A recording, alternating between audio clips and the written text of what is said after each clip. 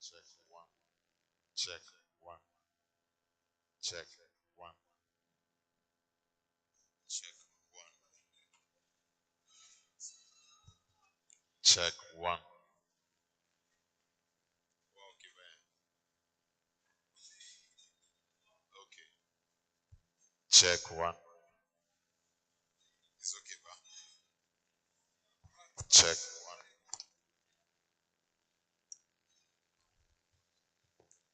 Check one. Check one. Check one. All right.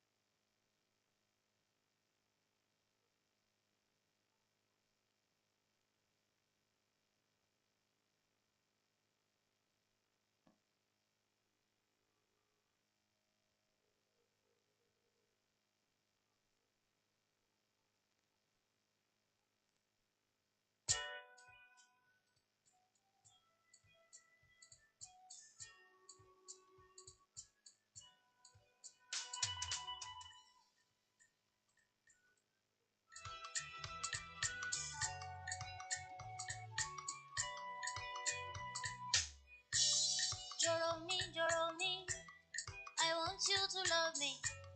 Doro me, baby. Doro me, doro. Kilo de. Why you know they call me? Kilo de, baby. Kilo de, doro. I dey give you signal.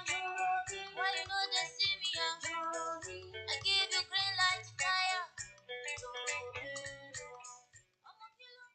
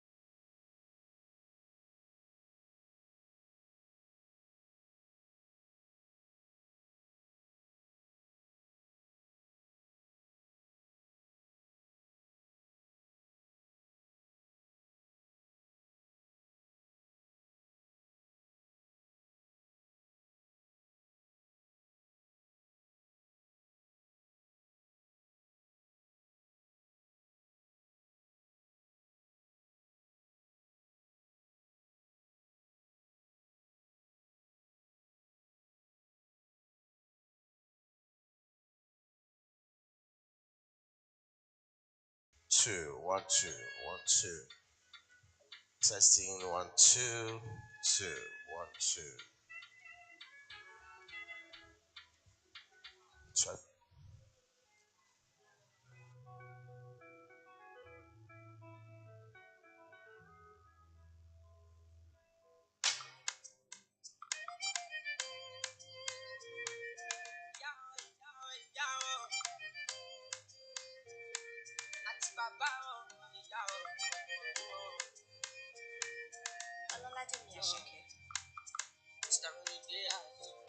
Man, I come from my place way back. Pray to God that we never lie. And you know, man, I'm going out. Highly celestial. Oh, ja, I.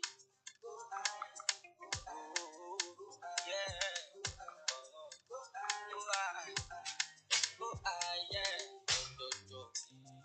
Shala, Waisha. Carry on and look at stamina. No, my major pamina.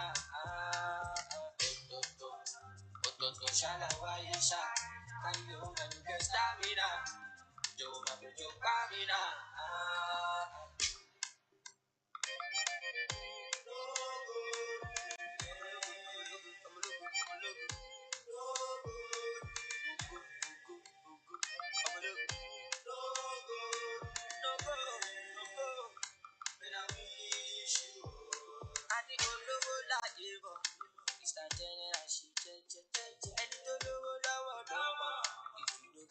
See Pepe, I did low because I get OT. Kolu Ajokere sọ̀rọ̀ mi, I go get money to show for me. Kolu Ajokere sọ̀rọ̀ mi. Ototo shala waisha, carry on and no get stamina. No ma bejo pamina. Ototo shala waisha, carry on and no get stamina. No ma bejo pamina.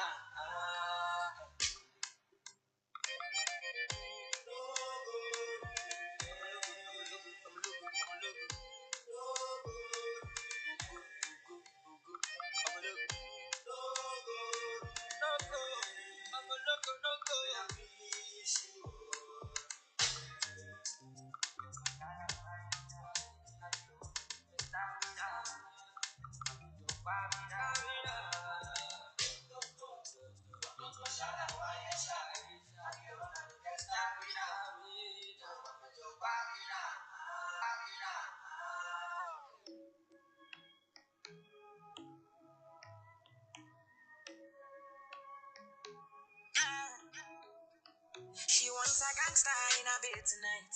She wants me, I know. And when I full ground me a day tonight.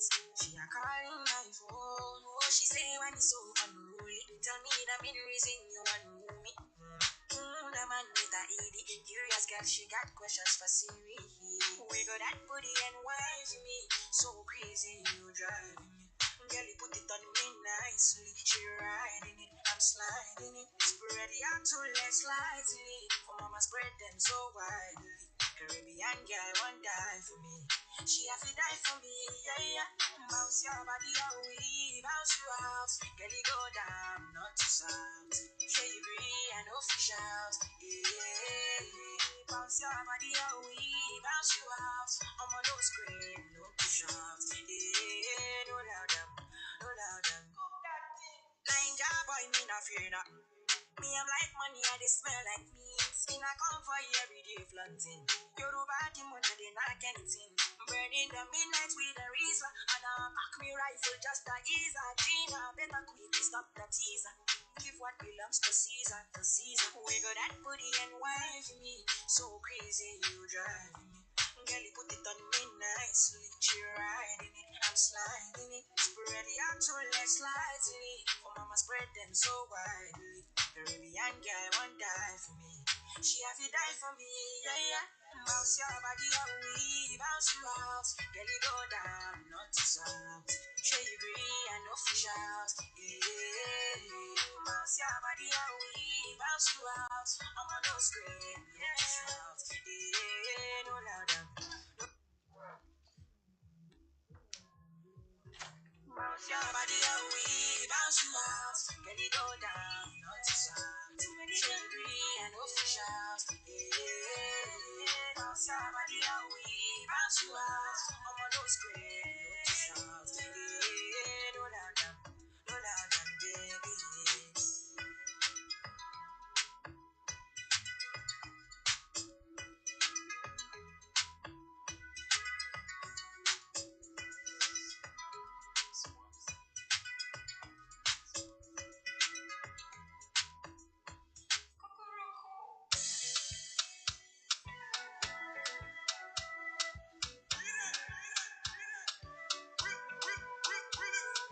The last time that I checked, now before I digress, my girl, you told me that I'm not your love interest.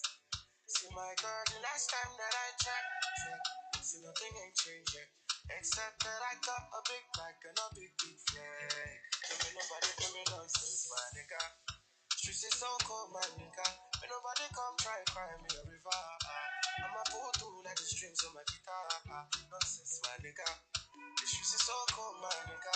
When nobody come try cry me a river.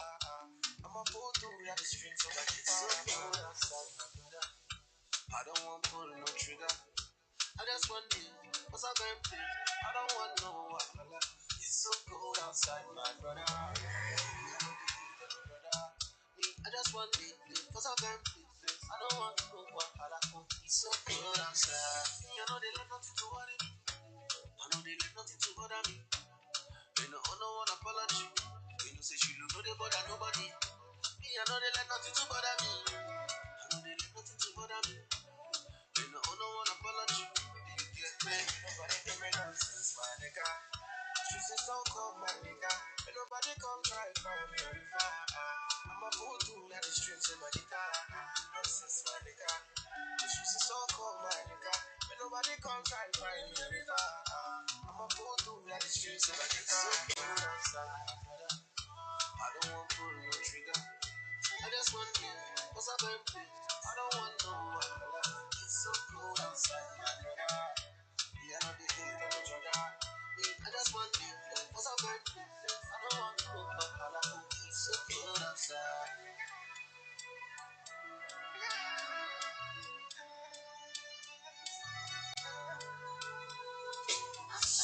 I know they let nothing to worry me. I know they let nothing to bother me.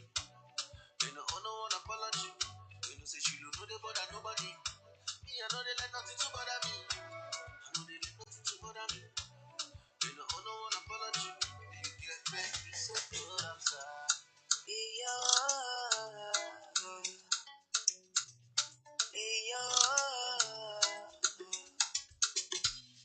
Leaving the moment. Tomorrow belongs to God. Nothing can break me, nothing can bend me, nothing can bring me down. Bella what you hate.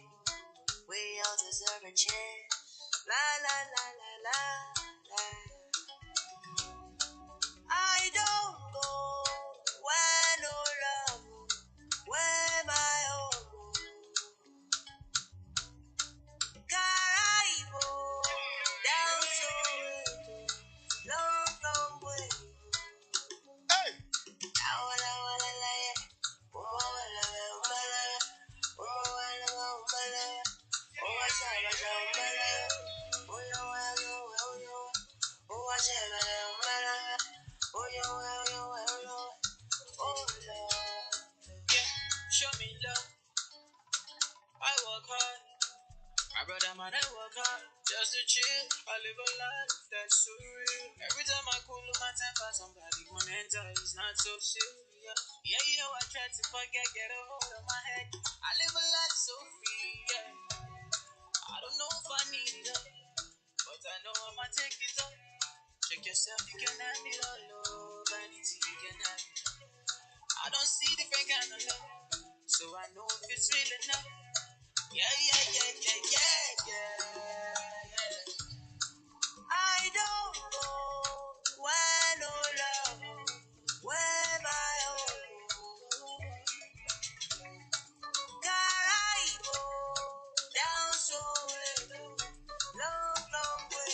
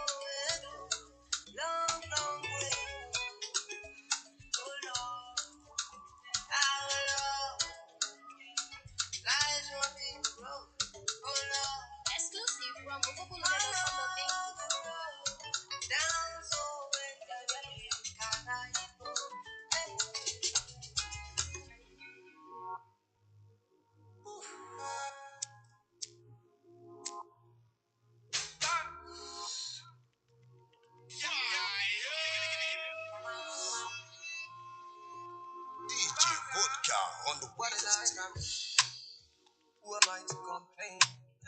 I'm a motherfucking artist. Kill a man warning. I tell a fly on the border. Pass the relay to a sapa. Make you no go jump. Make you no go and die. I'm your father, I'm a master. I'm a last for the rest came coming. I'm your I used to find my loud for to get. I'm many days what you say, I'm not do. In the back place, I can't do me, shake shit. Not the fast, they sharp like every day. Not the bad vice, more like a super. Get a papa picture like a pig, like I don't pay. We real life, you sabi say, but the money there, me a sabi chest, follow me why. I be money chest, me a be parent, I don't from the street, I live my best life. Nobody can tell me, I want to live my life. Hello. Sound check 1 2. Good morning, distinguished guests, ladies and gentlemen of the greatest Nigerian students. That's not the best that we can do. I believe that we can do better than that. Young people are very energetic. Young people are very smart. Young people are the source of wisdom for every nation that cares. Young people are the backbone of every economy that grows. And young people are important and you're important to us. So I will hail us one more time and I expect that you will respond brighter and more sounder. Of the greatest Nigerian students, greatest Boko, Baka, Piao. Can you celebrate yourselves with a round of applause? You're welcome to the 5th edition of the Convergence. This is the 5th edition, and I have so much to say. But before I say that, as you can see, I'm not alone on the stage today. I'd like you to do me something special. Please, I want to introduce to you my co-host today. Ladies and gentlemen, she is a media personality. She is a very fine, thoroughbred broadcast journalist, and she comes from the household where I started my media journey in Ekiti. Voice 89.9 FM, the first private radio station in Ekiti State. Please join me, welcome my co-host, Blessing Ede. A round of applause, ladies and gentlemen. Thank you very much. Thank you very much. AY Nigeria, you do this so well, and sometimes I feel like I need to learn from you. Please, I need you to put your hands together for yourself once more. Like he said, this is the 5th edition of the Convergence. You know, what struck my attention was the theme for this year: redesigning a new Nigeria with new ideas. So I'm going to tell you to put your hands together for yourself for one reason. You are a youth who is willing to redesign Nigeria with your new idea. Please put your hands together for yourself. Yeah, I like that spirit. I'd like you to do one more thing. This young, trim, and proper man standing beside me is. Okay, let's not give you veterans, because sometimes when you give veterans, it seems as if they are older, Yeah. you know. So let's leave that for when Yes. we begin to see the gray hair. Yes. But we all know that AY Nigeria is not just a journalist, he's a broadcast journalist, an extraordinary MC. Do we know that? I expect you to be clapping your hands. He's a great speaker, a girl child advocate. By the way, 16 days of activism begins today. Begins today. And he's my friend and brother. Ladies and gentlemen, if your hands are not so busy, please help me. Put your hands together for Ayodele Akande, aka AY Nigeria. Thank you. I welcome you all to this amazing event, this auspicious event, and I'm privileged to be a co-host in this event, and I'm looking forward to all that you and I are going to pick out of this event. So I hope that you have an open mind, and of course you're ready to receive. Thank you. All right, so for the sake of the conversations that we'll be having today, I want us to adopt a slogan. When I say the convergence, you say a new Nigeria is possible. Did you get that? Did we get that? So we're going to do it very loud 3 times. So every time I say the convergence, you say what? The convergence. New Nigeria is possible. We can do it better. The convergence. New Nigeria is possible. A new Nigeria is possible. The convergence. Can you celebrate yourselves one more time? Please learn it. Clap, clap, celebrate yourself. Clap very well. That's great. So that's the slogan that we're adopting for the sake of our conversations today. And I'm so glad to see you. Blessing. I know that there are a lot of students here. So we'll start from the lower, not the lower level, because they're engraved. yeah, Let's call it grade. they're engraved. In Yoruba, right, they say "Ẹyin ló ń dà àkùkọ," which means it is the egg that eventually turns to the chicken or fowl. Okay. You know. So let's start with the head. Yes. Let's start with the eggs. Okay. Yeah. So the eggs, I want to acknowledge the presence of Christ girls and Christ boys students who are here. Am I correct? Can we celebrate them, ladies and gentlemen?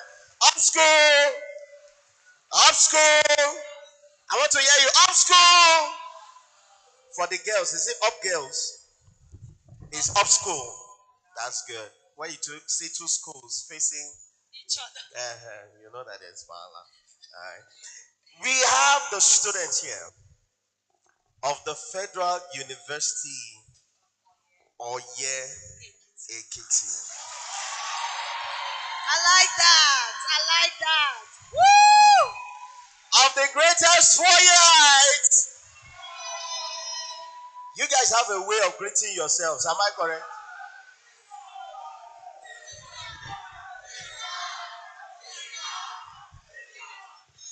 Thank you. We are not on a battlefield. It sounds like you're fighting. Do we have students of Ekiti State University? Ado Ekiti here. EXU. Oh, are you here? Do. All right, put your hands together for yourself. Can we celebrate them? Can we celebrate them? All right. Question. Bamidele Olumiloa University of Science and Technology. Ikere. Are you guys here? Can we celebrate them with a round of applause? Beautiful.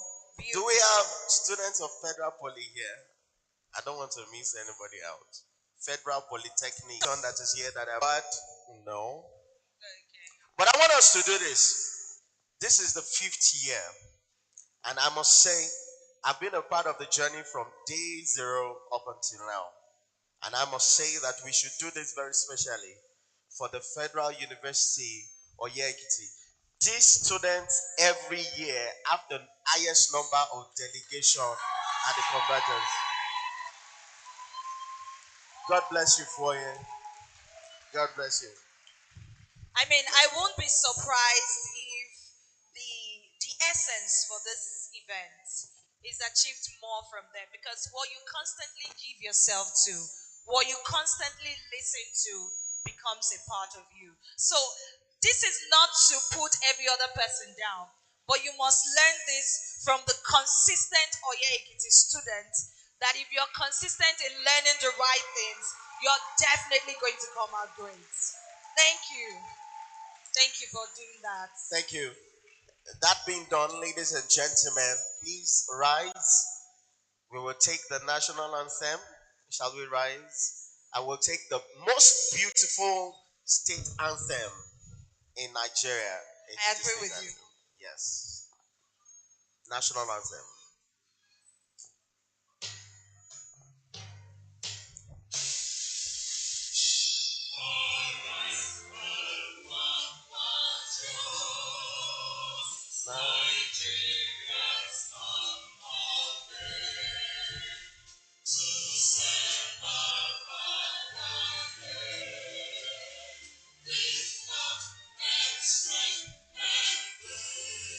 The Convergence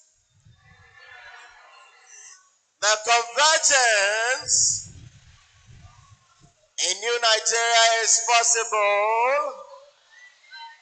I want you to do me a favor. Can you stretch your hand across to somebody seated beside you and say, "Welcome to the Convergence 2022." I see our very special guests are seated already, but they are not seated close, so they cannot stretch their hands. All right, right before you go into that, I'd like us to put our hands together for the interpreter here. Please put your hands together. I would also like you to put your hands together. I want it to be really sound for the organizers of the Convergence. You know, we live in a world where inclusion is something you have to drag people into. Absolutely. And so, if they are thoughtful enough to bring an interpreter just for persons who are impaired to be part of this program, it only means that they are not just saying we are putting this to leading and showing you how to go about it. Ladies and gentlemen, put those hands together once more for the organizers. Thank you. Ladies and gentlemen, I would like us to acknowledge a few of our dignitaries who are here today. They are here for us. They have abandoned temporarily their busy schedules to ensure that they come share with us value and impact today. I want you to prep yourself, please, as you stay seated there under this beautiful ambience, looking forward, looking smashing. Please look forward to a great time of impact today. I'd like to first acknowledge and also introduce to the house one of the leading leaders in Ekiti State and Nigeria today. When you talk about the chambers of commerce, mines, and industries in Nigeria and even in Ekiti, you cannot but mention this man's name. He used to be the president of the state chamber, Ekiti State Chamber of Commerce, Mines, and Industries, and also he is the deputy vice president, if I'm not mistaken, chief of the national body of NASIMA today. We are proud to always have him in our midst. Please help me heavily welcome Chief Kola Akoshile. Can we jam our hands together, ladies and gentlemen? Akbetutu, you're very welcome, sir. There are so many great things that Chief has also spearheaded in the agricultural field. You will definitely have a great time today. Blessing, I'm sorry that I have to do this. Forgive me. All right.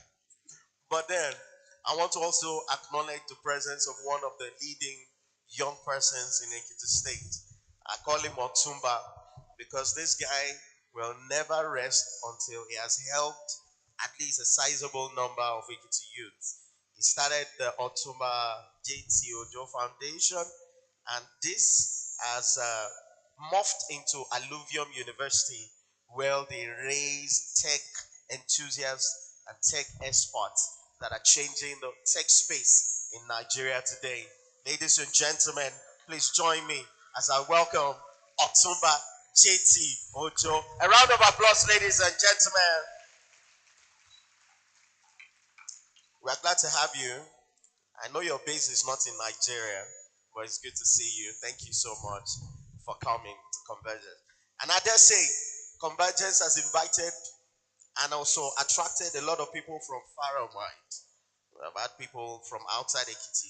That's why I'm trying to manage not to make it too Ekiti-ish today, because maybe the first edition of Convergence was around Ekiti, and the second one maybe around Ekiti youth. The third one we realize is a bigger dream. It's about Southwest. And the fourth edition opened us up to Nigeria, and then this is the fifth edition. So we cannot be talking about Ekiti, but yet we will talk about Ekiti. So we celebrate Ekiti. If you're proud to be from the fountain of knowledge, and round of applause. Celebrate yourselves with a round of applause. But remember, you are first in Nigeria before Ekiti. I'd like to also acknowledge one of our guests here today. He's an Egmont to me. Used to be the senior special advisor to the outgone government. Dr. John Kaide Fayemi on disability issues. He is here today. Please, I call him TSO. Please help me acknowledge Honorable TSO, ladies and gentlemen. You're very welcome. I'm sure it's the reason why we have the interpreter here today. Ladies and gentlemen, all of you are our biggest fans and our biggest guests today. Those of you seated here in this hall, before we have the welcome address, please do a very round applause for yourselves by celebrating yourself.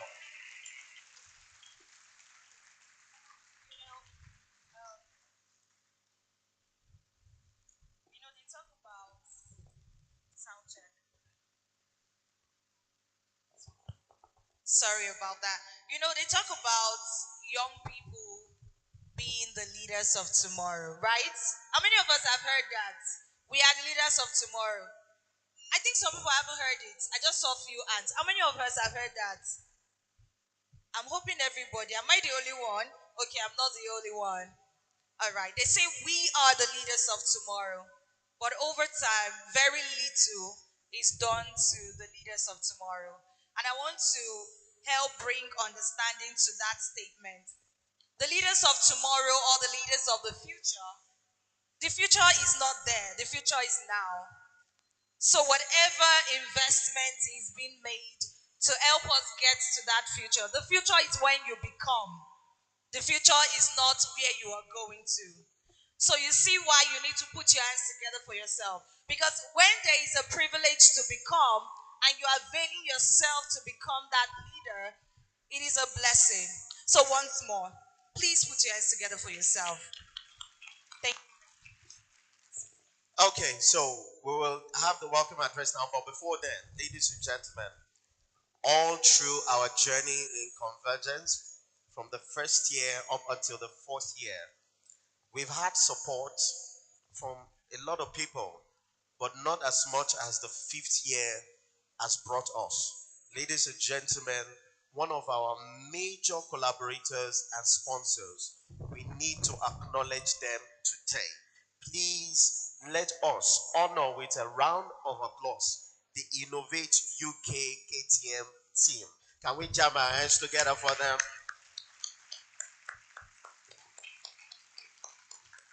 Thank you, Innovate UK KTN, for this amazing work you've done. Now, having the opening address, we have the president of Convergence, and then we are going to have a representative from Innovate UK KTN. Both of them are going to be on stage together to give the welcome address, and it is important that you help me do this. Ladies and gentlemen, this man saw the vision about 4 years back to gather youths, connect them together so that they would rather than be job seekers, be job creators. 5 years down the line, this dream has survived with no year going without an impact. Ladies and gentlemen, COVID 19 could not even hold us down. I want to welcome up on stage right now the president of the Convergence team, who is also the special assistant to the governor of Ekiti State on new media, my brother and friend, Ajaraniwo Oluwatose. A round of applause, ladies and gentlemen. And while he is coming up on stage, the representative of Innovate UK KTN, Joshua Adedeji, also. A round of applause, ladies and gentlemen. Can we clap? Can we clap? We can do that better.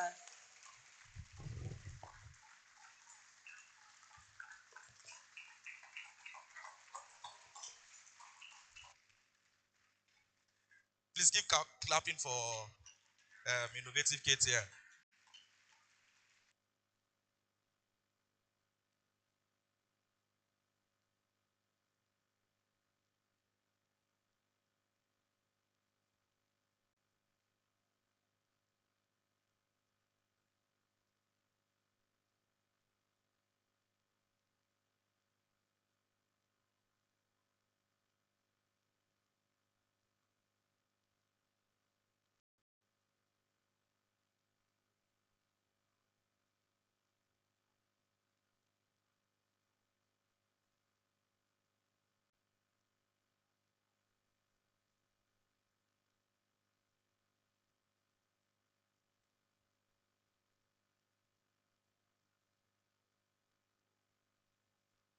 Hello? Good morning, everyone. Good morning, everyone.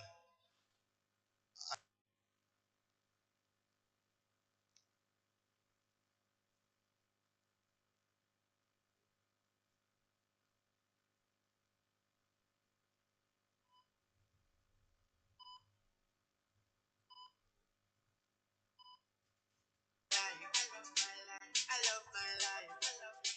I love my life. I love my life. No, that we don't know where tomorrow might bring, cause the future, the hours away. So me, I live my life today. Me, I live my life today. Yeah, so love me, make me talk what I want to talk, me have enough to say. So me, I live my life today. Me, I live my life today. So everybody have to sing it out. I love my life. I love my life. I love my life. So me, I live my life today. I love my life. I love my life. I love my life. So me, I live my life. Thank you. That was a good music. Good morning, everyone. Don't be tired. Good morning, everyone. From this side, good morning, everyone. From the middle, good morning, everyone. And from my right, good morning, everyone. All right, thank you so much. It's a pleasure being here, and thank you, Chief Akosile, for honoring this invite. Thank you so much. You've been a very great person, supporting our work. Innovate UK. We are the innovation agency of the UK government, and in Nigeria currently we have an intervention which is called the Global Alliance Africa. What we do basically is to connect people, for greater innovations, connecting people to actually solve their own problem with the support that we actually bring. And these are actually also figuring out people together. How can we connect people together to actually create their own solutions? Feel free to reach out to me. I'm able to talk through this. This is the 6 years program, and it's going to be here until March 2020. I wish you all, interesting, great time. If you have any questions, please feel free to reach out to me. Well, I know we have Tosin Adara here, who is the organizer. Like I said earlier, we are happy to support the work that they are doing, and we believe that this is going to be a long-term relationship. So have a great time today, and please enjoy yourself. And before I go, one thing I want to mention, make sure you connect with not less than 5 people in this event. Because like I said, we hope to connect people. And not just connect with people that you believe, that you can do some things together. So when you meet people, ask them for their card, ask them for their businesses, ask them what are. And we've gone through a 2 days training, which was led by the EDC, that's the Entrepreneurial Development Center of Pan-Atlantic University. So they had 2 days training at the Afro University until yesterday. And some of them will be teaching today, and we're going to be working with them long time, not just today. Long time. Currently, we have some of our colleagues and partners joining virtually. What we hope that they can get from this is to actually build relationship, build partnership, and get the right support. Either capacity building support, financial support, and any form of support you can get. So one thing I would like you to do during break or anytime you find yourself going out to the restroom or anywhere, just check them out at the marketplace. At the entrance, you see them exhibiting some of their products. Ask them what they do. Ask them how you can be a part of what they do, how you can collaborate, how you can purchase their products. So that will be a great one. So I wish you a great day and have fun. Thank you so much.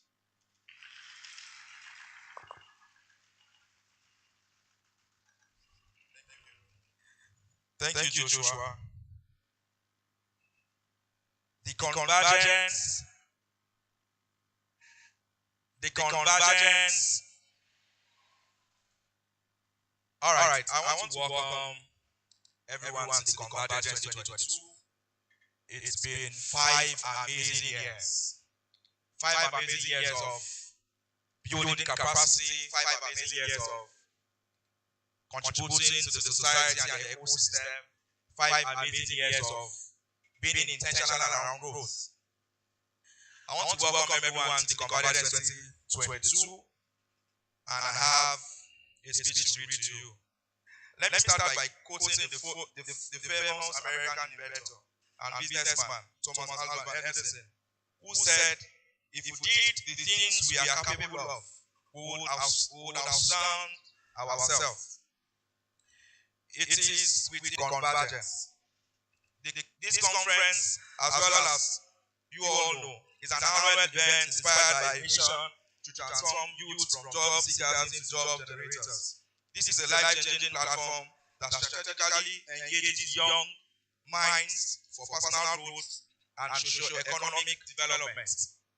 The Convergence is an initiative of Glimpse Nigeria on promoting peace in Nigeria, equipping youth with the knowledge to build a sustainable society, mentoring young minds towards achieving greatness, and nurturing and harvesting intellectuals for socio-economic development.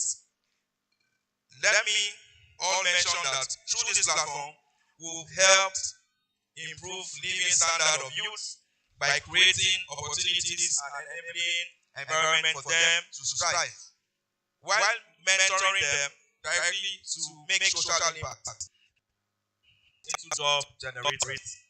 Has in 5 years, from 2018 to 2022, mentored over 5,000 youth across the state, while creating skills acquisition programs and networking platforms for interpersonal relations. The first edition was held in 2018 as the Ekiti Youth Summit and was renamed the Convergence 2019. The future is now. Owing to the global invasion of COVID-19 in 2020 the event was tagged "The Future is Now." Okay, the event was tagged "Evolve." We are at the Convergence 2021. Yes, we have recorded an impressive growth rate. The theme for this year is "And now must begin to think towards rewriting the history of this country and changing the narratives of our economy through innovations and sustainable ideas.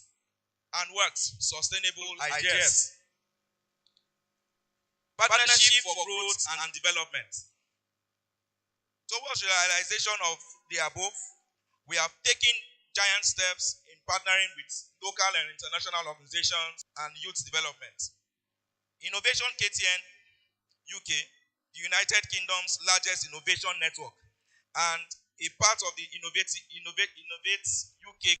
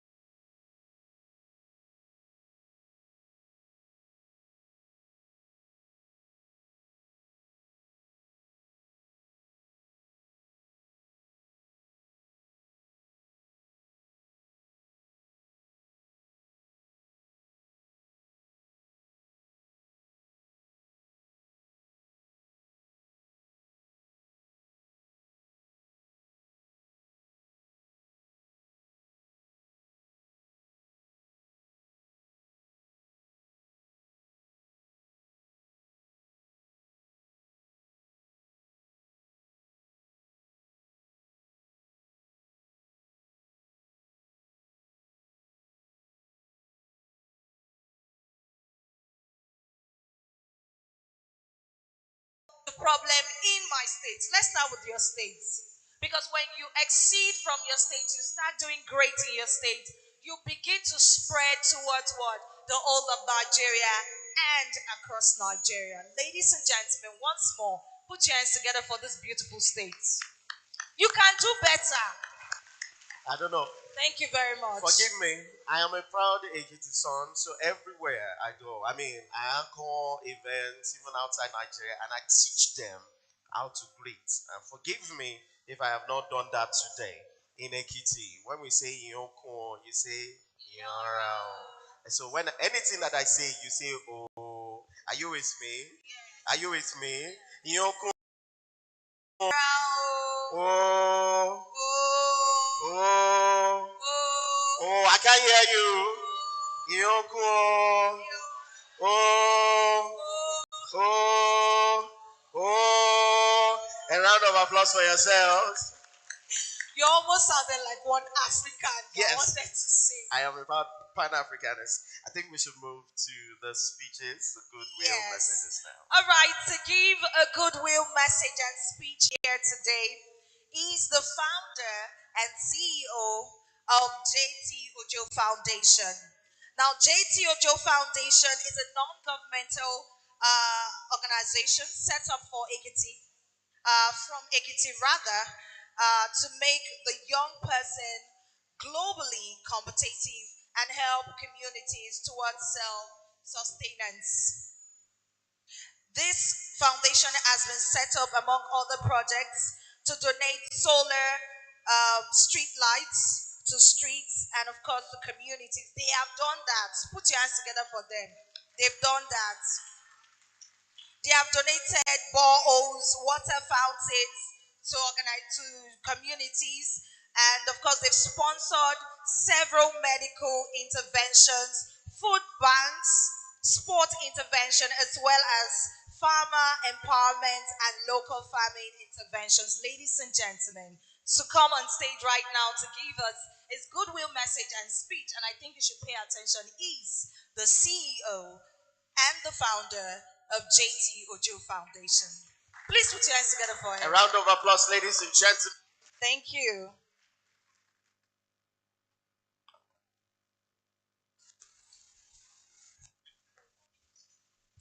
The Convergence.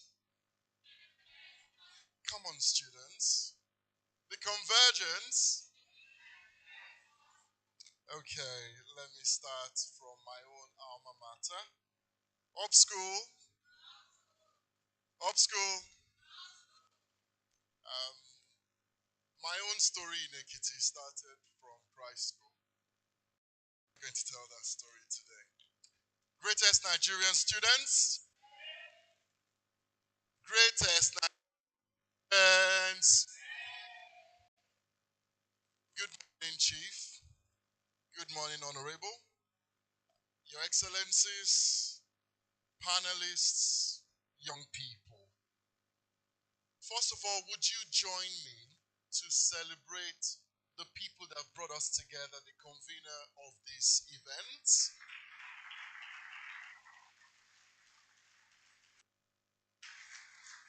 I wish to say a really, really big thank you to the team at Glimpse Nigeria.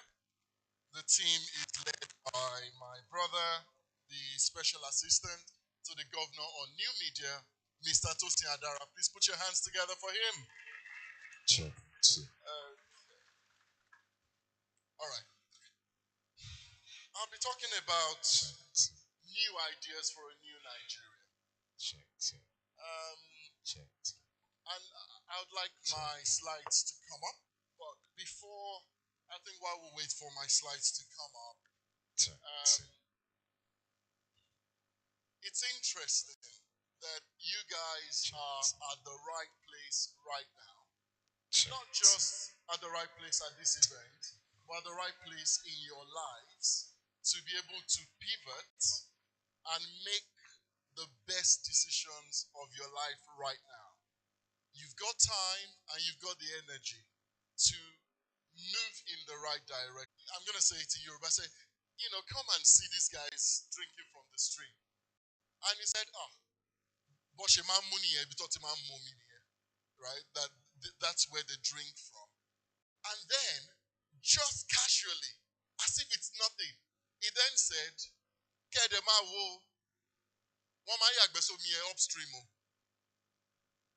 So what I said, for those of you who might not understand this, he said that that water, is not good because upstream, there's defecation and all of that. And I was shocked, not because I've never seen things like that, but because I just realized that what those guys needed was just the opportunity for someone to give them clean water. And as we do at JT Ojo Foundation, we intervene, we respond whenever we see the opportunity to do so. A week later, we were drilling boreholes for them and putting together a water fountain which still sits there today. I wanted to show you the picture I took on that day from that window of those guys drinking the water and the picture of the fountain that they use now. I think that might come up later. But I tell you that to tell you something else. You see that kind of intervention where we see a problem, we get involved, the solution comes a week later, and people are using that solution. That's the sort of intervention that we love to celebrate a lot. That intervention, like, something is happening, we do an immediate change, and something happens, we love that. However, the sort of intervention I really want to talk to you about today that we do, and the one I want you to really think about in your own life, are the interventions where the mitigation to the problem, you build that mitigation in the future. Where today, you're moving and acting and working not for what we can see today, but for what we're going to be able to see down the line. I'll give you an example. So, I'm a tech CEO, as has been said, and I live in, but I work around the world. And I know that in Nigeria today, there are not many jobs for young people. Yes or no? Oh, a few years ago, there was an incident where one of the federal government parastatals, I think it was the immigration, they requested for people to come to apply for some jobs. Do you remember that? Do you remember that? They were putting out 5,000 jobs or something like that. Does anyone remember how many people turned up at the stadium? 60,000 people. 60,000 people for 5,000 jobs. That's 12 to 1. You need to listen to me, guys. The day when you as a young person go to university, finish at university and start looking for a job, that day is over. Do you know why? Because there are millions of people before you that are already queuing for that job. And then you're going to join the queue. Tell somebody, I am not joining that queue. Now, success. Sorry, I just realized I didn't set my timer. I'll assume that I've been here for 5 minutes. So I'll take 5 more. Okay. Success comes from the union of ability and opportunity. Correct? Ability and, guys, success comes from the union of what? Good. Now, let's talk about opportunities, because before now, the problem we had, the reason before now why African young people could not compete globally was because we did not have the opportunities. Yes? But that was before, not anymore. Today, there are 12.5 million jobs in the tech space alone. Did you hear me? 12.5 what? Million jobs. Jobs that are funded, that are advertised. They just need someone who can step in and do the work. Right? Now, if 12.5 million jobs that are looking for people to take them, are we lacking in opportunities? No. No, we're not. There's loads of opportunities out there. Lots of opportunities in Ekiti, in Nigeria, and around the world. Right? What I think we need to work on and improve on is what? If there is opportunity, what do we need to work on? Abilities. Abilities. And that's what I really want to talk to you about. Because this is really, really important. Especially for those of you guys that are still in school. You see, in the old days, you would go to university, secondary school, university, you would graduate, and you would get a graduate job. Job is somebody picks you up as someone who is good, who has done projects, who they can train. And then they will train you on how to do their own work until you become an expert. Yes or no? Okay, now, there are 12 people already waiting to take that trainee job, and you don't want to be the 13th at the back. So what do you do to jump the queue? That's what I want to tell you now. When somebody trains you, takes you as a graduate who doesn't know much, who's not an expert at anything, they're just good, we can mold them.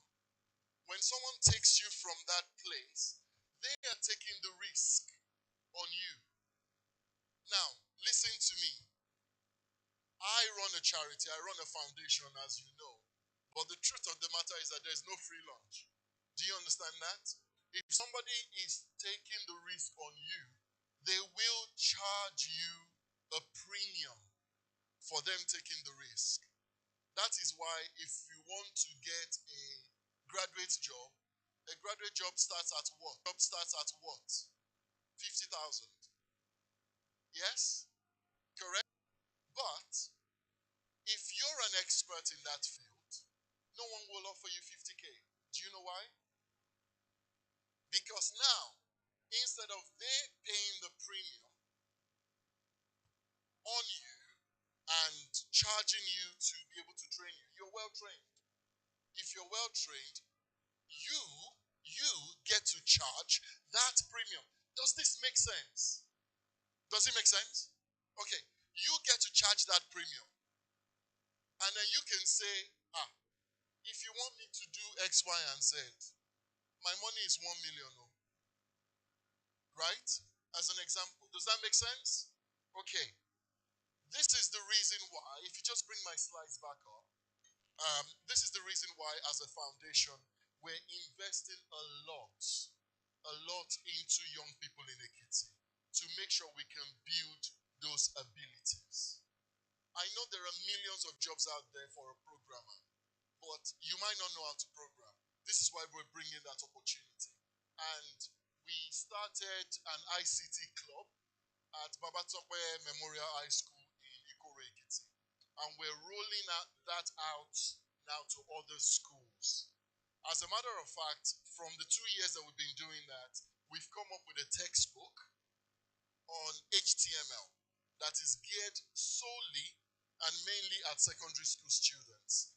And I'm happy to tell you that that book will be launched next Saturday, and every single public secondary school in Ekiti will get 2 free copies. Also, besides the young people in secondary school, we've just finished a 6 million naira investment. Supporting this type of initiative in Ekiti State, it's a good thing. So this has driven us as a business to partner with the convener of this conference tagged Redesigning a New Nigeria with new ideas. So we believe we need to redesign this country in the area of advocacy, in the area of job creation, and wealth creation. And as a business, we have taken Ekiti State as a first place to start before extending to the whole of Africa. Maybe you want to clap for on. At this time in the history of our nation, that many of our youths, virtually everyone wants to leave the shores of this country. And I know many of you will have heard of the Japa syndrome. When you hear from the left, the right, center, somebody will say, I need to Japa. This country is no longer meeting the yearnings and the aspirations of the youth. Despite this, an indigene of Ekiti State has seen a need. Instead of investing in US or other countries of the world, he has decided to locate Agbeyewa farms in Ekiti State. Currently, we have about 6,000 hectares of farmland.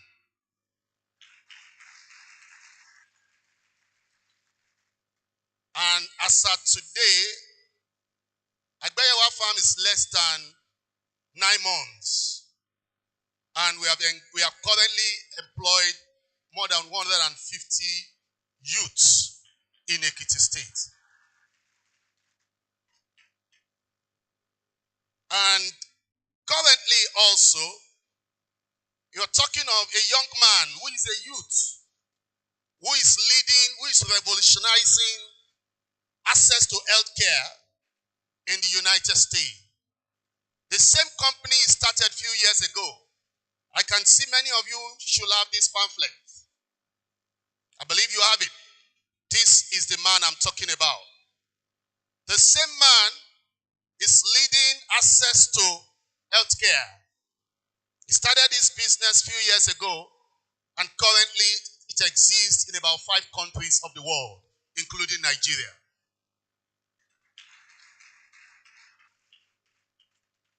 So young men, students that are still in school, this is to tell you that you need to dream big, think big, and grow big.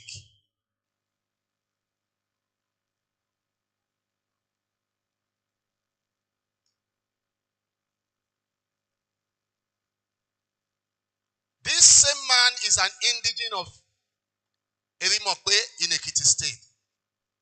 He started on the street of Ajegule. So you don't think he was... It's showing you shaky. Or some of you that have eaten breakfast. Why are you calling it breakfast? Breakfast. No, it's breakfast. Because it's usually fast and you don't see it coming. Check your blood pressure. Those of you that have been drinking gari, before cyanic acid will enter your eye and you'll be 3 as 3. Check your sugar level. Panacea is outside for you guys. Yeah, I think you said it already. For free. Absolutely. Yeah, for free. I think we should clap for them. Come on, it's free. Free health check for free. All right, we also have someone's debit card here. Check your purse, check your bag. If your debit card is missing. You see, we're talking about money now. Everybody's doing. Those who didn't come with their cards, they are doing. All right, please, as soon as we're off the stage, come see if it's yours, of course. All right, ladies and gentlemen. This year we are promised we're not going to drag anything further. So I'm going to bring up on stage. Please get ready. The Convergence. The Convergence in New Nigeria is possible. I want to bring up on stage right now. We're having a first panel session today. And this lady is currently the head of programs at Aspire Coronation Trust Foundation. She leads the programs, monitoring, evaluation, research, and learning partnership tips. She also, before joining ACT Foundation, She supported female entrepreneurs in Flourish Africa and led projects in the development of digital solutions for online courses. Ladies and gentlemen, presenting to you the moderator for the first panel session, Convergence 2022, Elo Eyamo. A round of applause, ladies and gentlemen.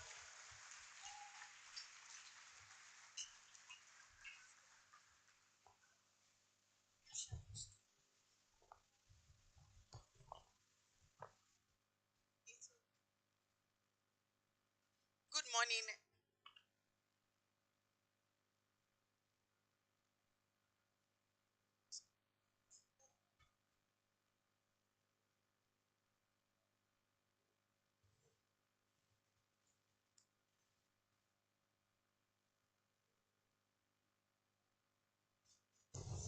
Okay. Hello, as she has shielded or she has allowed me to do this. Ladies and gentlemen, she's going to be moderating. If I knew, I would have introduced you at the last, but it's fine. Ladies and gentlemen, joining the panel, let us jam our hands together for the one and only, nobody else, Chief Kola Akoshile. A round of applause, ladies and gentlemen. Joining the panel, also joining the panel is my brother and friend. This guy has fought very well. One of the major contenders for the seat of the House of Rep, one of them in Ekiti State, Mr. Ilesomi Ademola. Brainbox! A round of applause, ladies and gentlemen. Please clap, clap. Also bringing up on stage a very fine cerebral smart. Wait for him to speak on this panel. Oluwaseyi Ogidiolu. A round of applause, ladies and gentlemen. And not the least, Olushiji Aino. A round of applause, ladies and gentlemen. Please, let's clap. Let's clap.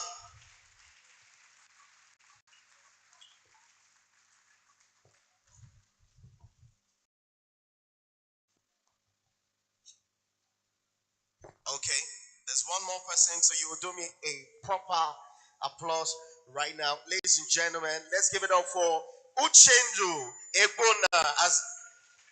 Please, let's clap as it comes up on stage.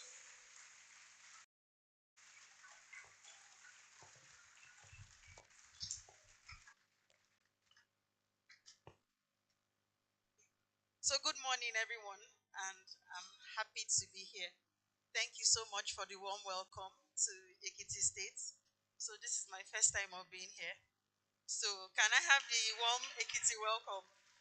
I know you mentioned it earlier. Ekure. Hey, Father. Iyoko.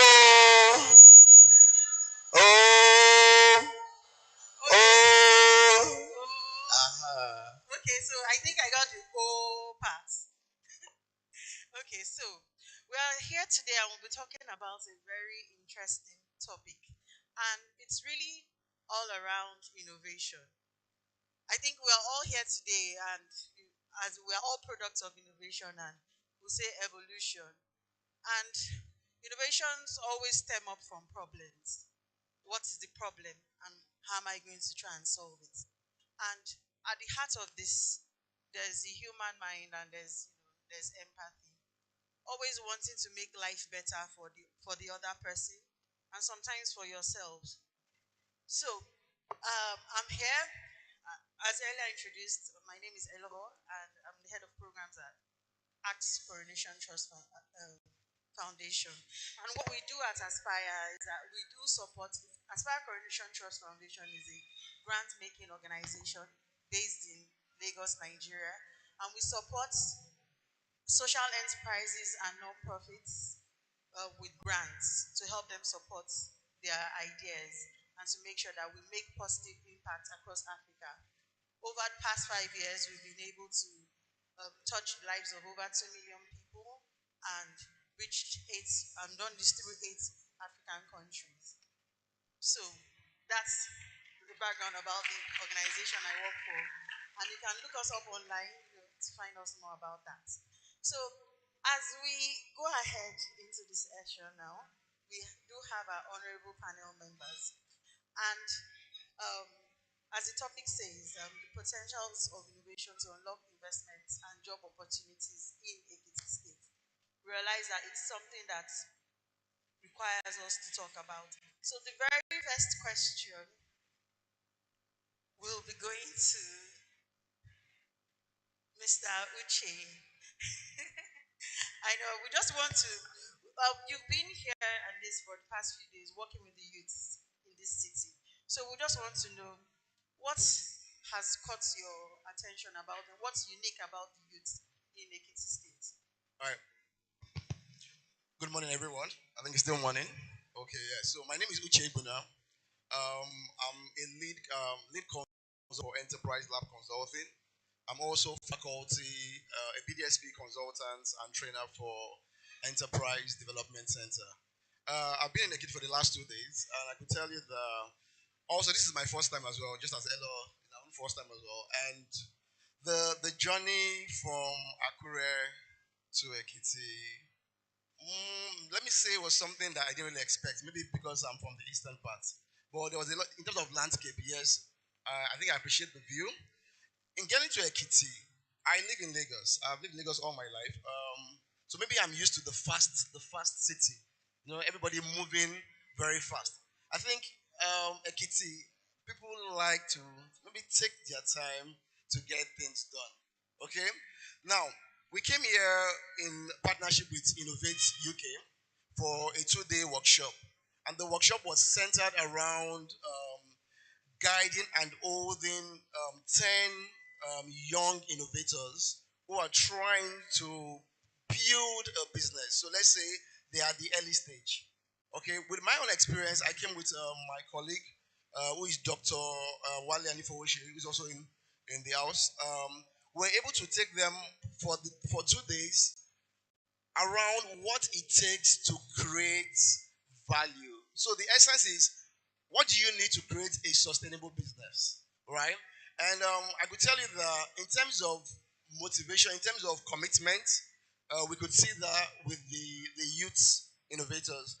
But I think, and this is where we're going to go into when we have this conversation in the panel, is there needs to be support. There needs to be a strong support that allows SMEs grow faster to enter the market.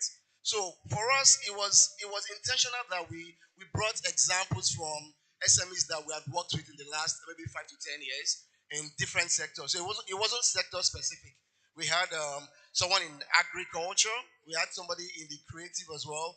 We also had someone which in tech as well. We had an interesting person who was also trying to do something about comedy. Okay, but for us, the most important element was being able to build their confidence to allow these innovators understand what it takes to be able to present or sell your idea at any point, anywhere. Across this room right now, I could say that we have potential investors. Okay, so it's important that as a young innovator, what do you require? What do you need in terms of skills, in terms of competence to be able to sell that idea, right? That could change the environment that you reside in. Ekiti is a fertile market. Lagos, right, we've been doing this for a very long time in Lagos. But what we are saying is that you don't have to be in Lagos to have a market. You don't have to be in Lagos to access Lagos as a market. It's now a global village. With social media right now, I could be in Ekiti, right, and our target audience will be in Lagos. So the mindset has to change. That what you just need to understand is that, are you creating value, and who are you creating value for? So I think for the last 2 days, we're able to hold and guide these young innovators to understand what value creation is, and also what they should be looking at in terms of support, right, access to market, and also funding an important element. Thank you. Thank you very much, Mr. Uche. So we'll move on next to Chief Kola Akoshile. Kindly introduce yourself and your background, please. Let's know a little bit more about you before I ask you a question. The Convergence, great Nigerian students, Yoguo, Thank you very much. Good morning, everybody. My name is Chief Kola Akoshile. I'm an indigenous of Ekiti here, businessman. I used to be the president of the Chambers of Commerce, Industry and Agriculture in Ekiti here, and I was president of the Chambers of Commerce for the Southwest. I'm now a national vice president at the national level, NASIMA. I run a couple of businesses in Ekiti here. I was also the chairman of Manufacturing Association of Nigeria for the Southwest. And presently, we're trying to create economic activity along the spectrum in Ekiti here. Thank you very much. Thank you very much, sir. So, as an indigene of the land, I would like to ask, what opportunities strike you here for investment? And, what should the youth be looking at? In my youthful days, I used to be an investment banker in Lagos, and I do a lot of projects all over the place. And one of these days, I came to visit my dad in Ekiti here. And I just saw so many hills, stones. And we wanted to do a housing estate. And the architect said, we need to have aggregates. And we need to go to Akure or Ibadan to bring the aggregates. And we're like, what about these stones here? What are they for? Oh, we need a quarry. Okay. You need a quarry. Behind my father's house, I could see outcrop, stones. And from there, we established a quarry in Ekiti. So what I'm saying is that there are tremendous untapped opportunities in this our dear state. People say it is a state of civil servants. It is an agrarian society. But you see, when, you as a marketer, I'll give an example. 2 marketers were sent to an island and where they don't wear shoes. And the first sent report to the head office.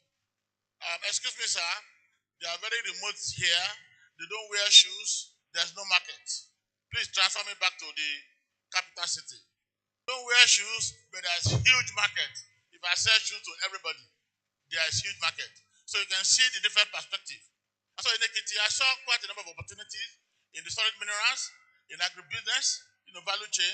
And we said, let us, invest here and then begin to do 1 or 2 businesses. And then we set up, these companies, and the Chambers of Commerce in Ekiti was moribund. And we had to reactivate it, so that we can be able to fall into the business ecosystem along the nation. Now, what are the opportunities for the youths here? Tremendous opportunities. Tremendous opportunities. The challenge we have is that the mindset is for the youth to look for the white-collar job. And the jobs are not there. And the issue is, even when you get this white-collar job, how much are you being paid? 50,000, 60,000 to start with. But again, people are building houses all over the place, artisans. And we have to be importing artisans to this state. For example, at the building just there, the Chambers of Commerce, we are renovating 30 years ago. There are people sending this money in. Now, for you to japa, you follow up, be able to exert your energy in a productive manner. And there are institutionalized ways in which you can do this. And we have students from universities here. I've been to an organization called ISEC. You can Google it. ISEC, AIESEC. Please Google it, AIESEC. Now, what ISEC does is exchange program. This is the largest student body in the world. I used to be a member when I was in school. I'm presently the chairman of the National Board of Advisors. And what we do is international exchange programs. We send you out to the world to learn, to get exposed. The challenge is that if the youth are not that exposed. So when we expose you, you have the opportunity. And what we're trying to do to institutionalize this is to say that, just like Nigeria has the Nigerian Technical Aid Corps, we want to have the Ekiti Technical Aid Corps so that we can send you out professionally, institutionally, and then you can go and do, you could be there for 18 months, 2 years. You'll be paid, you'll be taught, and from there, just enter the whole world. I can assure you that within 20 years, you'll be sending money back home. You want to come back and invest like Agbeyawa is investing. He also jackpot, but he's not investing. So I am an advocate of Japaism, independent system, because the opportunities are there are tremendous. But you need to have the skills. They said, so let me stop at that for now. Okay. Thank you very much, sir, for your insights. And let's remember, as we Japa, who are we leaving behind to build the nation? I think it's a very important question that we need to also, reflect on. Who is going to do this dirty work? When we send the money from abroad, who is going to implement it? How are we going to spend the money to make the right kind of impacts that we want in our local economy? Even as we think about Japan, let's also think about who is going to build our nation for us. Who is this person that has the skills and the understanding? Thank you very much, sir, for your contribution. And thank you, Uche, for sharing. So next, we move on to Mr. Oluseji Aino. He will share with us his background and experience before we ask him a question. All right, thank you so much. Hello for having me. My name is Olushiji Aino. I sit on the advisory board of U.S. African Trade Council, which coincidentally, thank you to Chief, the president of NASIMA, happened to also be a co-board member on the U.S. African Trade Council. In addition to that, I also support my state where I head the Economic Advisory Council to government.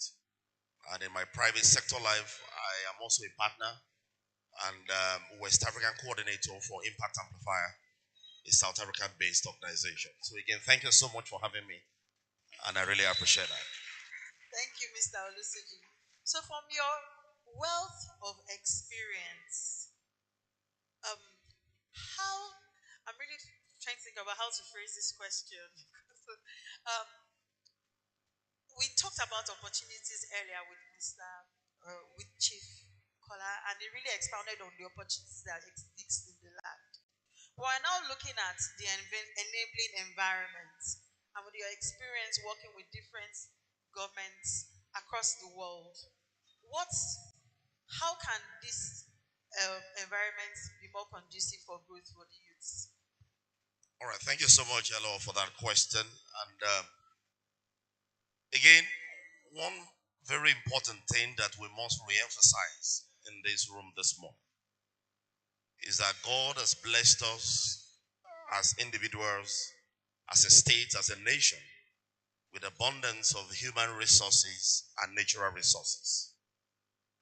And there is no gainsay by saying we cannot tap into that resources or perhaps maximize the opportunity that we have in terms of retaining those opportunities within the ecosystem. And I'll take it off from where Chief ended. I love the fact that he encouraged the Japa syndrome because of influx of foreign money, dollars, pounds from all of the folks who have traveled. But let me paint it in a different scenario, and I'll be very fast about it. The total trade between US and UK for 2021 was about 10 billion pounds on both import and export. Unfortunately, what we imported was more than what we exported. So about 68 to 70% of that number goes to what we what we import from the UK. The total trade between Nigeria and the United States for 2022 is in the neighborhood of 11 billion US dollars. It's the same scenario. Now here is the scenario I want to paint. Ekiti State has the potential to generate more than 200 billion on IGR on annual basis. You want to say how? I'll show you. One, I look at the new poverty index that was released. You might say it is doing well with a 36%. But I believe no state is doing well as far as that poverty index is concerned. I listened very carefully to when my referred colleague was speaking. And it talked about having about 6,000 acres for agriculture. Now, I look at one of the opportunities that Ekiti has. Ekiti is one of the states in Nigeria that is blessed with good land to produce cashew. Cashew today in the international market can fetch Ekiti alone over 200 billion in IGR. And cashew plantation is one thing that you don't even need to be worried about insecurity. You don't need to be worried about cattle rustling because of how it is. I'm sure you can bear me witness. Now let me take it further. If the government decide to get 1,000 acres of land per local government, how many local government do we have in Ekiti State? 16,000 acres. I'm sure we have that land in Ekiti State here. And then you connect the students who are in the school, in the polytechnic, in the university, to manage 1 acre of the cashew plantation. And then government will guarantee, because why? The off-takers are all over the world who are willing to pay in USD. The demand for cashew is phenomenal. Kogi State is the largest producer of cashew, or your state has the largest in terms of the size of the cashew. Now, if there is a 16,000 acres managed by 16,000 students that are here, one, you have automatically created direct job for 16,000 people. And each of them will employ nothing less than 5 to 10 on that farmland. Why can't we create jobs in Ekiti State? And I tell you the truth, that no student will go home with less than 3 to 4 million per year on each of the yield per acre. And if you divide that by 12, divide 3 million by 12, each person can earn up to 250,000 a month. Why do you want to japa? Now hold on, I will drop the mic. In Ekiti State here, one of your sons is one of the largest, one of the largest, what do you call people who provide services? One of the largest service provider to United Kingdom, NHS, the National Health Scheme. And he has opened branches here. I came to Ekiti. I went to eat. I move around. How can government have the statistics of jobs that are created on daily basis? In the United States, they roll out figures every week, every month. How do you think they get those figures? Every jobs that are created indirectly by private entities, you and I are accounted for. We have what it takes to provide the software to capture all of this in Ekiti State. Your sons are doing well all over the world. They have provided these services to nations of the earth. They are here extending those services to this state. Why is government not embracing them? To be able to have data, statistics of all the jobs. And that same platform will give government the opportunity to be able to know the kind of support to provide for those small businesses at what point in time without rolling out money on political reasons. Now it will amaze you that Nigeria spent $7 billion to support youth. How many of you got the job from federal government?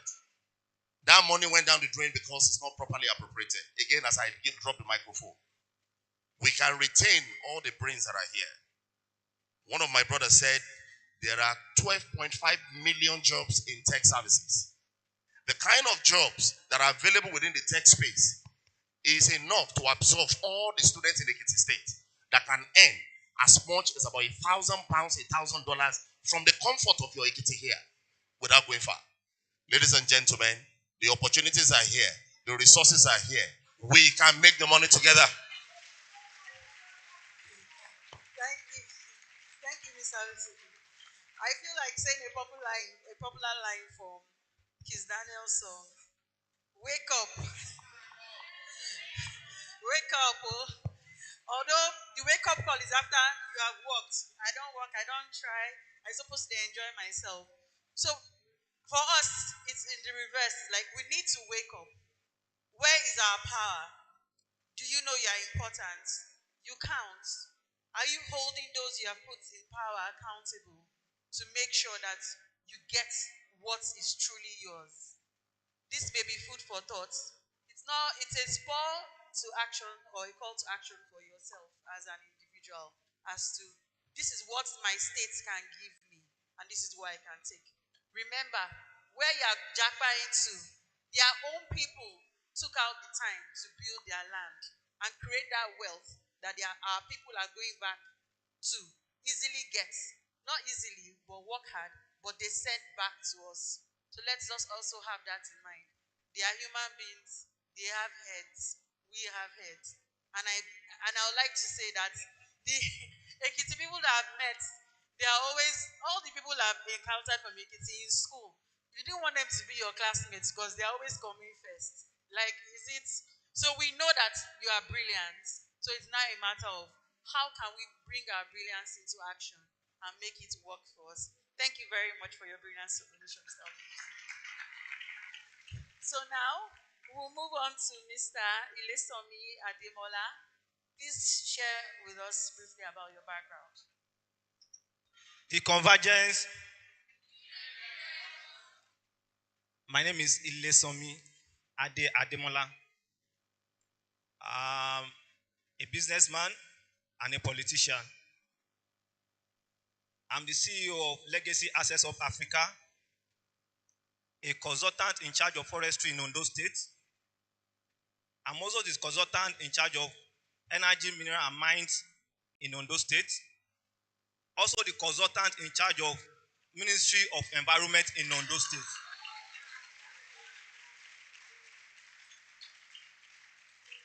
I am the CEO of TE Hub, the biggest ICT hub in Ondo State.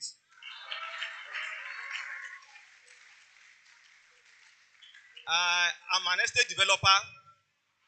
I have my own estate, 400 plot housing units. And as well, I'm a politician. Like I said earlier, I contested for House of Representatives in the last election. Thank you.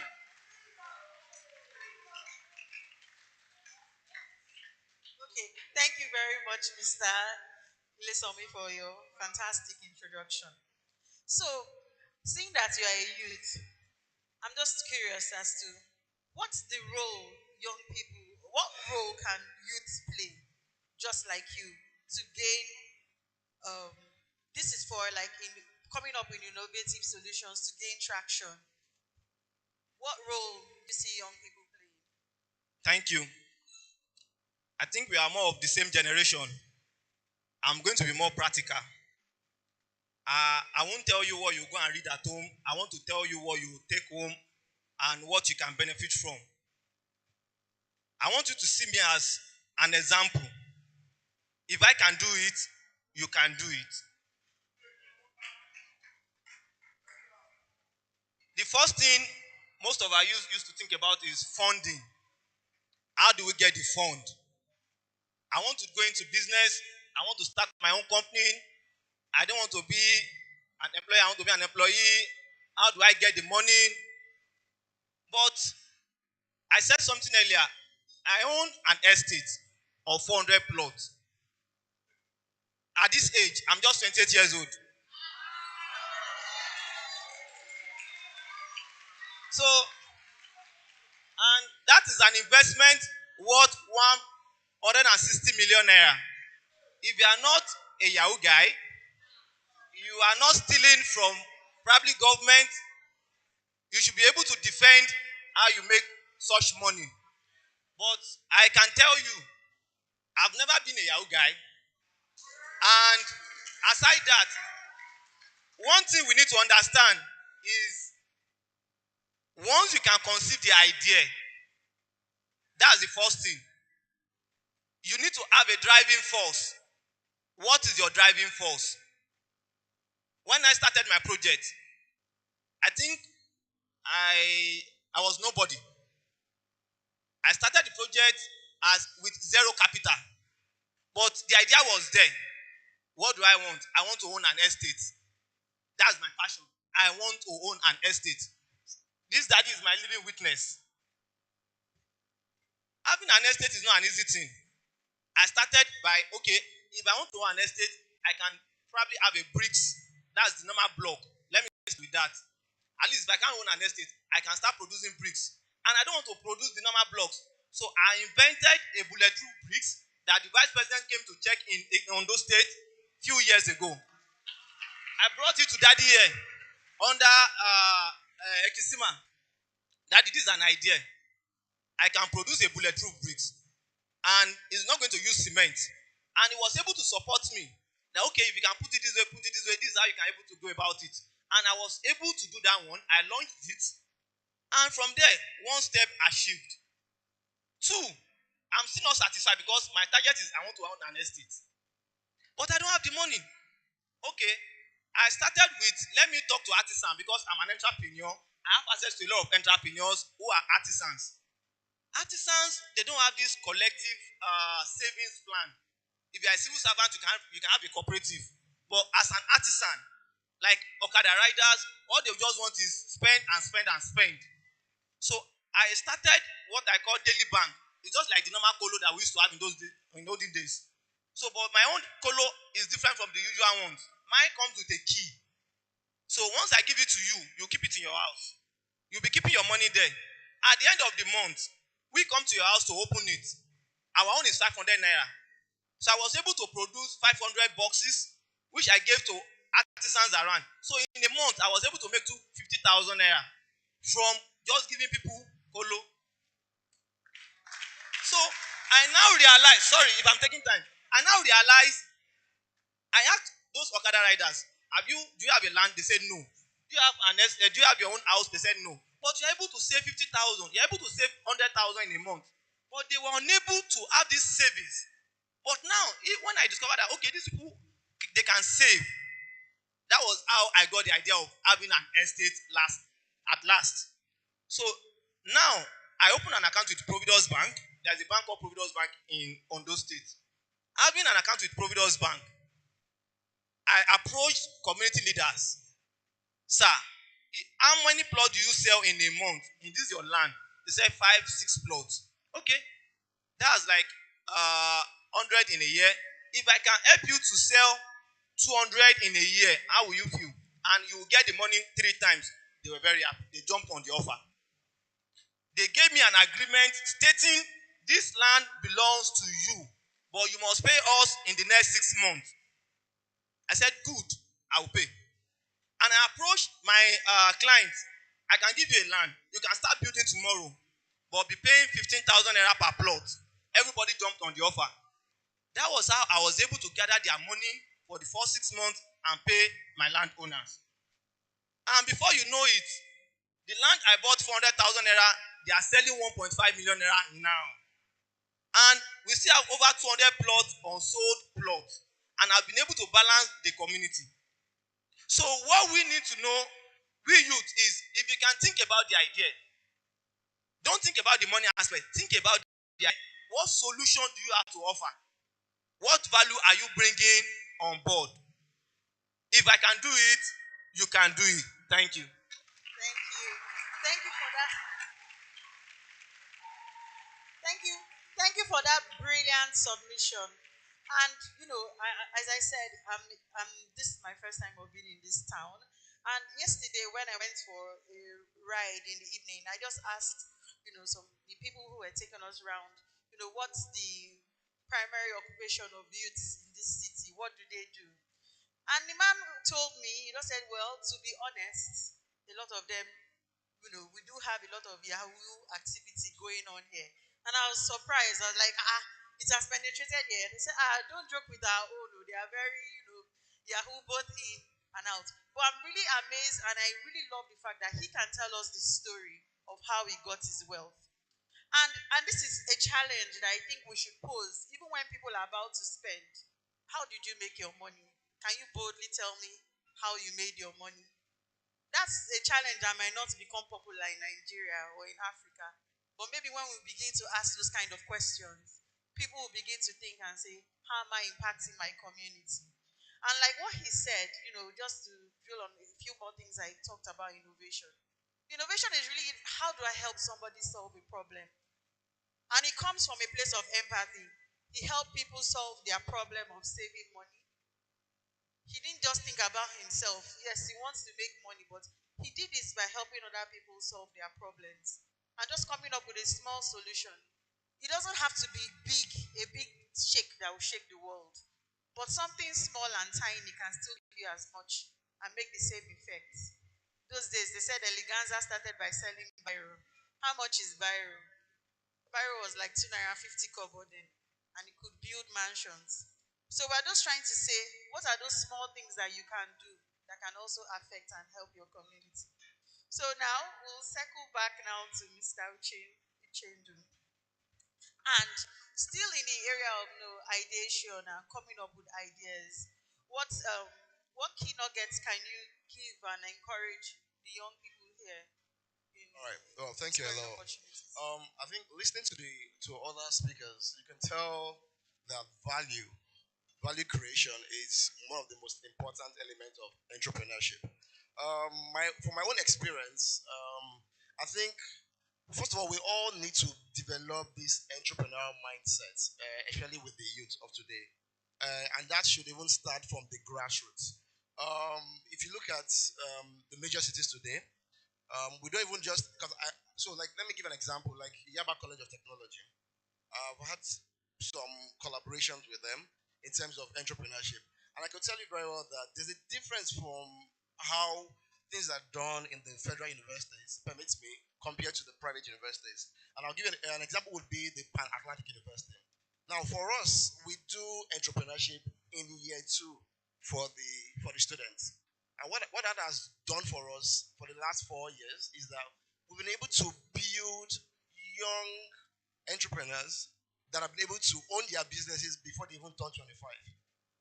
Right? So at times, yes, you need to create value, but how do you take that idea, right, to being a product or being a service? And I think that is where the gap is. If you ask most of the people in this room right now, you have an idea. Don't you have an idea? Do you have an idea?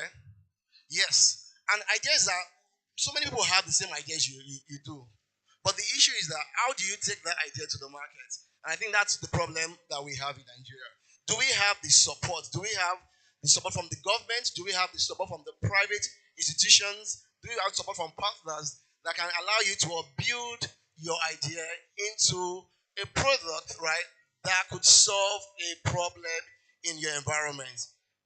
I'm not sure what the major problem or challenge would be in Ekiti in the last 2 days, but I'm very sure that, okay, so when I walked into the university, the Afewe Balola University, and we went to get something in the supermarket, that's in the university, and I said, wow, I'm very sure that whoever owns this supermarket would generate nothing less than maybe 5-10 million every month for the next 20 years. Why? It's a university. It's continuous. That market would always be there for you.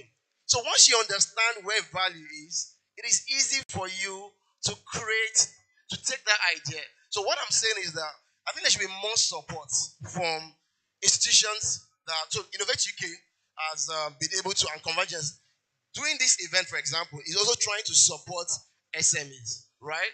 But beyond SMEs, students, secondary school students, can start taking ideas and turning them into products. Okay? We have something called the MasterCard Foundation. It's for the transforming Nigerian youth. And the whole idea is to make sure that we empower more than 40,000 SMEs in the next 5 years. With this program, now, one of the channels is that it doesn't have to be physical. It doesn't have to be what? Physical. So gone are those days where, for me to be able to build capacity or learn a skill, I have to physically, right, be present, which means that will be a cost. So can we build platforms, virtual platforms, that be able to transfer skills to entrepreneurs today that would allow them be able to build capacity? We talk about job creation. Job creation is not for the government. Job creation is for SMEs. If you're able to develop a product and build a business, what happens in the next 3 years? You employ one staff, right? As you expand to the following year, you're building capacity. Your operation increases. You have a larger market. You employ another staff. Are you not creating jobs? Are you not creating jobs? So if we keep on waiting for government or other private institutions to create jobs, then you would never grow the economy. The SMEs contribute 70% to the economy, right? To the GDP. So understand something that the power is in your hands. All we need to provide as private institutions and governments, right, is provide, as my colleague said, access to what? Funds. And then funds upon funding opportunities for you so that when you have an idea, you can scale it into a product, right? Funding for what? Funding for machineries, right? Funding for raw materials. Because, as we said, an idea is not a product yet. It has to go through some steady stages. There is market testing, there is market research, okay? And for you to even understand whether there's a market, there is also a customer base for you to target. You must have done a feasibility study as well. So I think there is that aspect of where we need knowledge. There's a gap in knowledge. Information is power. Do we even know what happens around the other states within Ekiti? Do we know what they do, what they have in terms of market opportunities? All this you can find secondary information. Okay, so I feel that value can easily be created once the right support, once the right system is in place. But what I'm saying today is that this Convergence, for example, is an opportunity for you to listen and understand what it requires to take your idea to turn into a product. So we would always provide support in terms of access to market, access to funding, access to capacity building training, and there are certain programs. But you have to take that responsibility yourself and be informed about what do you require to be able to build a business and start waiting until you graduate to start making money. You can generate income while you're in university. You can generate income while you're in secondary school. It's just about understanding where the value that you're creating. Thank you. Thank you very much, Mr. Oche, for sharing your thoughts in that area. And it really talked about, from the idea generation process to implement. And one key thing I'd like us to note is that knowledge is power. What are you spending your time on? What are you researching on trying to understand? Even when you see a problem, are you going to try to dig deep into it and find the right solution to the problem so that you do not waste your time? Something that is very important, I was discussing yesterday, is that you need to show proof of concept. You need to show, if anybody is going to give you money, you need to show that what they are giving you money for is going to be sustainable and it's going to add value. So that's something very important that we need to note. So we'll just have to be very quick in our responses now. So just one question for Chief Kola Akoshide, please. And that's, we just want you to if you can just especially tell us 3 ways, which people, I like the way Mr. Desami said, he came to you when he wanted to find solutions to some things. Where can youths go to leverage opportunities from this government? Yeah, are there 3 maybe distinct places, people, who can they reach out to leverage opportunities? Well, thank you very much. When you've gone through the ideation stage, you now need to move to the next level. Where to go to is the Chambers of Commerce.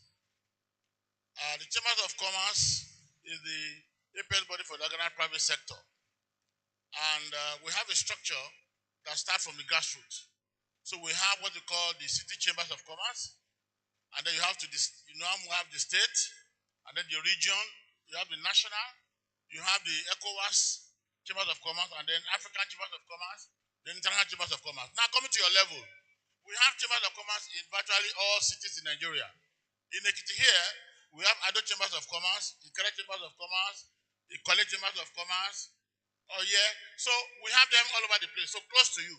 Every business has a location. So the Chambers of Commerce is there. And what do? Advocacy, access to finance, access to institutional markets. We give you institutional support. For example, you develop a product, an idea, you need SOL, NAFDAC is a big challenge. The Chambers of Commerce has representative on these MDAs, and then we can assist you to accelerate these processes. Another thing we do is incubation. When the child is, not strong enough, you put that inside the incubator in the hospital. We have what they call the incubation centers.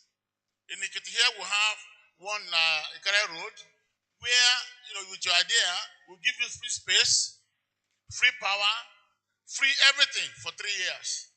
And then when you grow, then you can move out to begin to have your own premises. What we're trying to do is to have 3 of such in Ekiti now, so that we can have it in each central district. And in the technology government center we have in Ado Ekiti here, we have what we call the Agri Hub, because we're looking at the whole agricultural value chain. And for you to participate in that, you need to specialize in each area that you want. If you're into agribusiness, you don't have to be in production, processing, marketing, no. You choose which area you want, we train you, we provide you all the resources until you are strong enough to reach out. So the place to go is the chambers of commerce. You have them everywhere, and the interaction and the exposure is very enormous. Some 2 weeks ago, we sent about 30 people to Gambia. A month ago, some people were sent to Rwanda on youth summit. So from the chambers of commerce, you have this opportunity to interact and to leverage on opportunities and resources that will not naturally be available to individual of you. Then even at the secondary school level, we have what they call catch them young, start them young.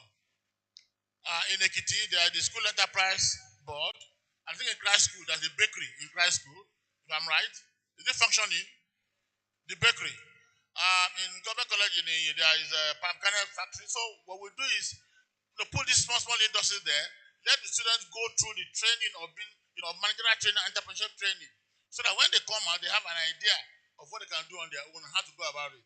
At the university level, we have in Nasima what we call Nasima Youth Entrepreneurs, which is essentially for youth, and they are exposed to various opportunities, and we assist them institutionally. Thank you. Thank you very much, sir. So you can see, based on what he said, there are lots of opportunities for youths in Ekiti State to leverage on. So I hope you took notes and you will follow up on these channels when the opportunities do arise. So, Mr. Olusiji, we just want to find out, for youths who are trying to position themselves for international opportunities, what should they look out for? What do they need to do? Again, thank you very much for putting together this very laudable program. And I must appreciate my brother from Ondo State for the incredible work you're doing. No wonder Ondo is the most, in terms of the poverty index, you rank as the best because of the way you've been able to capture the data. We can put a round of applause for him. That's an incredible work. I mentioned here that the sons of the soil are doing phenomenal work all over the world. Again, permit me to recognize one of them.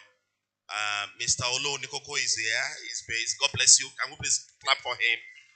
Doing incredible work in the United Kingdom. He didn't stop there.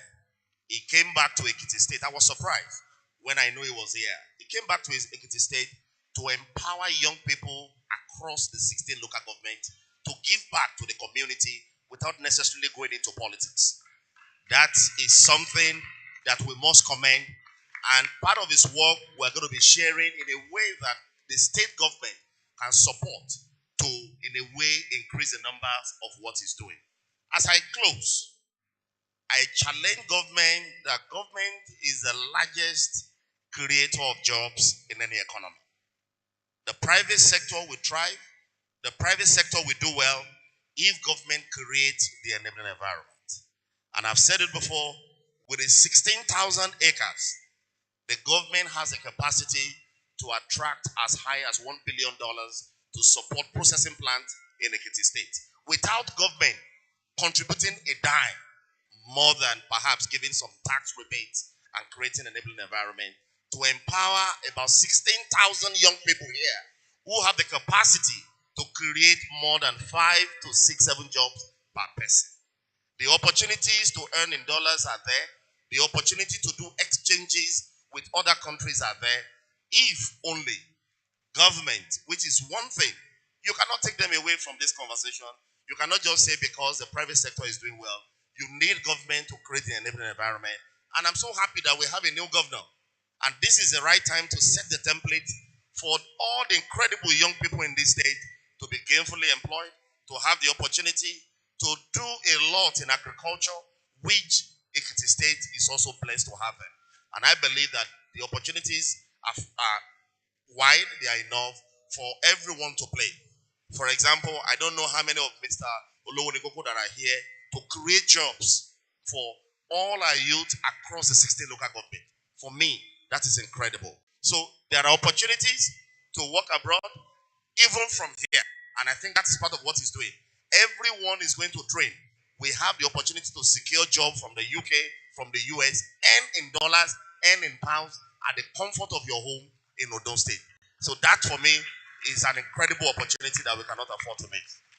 Thank you very much.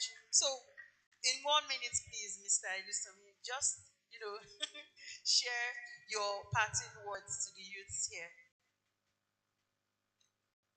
Thank you very much. I might spend more than 1 minute. So, the basic thing is, like I said earlier, we all need to understand where we are going. Once you know where you are going, is then you can know the next step. But if you don't know where you are going, do you want to be an IT guru? Do you want to be just an entrepreneur? Do you want to be an idealist? You need to know which side you are belonging to. You can't do all. That is where leverage comes in. If you want to be the owner of the idea and you want to be the executor, you might not get to anywhere. You need to know what aspect of this am I doing? What role am I playing? Who am I bringing on board? You might not have the money, but if you have the idea, get a developer, get a UI UX guy, get probably a content creator. Tell them I will give you 5% from this idea. Let's do this thing together. From there, the idea is coming to life. Because if you don't have the product, people will not buy into your idea. But we need an MVP, minimum viable product that you can show. Sir, I can build an aeroplane, but see, this is a drone. If I have more money, I can make this thing bigger. We need to be able to understand what role are you playing and how are you bringing other people on board. Don't be selfish with your idea. Thank you.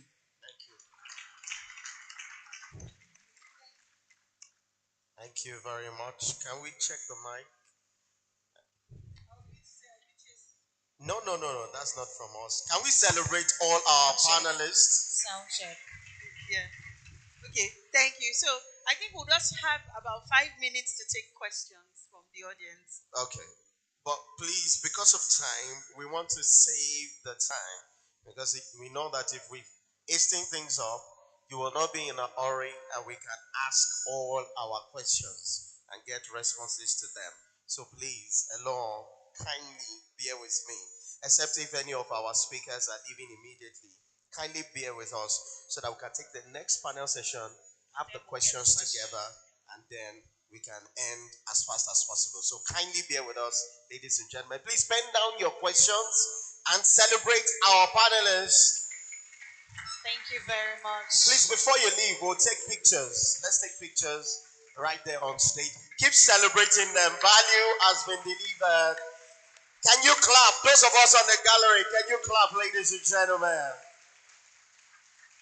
Where is Tosi Adara? Tosi Adara, kindly come back in. Mr. Joshua, please come. Let's take pictures. Tosi Adara, where are you? Kindly come up on stage right now.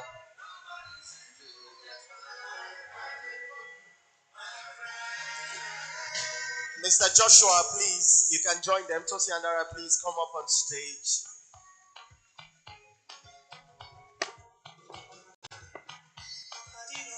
Just a few seconds.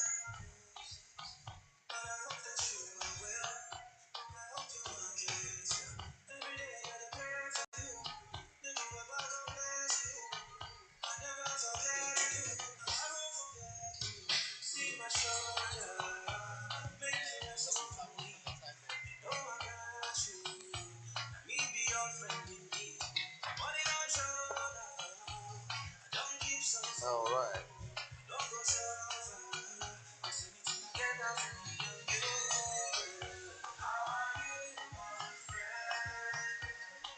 Thank you. Thank you very much. The Convergence! The Convergence! A new Nigeria is possible.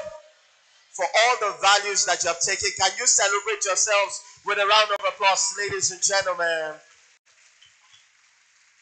So much has been said, so much impact has been given, and trust me, I've heard it time and again.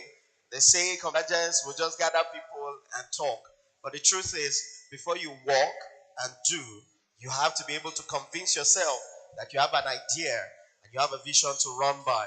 And that's why I believe that from here today, we have a lot of people who will go back and return and be poised to want to do something unique. Don't forget, your solution must be unique. But of course, that starts with you and the decisions you decide to make out of all of this. So much revelation. I mean, I totally was blown by the 28-year-old guy. And, just so you say, oh, our daddies and our mommies, there was someone very young that you could relate to. So I hope that you're challenged. All right, ladies and gentlemen, we say thank you for your time and your patience. We're going to move into a very second session, panel session actually, for today. But Iwa before we go into the panel session, yes, it is important that we talk about social media right now. Absolutely. What we are having here can be projected to the world through social media. We know Ekiti is a place where we stay, but we also need to be able to share our thoughts with the world. Let the world know what is happening at the fifth edition of the Convergence right here at this beautiful hall in Ado Ekiti. So kindly do follow on social media. If you have your phones right there, the handles are on Instagram, Convergence at Convergence NG. On Instagram, on Twitter, The Convergence. The Convergence. I hope I'm correct. Or Convergence NG. Kindly follow and same for Facebook. When we share thoughts, the hashtag, the official hashtag is the Convergence 2022. The Convergence 2022, capital T, capital C 2022. Let the world know what we are sharing here, lessons that you have learned.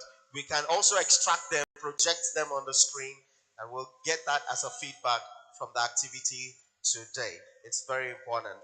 Just to add, you can also take a selfie with a friend because we're hoping that by the end of today, you've made a lot of friends sitting close to you. No. As a matter of fact, everyone is tasked with an assignment. Yes. To make 6 new friends before you leave. It is called networking. Your network or your net worth is your network. Very important. All right, ladies and gentlemen, would you go first? Yes, I'll go first. We want to acknowledge a few of our guests that are here today. Ladies and gentlemen, I want to introduce to us the delegation of the Nigerian or National Youth Council of Nigeria. National Youth Council of Nigeria is here. The delegation is led by Comrade Bankole. Can we jam our hands together, ladies and gentlemen? Build the nation. Build the nation. Thank you for coming. Ladies and gentlemen, we also want to especially acknowledge the presence of the new crowned Miss Ekiti 2022. She is here, Queen Jumoke Korede. A round of applause, ladies and gentlemen. 4-year students, I thought you would celebrate her. All right. A friend of mine is also here. I think that I just want to acknowledge a few of my friends here. She's doing very great, innovatively well in the agric ecosystem. That's the word. Chidema is here. I hope I'm correct. Chidema. Can we clap, ladies and gentlemen? We need to celebrate people who are doing exceptionally very well. A female modern farmer. Yes, I like that. Also acknowledging one of our experts in communication.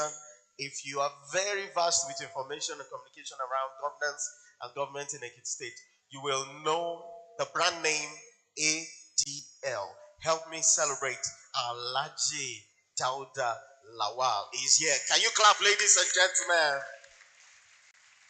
ADL, you're very welcome. And now, introducing to you the speakers for our next panel. It is going to be mind-blowing. Kindly listen to their profiles. All right. One of our speakers today, and I want your mind to be prepared. He goes by the name Engineer Enrich Bankole Akomolafe. MNSE. He is a young, successful business administrator and politician who has been enlisted on the prestigious 430 under 30 category. Put your hands together for him. With education background from BSc Computer Engineering, KK National University of Radio Electronics, and MSc Information Technology Strategic Management, Barcelona School of Management. BSM Universidad Pompey Fambras, Spain. He was the managing director of Acotex Group with interest in real estate, construction technology, escalator, elevator fitness, and wellness. Engineer Akomolafe is a philanthropist, renowned within his hometown, Ikere, Ekiti, for investing heavily in community projects and offering scholarships and mentorship to hundreds of indigent secondary school students. Ladies and gentlemen, having watched Nigerians lament the state of poor leadership in the country and calls for a new school of political leaders, Akomolafe recently joined politics and against all odds won the popular support of party members to become candidates of the People's Democratic Party for the House of Representatives seat for Ekiti South Federal Constituency 1. Ladies and gentlemen, please help me put your hands together for one of our speaker, Engineer Enrich Akomolafe.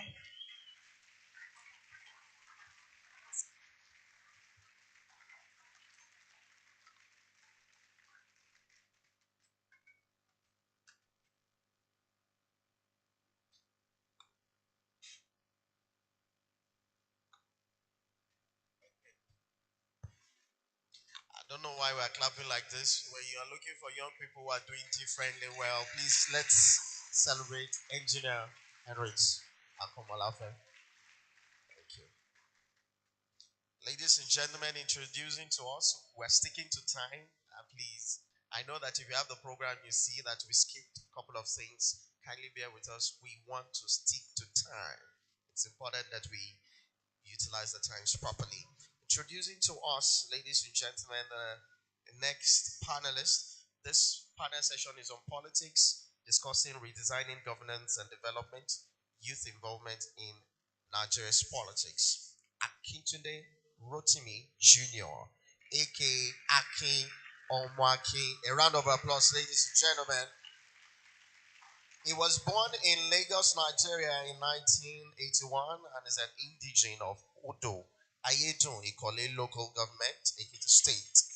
He comes from a long line of public servants, activists and ministers on both paternal and maternal sides of the family and is continuing in the family tradition of service to God and country. He earned a master's degree in diplomacy and strategic studies from the University of Lagos, a diploma in film production from the Toronto Film School, and a postgraduate diploma in public relations from Mohawk College, Hamilton, Ontario. He also holds certifications from the Kennedy School of Government, University Albert University, also Edmund Welsh School of Foreign Service, Georgetown University, the Woodrow Wilson Center for International Scholars, and the United States Institute of Peace and Pan-Atlantic University, Lagos. His activities in the civic sector, which focuses on post-conflict peace building, has brought him thus far and is currently the member, the APC candidate representing Ikoli and Oye constituency for the House of Rep. Candidate, yes, I use the word candidate. Candidate, ladies and gentlemen, I present to you Akinyoma Akin Akintunde Rotimi. A round of applause, ladies and gentlemen. Thank you. So now, bringing up the Moderators. moderators who will be joining that session. It's very important that we do this. Please, the moderators should know that we are pressed for time. Joining, moderating Victory Advocates of Nigeria. Oh no, forgive me for that. Oluwaseyi Babalola, an entrepreneur and young politician who believes everything rises and falls and rests on leadership, the co-founder of Magenta Africa, a startup that focuses on providing information of any type in African languages. Can we have on stage Oluwaseyi Babalola? Can we clap, ladies and gentlemen?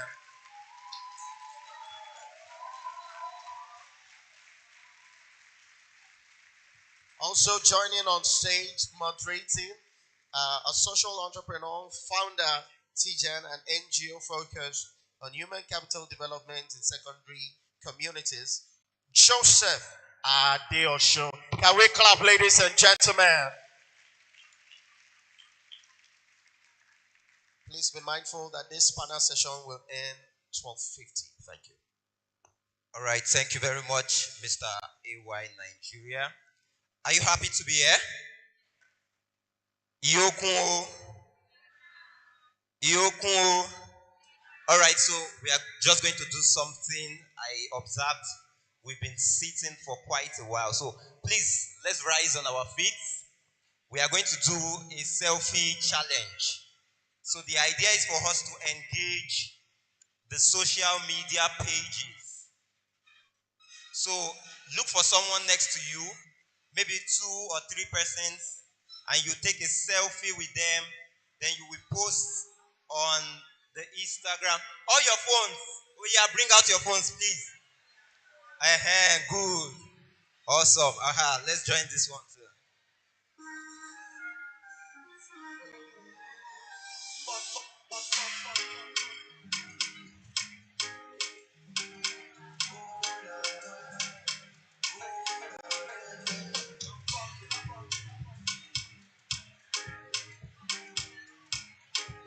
All right. 30 seconds left.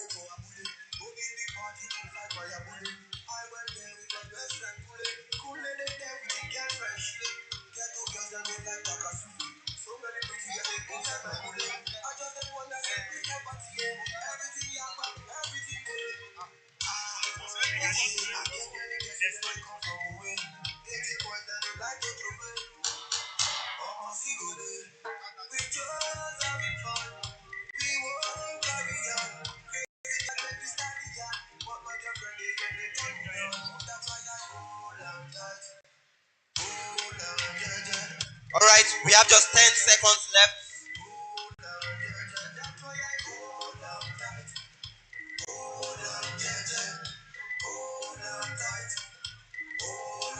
All right, let's have our seat. Thank you very much, DJ. Amazing.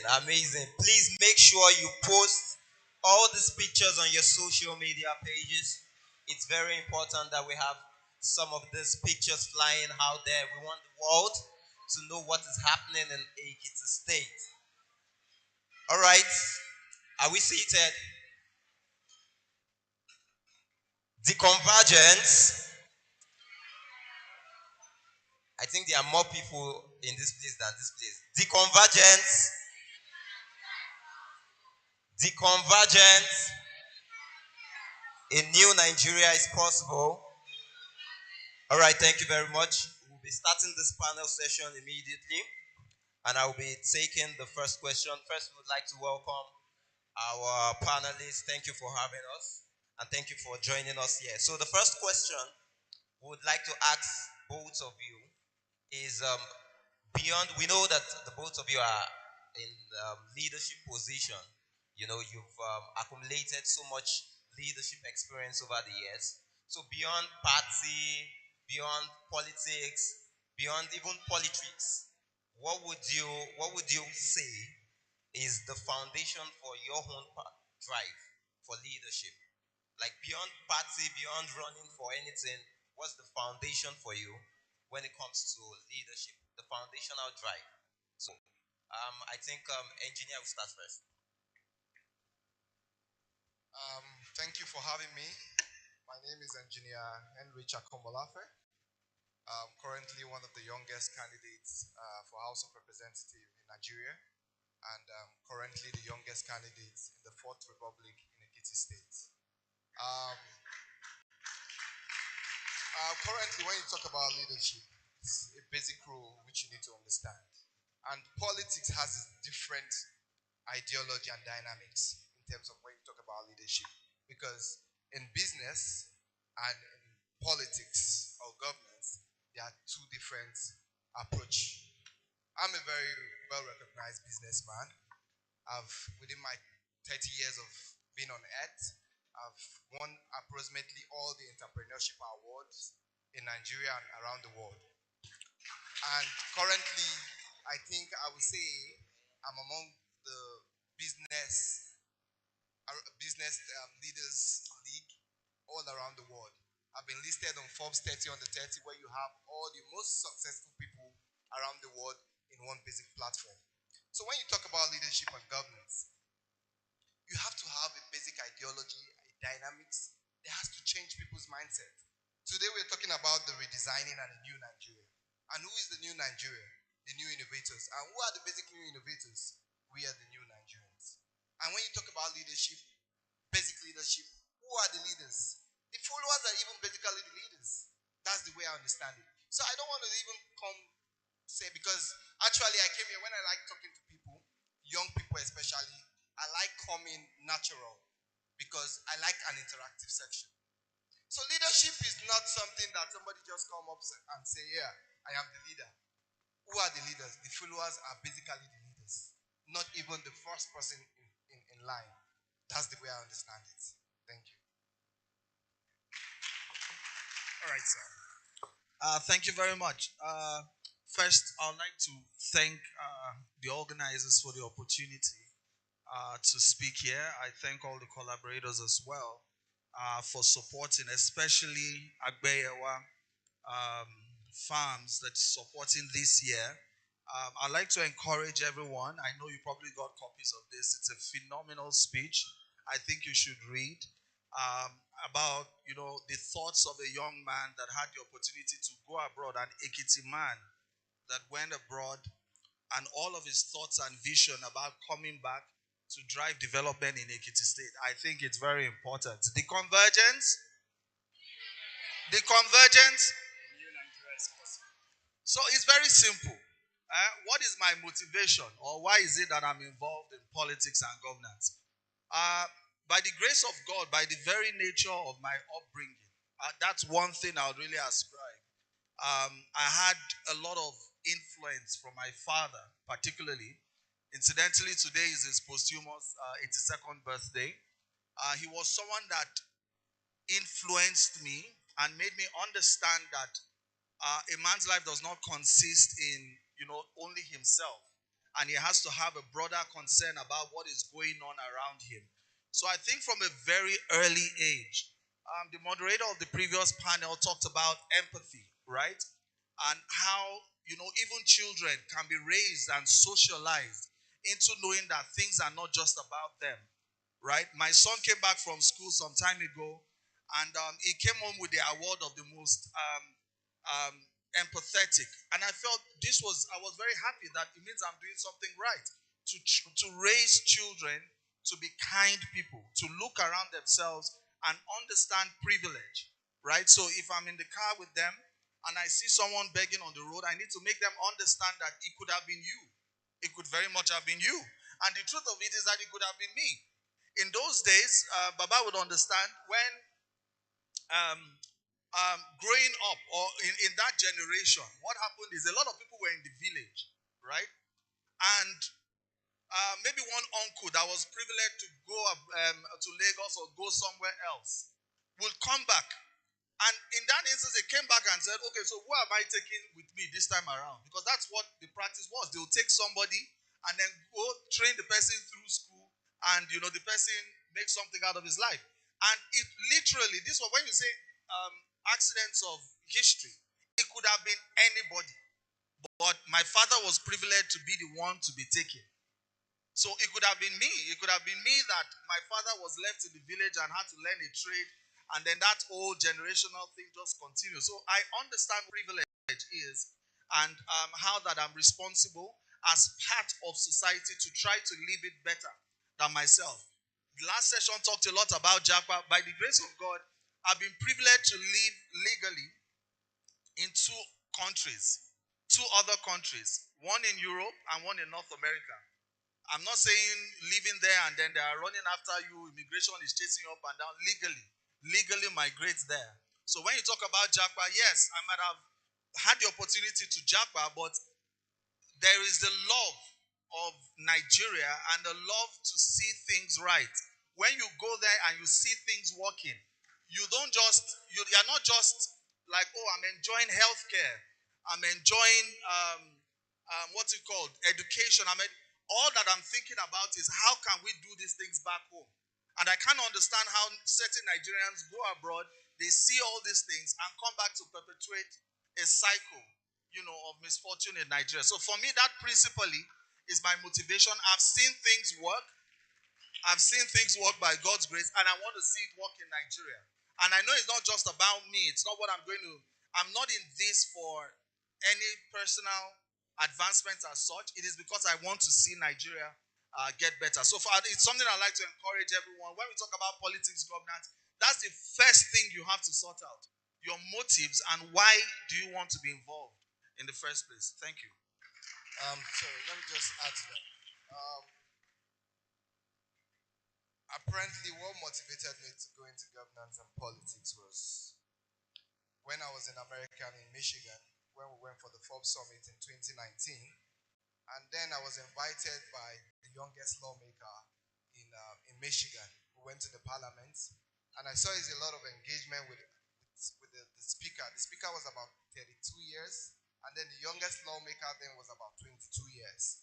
And then I felt so disappointed in myself because apparently I've lived around the world. I did my first degree in Ukraine, and then my second degree I did it in Spain, studying management, strategic management. And as a businessman, being on that peak of being on Forbes, because you really need to be very, very engaging, not super successful for you to be on Forbes. And then I felt, okay, going back from university, going back to Nigeria, because a lot of my friends actually stayed back. And they were like, okay, I can't go back to Nigeria. And I decided to go back to Nigeria then in 2016.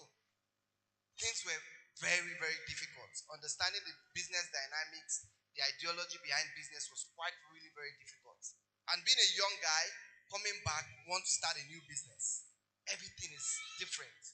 Been studying abroad for over 7 years, having everything, service, accessibility to technology and the rest of it.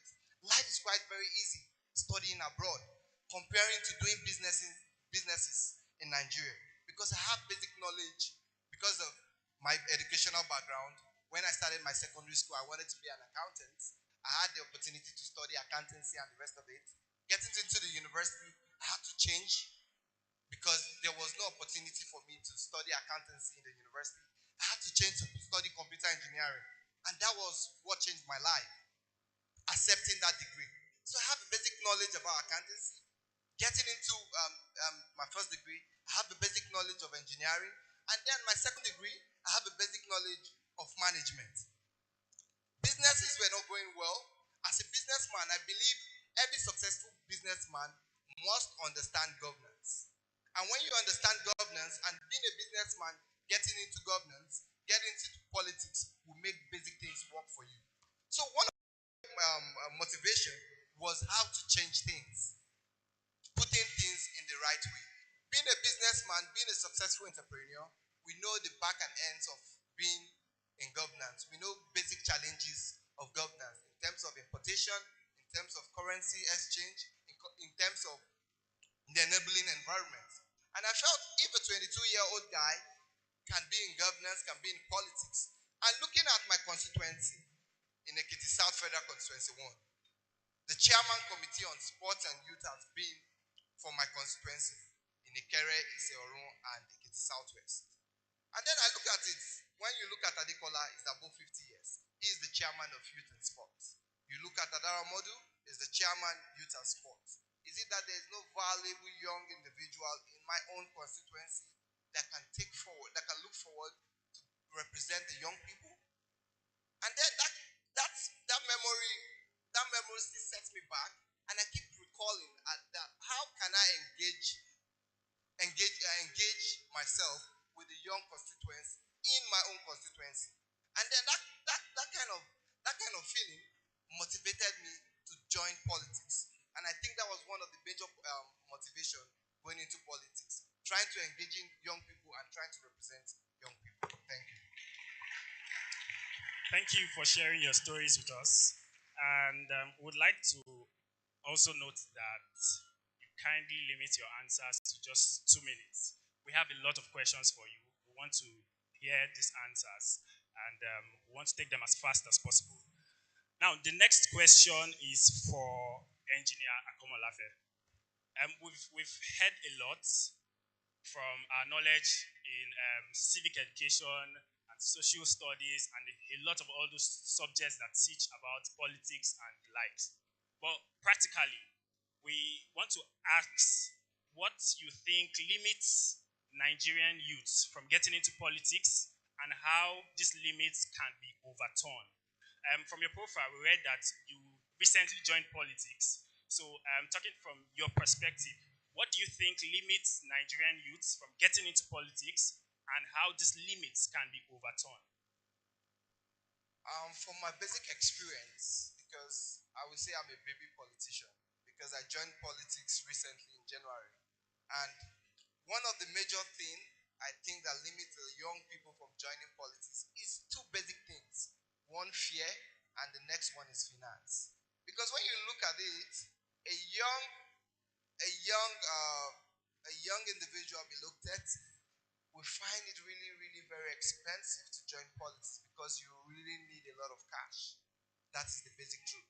Anybody that is telling you don't need a lot of money to join politics, I tell you the person is lying. And that thing has been one of the major factors of young people joining politics, because we don't really have an enabling environment because you really need to be up the limits to engage yourself in politics. And another thing again is fear, because I'll use mine as an experience. When I joined politics early this year, I became so frustrated about things, the way business and everything was moving in Nigeria. Being a well-experienced entrepreneur and a successful entrepreneur, you need governance to push your business forward. And when the government is not doing the things right, because about 70% of the economy is being pushed by the SMS, the small medium enterprise. And who are the people pushing this wheel? Are the young people. And when we don't have an enabling environment that is pushing the young people, definitely is going to put a little setback in young people engaging in politics. And another thing again is fear. When I joined politics recently, during my primary election, I had a lot of setbacks. Leaders saying, oh, you're too young to go for House of Representative. You need to go into, maybe you need to start from being a councillor, or you need to start from House of Assembly and thereabout. I was like, there's a recent bill that was passed in the House of Assembly that was not too young to run. So if governance, or if the government feel young people cannot engage in politics, then there should not be a bill called not too young to run. Not too young to run. So there was a lot of fear, a lot of setbacks. You need to start from House of Assembly, you need to start from being a councillor for you to climb in all those stages and the rest of it. And I was like, I have the capacity and I know what I want for myself and I know what I want for my people.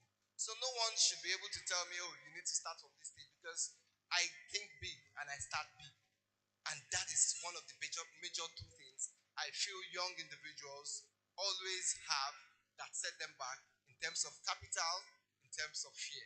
So when you don't have the fear, you believe you can do it, you can think big, you can even start being a president. To be honest with you, I wanted to be a governor at my age, but my age did not allow me. Then I said, okay, if I can't be a governor, I'm going to start from the House of Representatives. And that is it.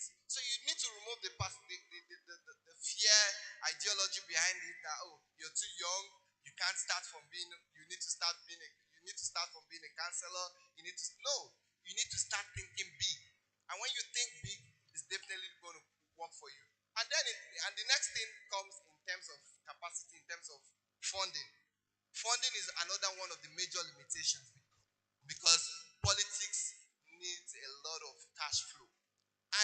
can overcome that is through donations. In the Western world, donations are allowed. When you start, I actually started my politics without having anything in hands. A lot of friends, I started with friends, engaging them. Oh, I want to run. This is my mandate. This is my this is basic things that I have for my community and how I want to achieve them. And a lot of people started funding. A lot of people started donating to my campaign. And I think basically, for me, for my idea and for my thinking, these are two factors that limit young people from running. Wow. Fear and Thank you. cash Thank flow. you very much, sir. Thank you very much, sir. So that was profound. I will be asking Akiomo. Okay, hope that's fine, sir. A question next. We understand that leadership and, or let me say, politics in Nigeria has to have a sense of leadership too. You must be a leader to be able to contribute to any political sphere. So we now want to ask you that in the Nigeria of today, do you think that the role of leadership plays that pertinent, engineer Akomolafe mentioned something about fear, then finance as an hindrance for most young persons. Then there's the capacity of knowing what to do. He builds capacity in entrepreneurship, and some young persons too are building capacities in different fields. Do you think that is a contributing factor to joining politics, or you should just go and stay behind one baba and say, "Our look on, it's my turn." You understand? So that's the question. Do you get the question, sir? All right, sir. Thank you very much. Thank you very much for the question. I think it's also related to the question that my brother was asked. For me, I think that there are two major barriers for young people in not just getting into politics, but actually being successful in politics. The first is a very serious lack of understanding of how it works. That's number one. And number two is a lack of capacity. Those are two major things that will not let you. Now, you can disaggregate it depending on how much time we have. You can break it down. To start with, the lack of understanding of how things work is a lot of people think that getting power is a short-termist thing. You see, when elections are coming, you see people running around and, they think that they can really effect any change in 6 months. People have been in this thing for years, for decades, holding the reins of power. You understand what I mean? They've been doing all the work in the grassroots. You can't, like someone said, power is not served a la carte.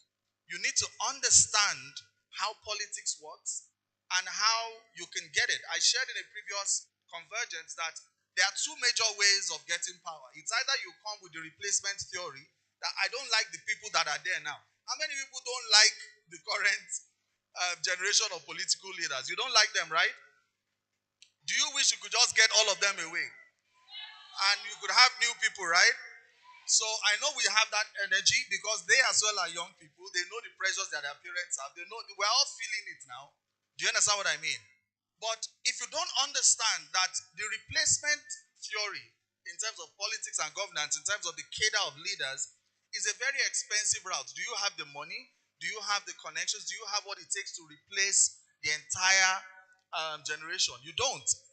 In the days of the military, you could say, okay, those sort of idealists could come and plan a coup. Do you understand? And that's why you had young people, because they were all youth in their 20s, in their 30s, that come and say they want a replacement. Now we have a democracy that's consolidated. It's not going to happen again. By God's grace, it's not going to happen again. So what you have is people are frustrated at the system and they keep on exerting those frustrations. On the other hand, another route is what? Is infiltration.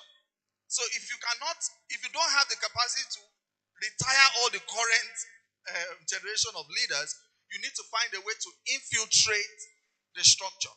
And that is what a lot of young people don't have the patience to do. I've been in politics and governance since 2007. Since 2007. I only just got the opportunity to contest an election this year because I've infiltrated the system. Anessa, I paid my dues and I paid it in foreign exchange. I didn't use... Point I'm making is that I paid my dues in serving. I paid my dues in learning, in being mentored, in following and learning what people are doing. And, seeming like you see other people seemingly getting ahead, because it's a very thankless thing, for example. You just feel as if, are you really making any progress in this? But people are seeing you, they're watching you, they're building confidence in you, you're seeing them, over time. And then at the appropriate time, your time can then come because you have risen through the ranks. So it's never a sprint. It's a very, very, like I said, if you think you can mobilize and register a new party and come and just sack the entire people, all well and good, and then bring the change you want to see. But if you can't, there are existing parties. I'm a member of the All Progressive Congress. He's a member of the PDP. Now, if we sample opinions here, people will have different minds, different ideas about their perceptions of both parties. But we know that at least for now, these are the two leading parties. It's the ruling party at the state level. If you want to get involved, do you want to go the route of going to some other fringe party and then you are working hard and then you lose the election and then, or you simply just go and register with a party and start rising through the ranks? Where is your ward? Where are you from? Where is your constituency? Go to ward meetings and sit down and listen to what they are saying. After some time, they will see you, they will know you, they will say, okay, this was the one ward meeting. After some time, they start consulting you, you have the opportunity over time. I'd just like to share something very quickly, please, in terms of capacity, right? And what I think young people need to know. There are 6 things, and I would beg you, please. These things have developed after very, very painful, long years in politics and governance. I've had to learn some of these things the hard way. You need to write them down. Number 1, you need to build character, first of all. You need to build character if you want, in terms of capacity. You need to build character because your character is a capacity as well. Yoruba people say, they have a saying that Efiniwa, you cannot hide bad character. You cannot hide it. It will come through when you are engaging with political leaders and they will never give you the opportunity. You miss it once, they will never give you the opportunity. There are people that they tell stories of what their grandfathers did. Their grandfathers was the one that ran away with money during UPN's election in 1979, and it keeps on following them down generations. Character is one very important thing. You need to fine-tune your motives. Why are you involved? Do you think it's a shortcut to money and riches? Fine-tune your motives, build character. Number 2 is build capacity. I see a lot of young people. You say you want to get involved, what is the capacity that you're bringing to the table? I'll tell you one thing. I worked as the principal private secretary to former Governor Fayemi, and I can tell you something about the kind of person that he is. You can see a lot of people try to reach the governor. I want to reach the governor, I want to reach the governor, right? Sometimes it's challenging. He's running a state of over 3 million people. But if you take the time to send him an email where you put your thoughts down intelligently, I can tell you more often than not, you will get a response from him. Because capacity singles you out from the crowd. That is how people like myself got involved in politics and governance, because you have a retinue of young people. They are all chasing your and all of that. Are you going to compete on that level? Or are you going to separate yourself as someone that has capacity? I shared in a previous Convergence, many people come to leaders and say, what can you give me? What can you give me? When you come and you tell a leader and say, what can I do for you? The guy will look back and say, who said that? Who was that? He will take interest in you because he knows you have something, because you are different. I've given some young people opportunities, write this draft of this page, write this, come up with something, and you see a lot of people are just flat out. If you want to survive in that space, if you are not a thug, if you cannot steal ballot box and run away, if you cannot do all those things that some other young people do, then you have to have the capacity, and they know that this person has what? Common sense. And that in that area, it's not very crowded because there are not a lot of people that have capacity. Do you understand? Number 3, you need to build relationships over time. You need to build relationships. Politics is something, and governance is something that you call on relationships over time. I referenced my father. That's why they call me Aki Omaki, because my father also held this same position in the Second Republic that I'm aspiring to today. Today, I call on relationships of my father from years ago. because I know the value of relationships. Many young people burn down bridges all too soon. They don't understand what it means to build relationships with people. Get genuinely interested in people. Get involved in what is going on with people. Not everything is money. There are some people that they will follow you simply because you have shown interest in them. Someone sent me a message, very simple message. It was 11:30 in the night. I was very tired. I was in Lagos in a rest. I was with my mother. I just wanted to rest. And the simple message said what? My son is dead. My normal instinct was what? Let me just shut my phone down. I'm tired. 11:30 in the night. Why is she sending it to me? Because she feels that she can get what? Something from me. Do you know what she wanted? She didn't want money. She wanted to hear from her leader words of comfort. I was the only one she sent that message to because she didn't want anybody to know yet until the morning. And then I had to spend time counseling and talking to her on the phone. That is what relationship is. Number 3 is build networks. You have a lot of young people, they want to go alone. Build networks, it stems from relationships. Build strong networks. When you have a strong network, trust me, they would call you and talk to you. We sit in strategy sessions where we look at who are the serious people, who are the people that can influence things. Oh, this person is the one that is the president CEO of all this foundation. President CEO, how many people are in your group? You and yourself, you are the one in the group, you are president CEO. Why don't you look for other people that want to do the same thing? And you guys come together and build something strong. When you have a movement, you look at numbers, people will call you and say, we need to talk to you. We need you on our side. Networks. I'm almost done, sorry. Build resilience. I find a lot of people, their contact with the structures is one of disappointment. Of course, you want to go and change something. That means it's bad. The structures are bad. Politics and governance can be nauseating. You get in there, you see a lot of things. You just want to run away. Look, I just want to get up. I'm sure you would agree with me. Many times you just feel like, even engaging the grassroots, you're like, look, let me just get back to my comfortable life. But resilience, stay in there over time. I told you, this is 15 years of politics and governance. 15 years. I didn't grow up in Ekiti. I moved to Ekiti and I stuck it out 15 years. Do you have that resilience to stay within the structure, to be voted out of power, to come back again, and to give all the work? Resilience. Number 5 and number 6, and that's the last point, is build a track record. One day you're going to have the opportunity. No matter how young you are.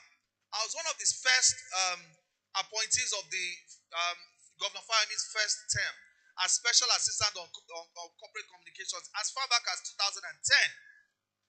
You seize it with both hands.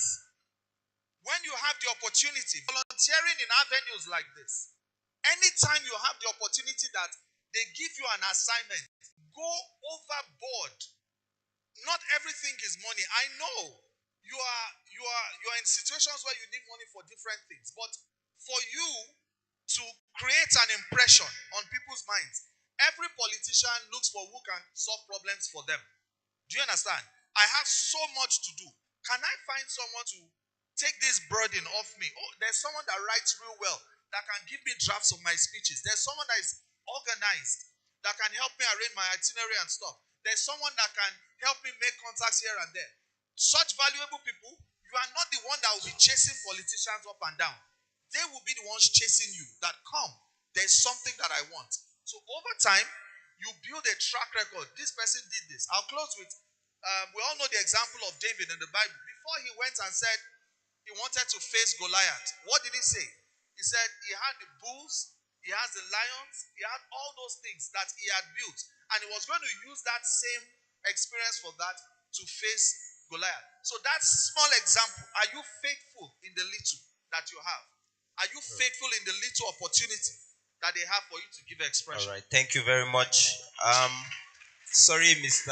AY Nigeria, we have one last question, which will also be their pattern question. Okay, before that question, please kindly start preparing your questions. Yes. Write them down and signify to any of the ushers, give it to them. Let's start getting it now.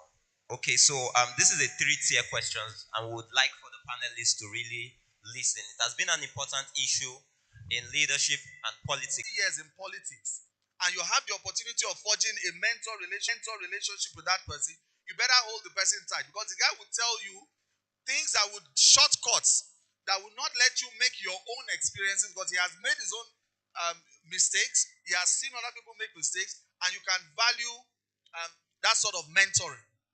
Do you understand? So that's Godfatherism in very simple terms. Now, what's the role of Godfatherism in today's politics?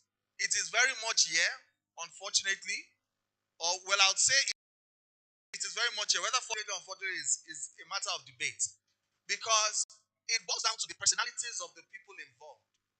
Both the godfather, I would say mentor, and the protege, or the godson, or whatever. Now, if someone has a good heart and mind, you've done well over time in a distinguished, illustrious career. You want to mentor other people. If you don't have any selfish intentions, then it shouldn't be a problem. Now, where those clashes between godfathers and godsons come is when people have their own agendas and want to teleguide these people, and that's not it. You allow the godson or whoever it is to forge their own path, and just know that, look, this person is available all the time. But it's been corrupted a whole lot, especially in our own clients, where, over time, it's really about people's egos and people's agendas to, remain relevant over time. I mean, if you're self-assured and you've done well, you don't need to have those instances. So for me, I think that I've seen, in fact, more good examples of godfathers than the very bad ones. It's just that the bad ones get more publicity.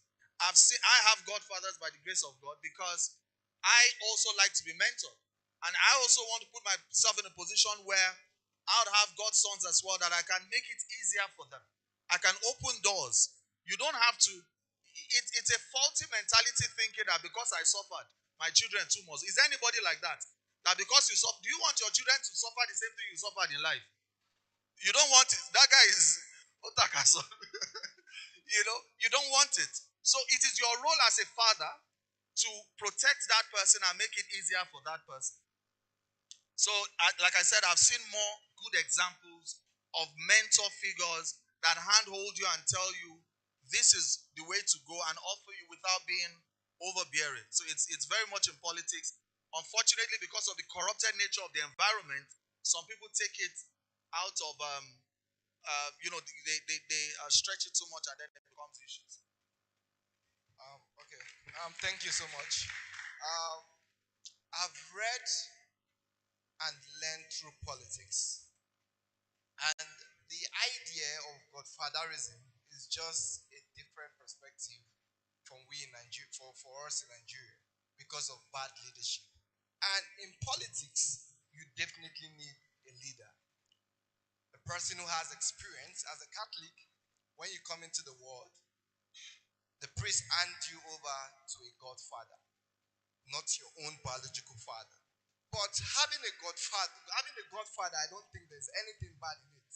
But having a bad godfather, godfatherism has changed the perspective we have in Nigeria, because when you have a leader, and then the leader is leading you and asking for something in return, and that is where you have the impact of bad godfatherism. And we've had that ideology within Nigerian system, having a godfather. You can't join politics without having a leader, someone who has had basic experience, that's been in politics for 60 years, being a godfather. But the ideology of having bad leaders and then going through the line of bad leaders, and you're going in the same line with them, and that is where we have the impact and negative impact of godfatherism.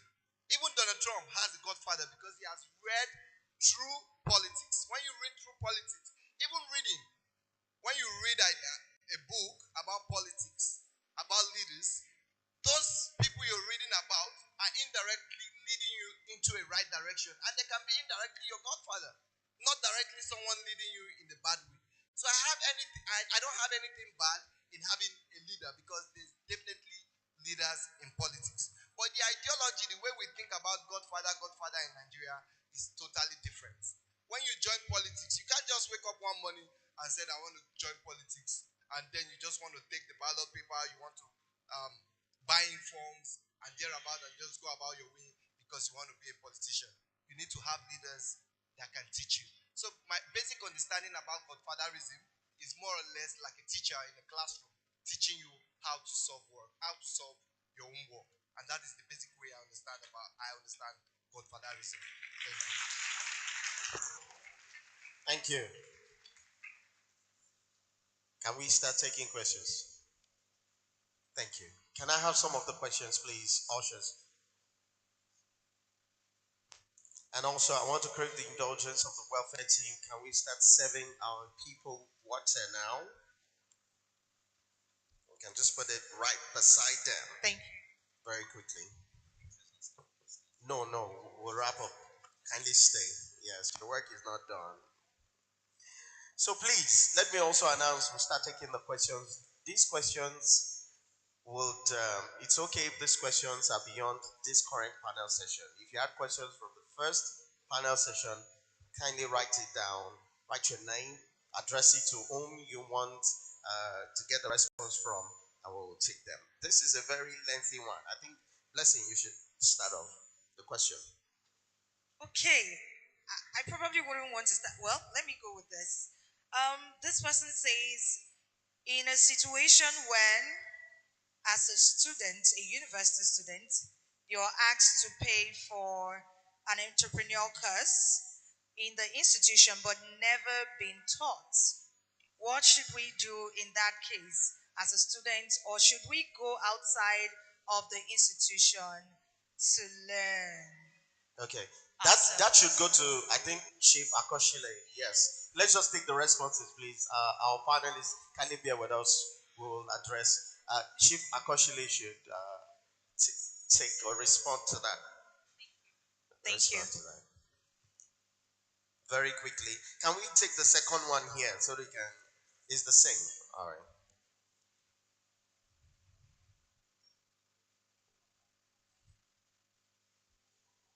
There's a knob right under it at the bottom.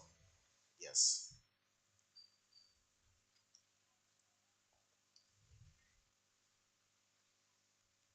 There's a tiny knob.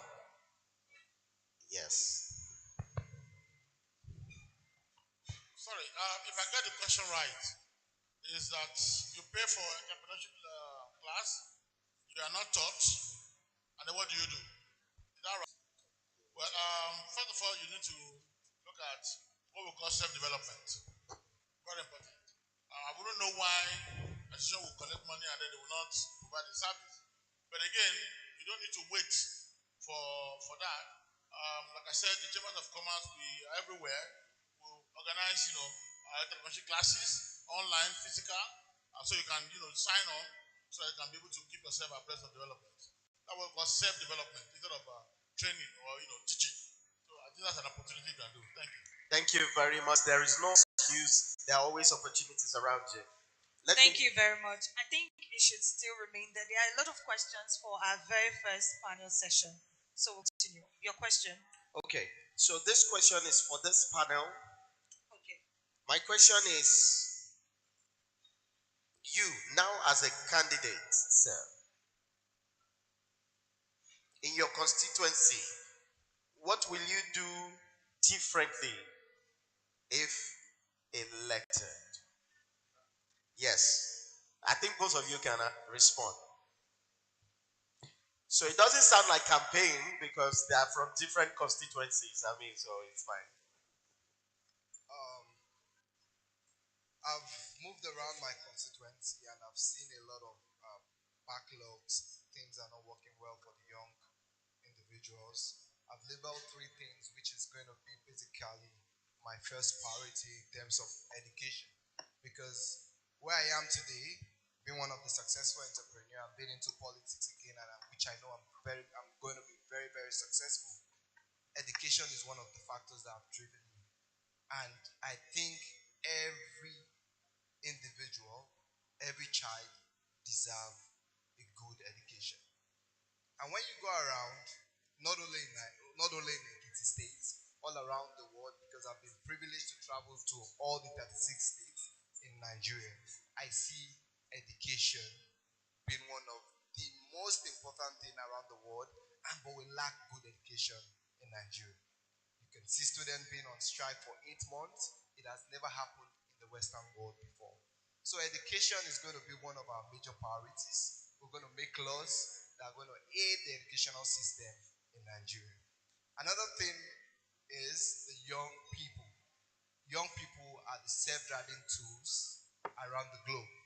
Without young people, the economy, because I said about 70% of the SMEs are being driven by young people.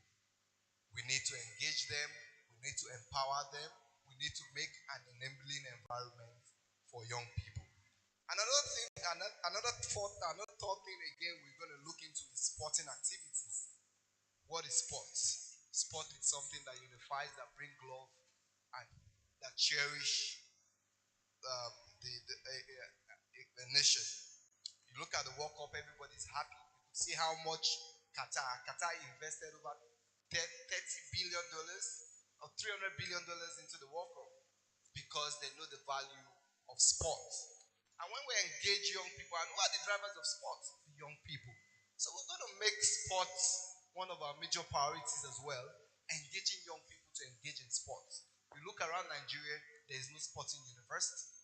Sport is something you need to learn. I was in Barcelona. I schooled in Barcelona. You see kids from 3 years already start learning football. These things are being learned. People have talent, but you still need to develop yourself.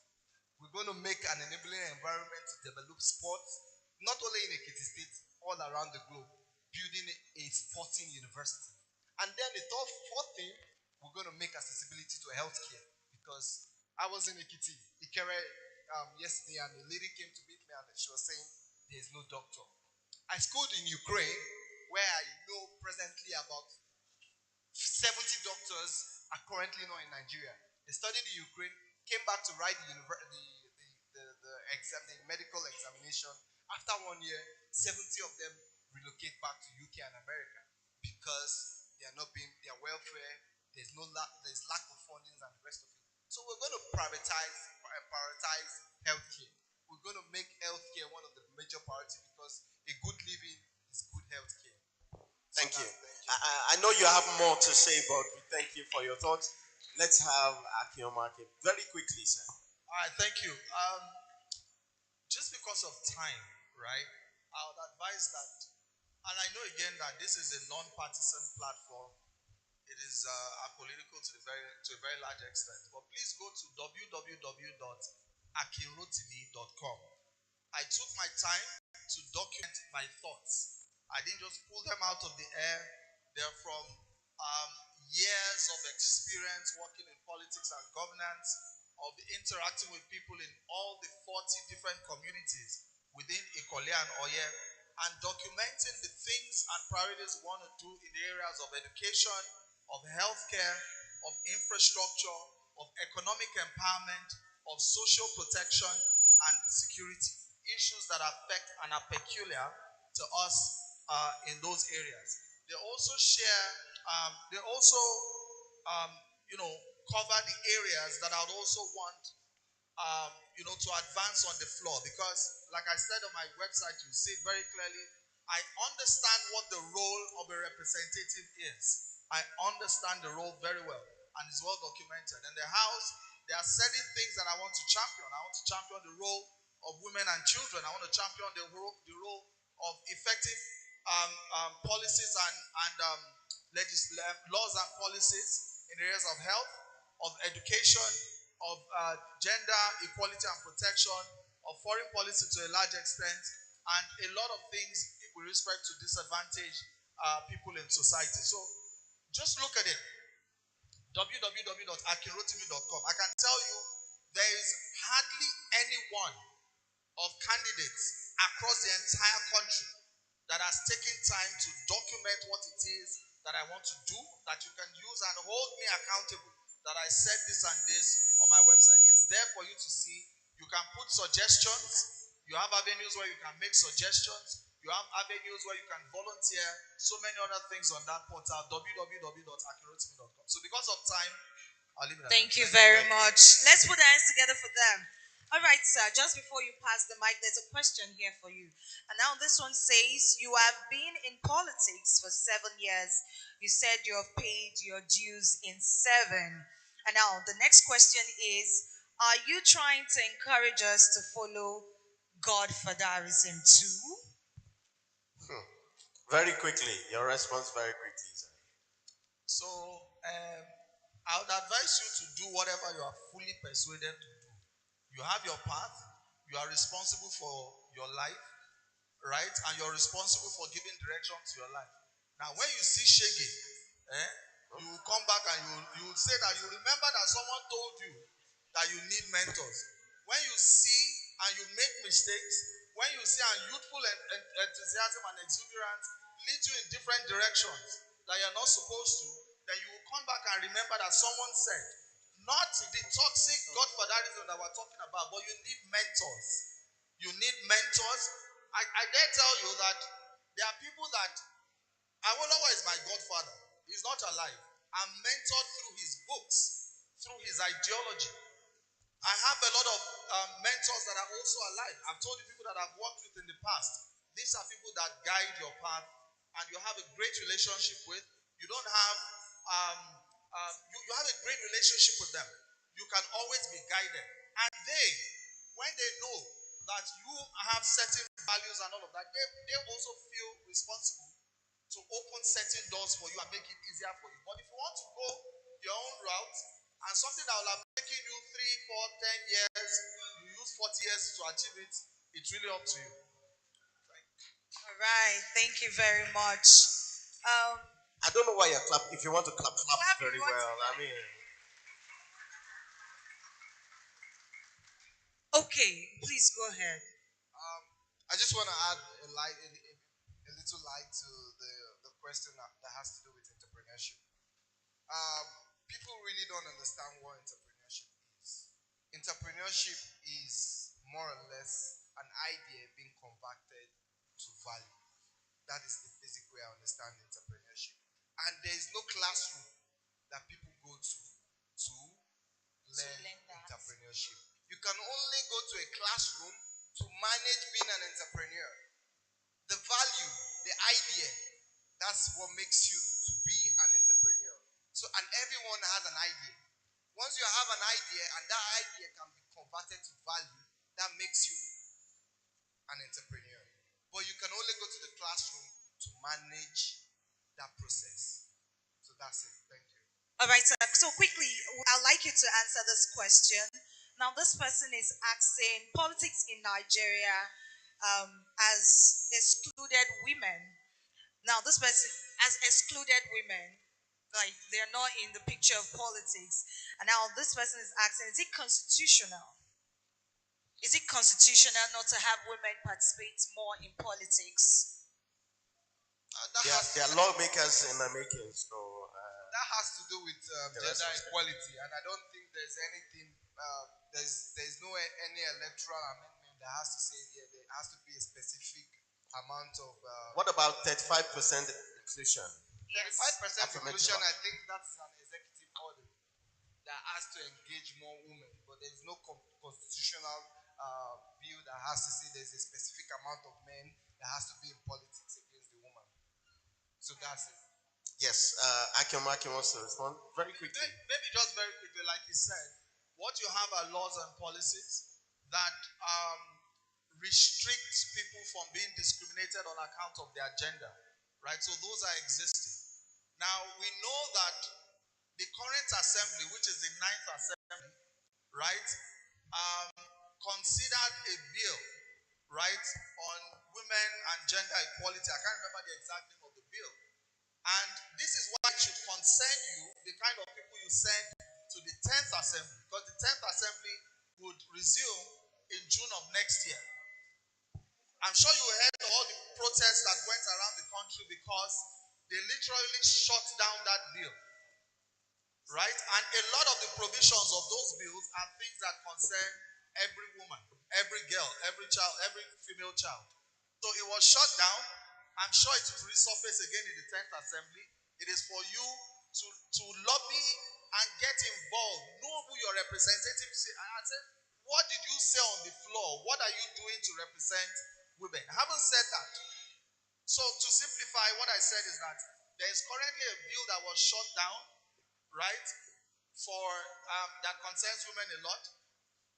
In the current assembly, I'm sure it will come, and you can be sure that someone like myself, when I'm elected by God's grace, I'll ensure that I speak on behalf of every woman, every child.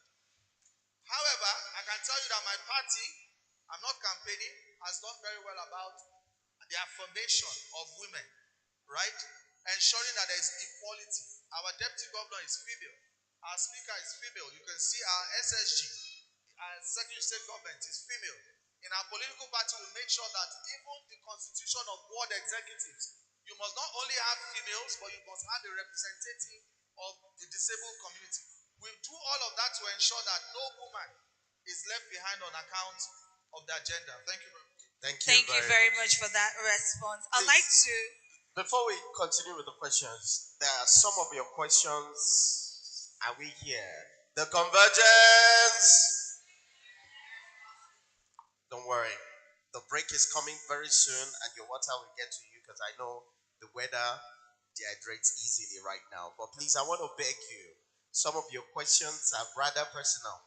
So during the networking session, feel free, I repeat, kindly feel free to walk up to any of the speakers, either in this session or the previous session, engage with them, ask your questions, and do not be shy to exchange contacts. It's very, very important. Thank you.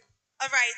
We have a question here for Chief Kola Akosile. I hope I'm correct. I'm sorry. Akoshile. Thank you. So this question says, is there any voice? I want to understand that the writer is trying to say, is there justice for a student or young individual whose idea was stolen by a leader expected to fund the idea? I'm sure many of us can relate. Can we have the mic to Chief Akoshile? First of all, you need to understand that the moment you think of an idea, somebody else is thinking about it somewhere else. That's one important thing. And you don't have any legal right until you copyright it or you patent it. So at the idea stage, you are open to a lot of risk. And you just keep developing ideas. Thomas Edison, I'm sure, developed so many ideas before it came to the successful one. So there's no way you can have a recourse to some, something that like in the school, you do a project, and the lecturer could develop into something else. You cannot take that kind of person to court, or you cannot seek justice. You just continue to innovate, develop new ideas, and the moment you are getting close to something good, you then go and do patent. You go and do patent right, so that nobody can steal your idea. Thank you. Thank you very much. Thank you very much. It just reminds me of a lot of entrepreneurs we have today who haven't done business registration. They are very key. These are things you can hold on to, so someone else don't come and grab your ideas. If you ask me, I'm always glad when you steal my ideas. That means I'm a brilliant person. I don't know about you. All right. So please, this is question to Engineer Komolafe. Is speaking on what limits youths. You were speaking on what limits youths from joining politics, and you said it requires a lot of money. Now the question is then, is it then certain that as a guy who has nothing but a fee for a membership form of a political party and has no hope of funding, are you now saying that my zeal for politics should be under the drain? That's according to what they're saying. Now, before you respond, let me also throw this one to Mr. Akin. Mr. Akin, this question is to you. You said the leading party in Ekiti State are APC and PDP. Thus, you spoke about building your capacity and how you also made it into the leading party. Now, sir, are you saying I must join these leading parties before I can succeed in politics, reckoning the fact that I also have the capacity you stated earlier? That's the question to you. So let's have your response. Okay. I think maybe you got the answer wrong. I'm not saying you don't need, you definitely you need funds to run into an election. And what is politics? Politics has to do with the people, capacity building, how you want to develop people. Because you can't say you want to be a leader without a follower, right? So you need to build people first. Have an idea. Have what you want to offer. And then once what you are trying to offer, if it's valuable, definitely people will come to fund you. People will come to donate for you. But when you don't have anything to offer, you're going into politics just because you want to go into politics. You need to go into politics because you want to develop, you want to improve, and you have a mandate you need to deliver to people. And when you have that, definitely people will come to offer fundings, people will come to donate to your campaign. But campaign is quite expensive.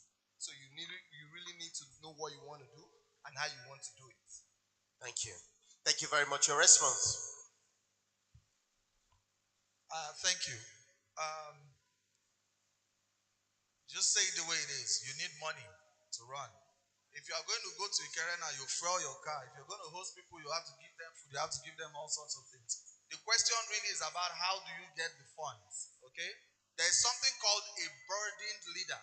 When someone gets to office and you have a burden of all sorts of people that funded your campaign and expect you to behave in a certain way. Do you understand what I'm saying? So about fundraising, you need funds, you need the logistics, you need to do things, right?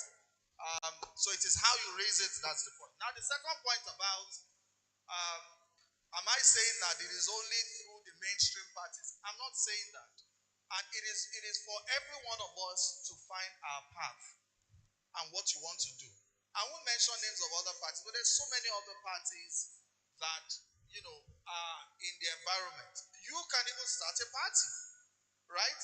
But the point about it is that when you start a party and you're the chairman of the party, you're even the national chairman, and you're proud that you're a national chairman, but by the time you see the results, you don't even win one councillorship seat. What's the point? Now, don't get me wrong, there are people that have also gone that path. Ganifa Emi also belonged to National Conscience Party, if I remember correctly. Fela also ran for president on some other party. Tunji Braithwaite also ran for president on several other parties. That many of them, they use those things to make points and to prove certain things. So it's for you to decide, what do you want out of it? Do you want to infiltrate, like I said, using that word loosely, an existing platform, right, where you know that it might be tougher for you to rise through the ranks, but they have at least some structure existing for you to be able to leverage to achieve, your vision and give expression to your capacity and your vision. So I'm not saying you can't join other parties, you can. It's really for you to decide. Nobody can tell you that. Nobody can tell you that. But just know that whatever it is that you're doing, right, it's right. Okay? We need above all things for good people, people of value, and people that have good consciences, and people of character to be everywhere. We need people of character in APC, but even as the opposition, we need people of character even in PDP as well. We need people of character everywhere so that it further deepens and makes our entire ecosystem of politics a lot better. So that's just what I would say. Thank you very much. Distinguished guests, please, your questions are very, but we need to end right now. So please kindly take your questions, note them, look at the person that you want the answers to come from. We will open the avenue for networking right now. Please, can we celebrate all our speakers and then the panel? Let's have pictures right now. Pictures right now. Thank you so much, moderators. Can we celebrate the panel moderators too, who have done a great job? Thank you. Tosi Adara, can we have Tosi Adara up on stage very quickly for pictures? And can we have some music, DJ Vodka? Because right now we are giving you an opportunity for 10 minutes. 10 minutes. 10 minutes to stand up from where you've been sitting for a couple of hours, say hello to someone, Connect with someone. It's very important that you do so. Please, it's not time to leave. You can also take a walk outside. There's an innovation stand outside. I just saw the reaction from the school girls and boys. Okay, guess what? You can actually connect with adults and ask key questions. Please feel free. Ask questions Please. directly. It's for you too, not just for them. Ask questions directly. I'm sure you already have mentors here. Yeah. If you don't, get one today. But before then, please, we would like to acknowledge the presence of the representative of the Oni of Ife right here. Is here.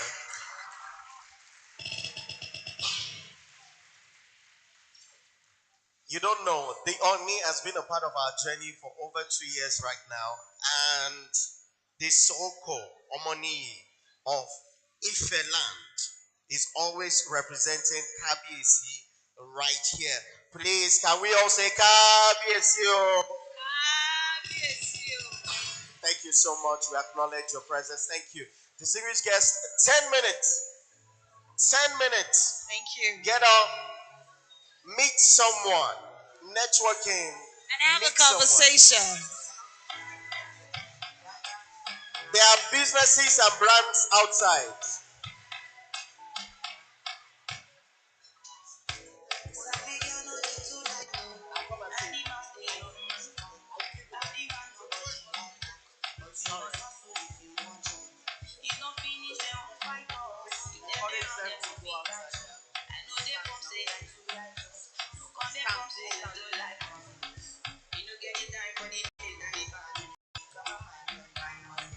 Sound check.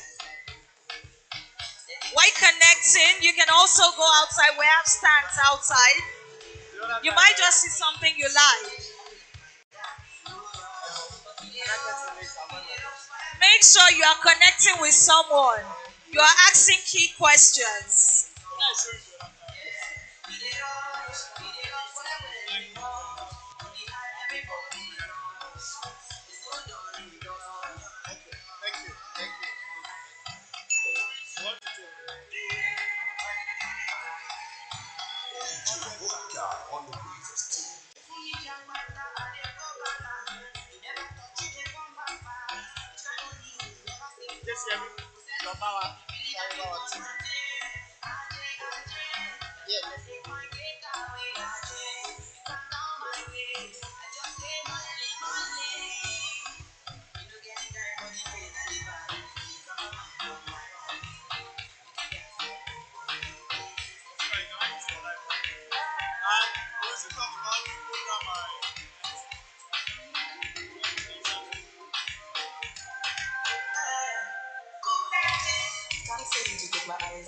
Especially your body balance. The way you hold that thing, you want to hold that thing. Baby, let me take a look.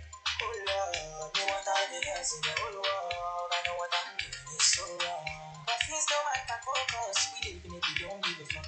She said she never got a girlfriend. And so what? What if I? What if I? What if I? What if I? She said she never got a woman on the bed. What if I? What if I? Oh no, what if I? What if I do?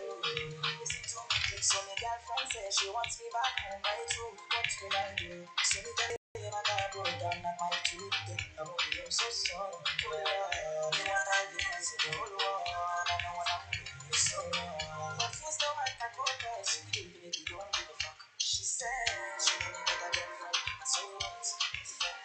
What if I? What if I? What if I? We a go ball, we a go ball, we go down. All of the blessings fall on my yard. Blessings stay for my yard. And like a dad, you go big, you go see, you go feel because the blessings fall on my yard. Blessings fall on my yard. That's why blessings fly on go up. I don't wanna raise bad things no more. I don't wanna go back to where I before. Ain't nobody stress me like it's no bitch, I sip my alcohol. I don't wanna raise bad things no more. I don't wanna go back to where I before. Ain't nobody stress me like it's no bitch, I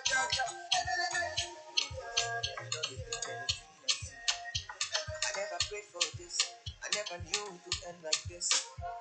And if you're done with me, oh baby, big God just set me free. Cause I don't do grace like this. For your love, I didn't lose my senses. 5 boy like me, 5 boy like me. Don't call me cheap, girl, I work for this. Girl, I work for this. And I promise you I will find someone new. Make you no for me one time. Make you no for me, promise. Put up for best and sweat. If I do you bad, don't for me one time. Put up for best and sweat. If I do you bad, don't for me one time. I'm putting vibes on vibes. I'm ticking dynamite. I blow your candle lights. You know I'm just that type. No, them no fit kill my vibe. Them no fit kill my vibe.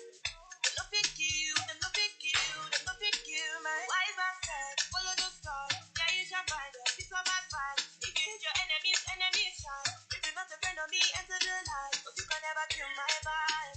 Cause here we don't sacrifices. Everything was taken, still had to make it. Vibe killer, me I no go take shit. Vibe killer, bloody Samaritan. Don't take my energy from your bad aura. My pastor say I be my healer, everything I desire. I go this easy, my rhythm, flow like a river. If you get jawa, come on one down. I go just para, come on my jigger. I go just follow my dreams. I'm feeling vibes on vibes. I'm sticking dynamite. After your candle light, you know I'm just that type. No, nothing you, my life. Nothing you, my life. I'm not joking, no one can stand them, no. Since 06, I've been writing this story. I know the OG, but if you ask them know me. I know the blow trees, only know you. Music chose me, just know this and know me. I get low key, but I'm never lonely. Sexy ladies,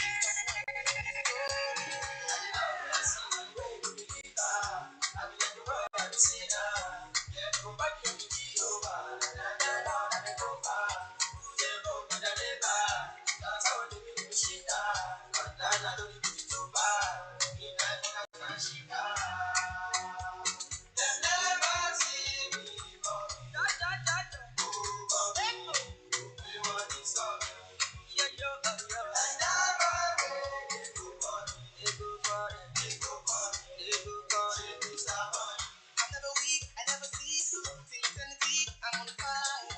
My legacy will not die. My family is for life. With them day, with them be. Them go great, them go star. Them go say, them don't know where to get some. Low key, I don't end up in roses. I'm not joking, no one can send them know me.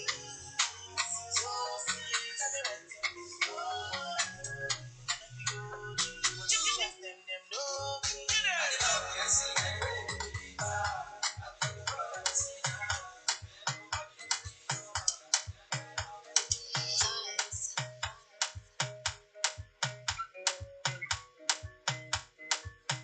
Another banger, baby, calm down. Yo, this your body, you put in my heart for lockdown. Oh lockdown.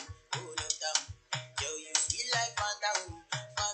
If I tell you say I love you, you know they for me yanga. Oh yanga, no tell me no. Oh. Baby, come give me your lo. Oh. You got me like whoa.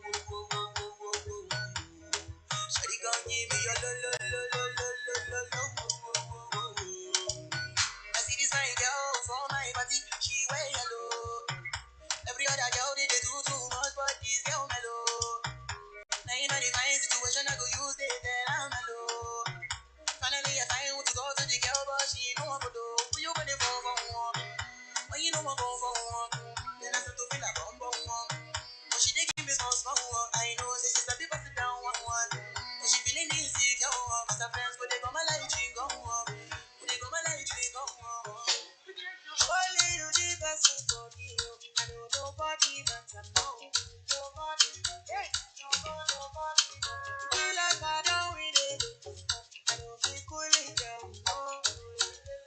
Put it down, baby girl, I'm with you, on holiday to Mozambique. Follow me go to Mozambique. Baby girl, are you on your way? She make every girl me come down. Oh, yeah, shake baby like I do overdo. But we don't trouble their timeline. Give them a reason to trouble their mental but make them fight for trouble their timeline. Give them a reason to trouble their mental but make them fight. Let the girl look at me. And I want to look at you. Put the tight in our mind. Put the tight in our mind. Let the girl look at me. And I want to look at you. Put the tight in our mind. Put the tight in our mind.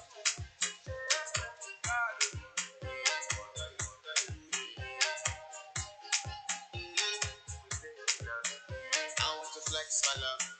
I want to bless. And I want to carry my love, baby. With this she loves. I want to bless. And I want to carry my love, baby. With this she loves.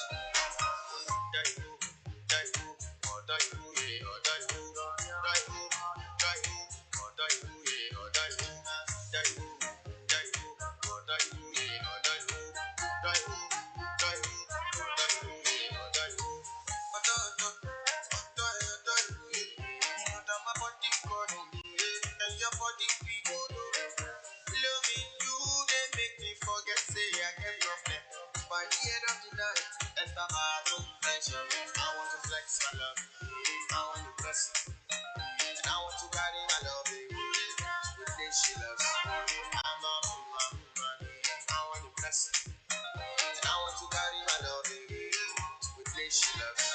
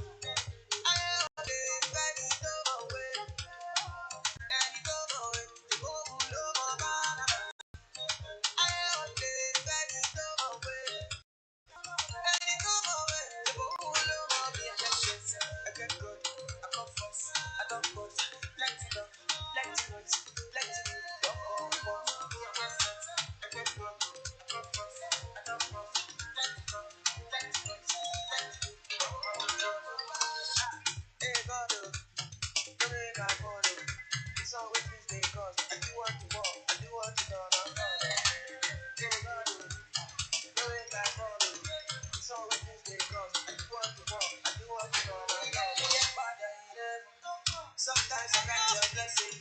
It takes to show for face. If you like to get time, church for love, kitchen for love, life for photo. Make them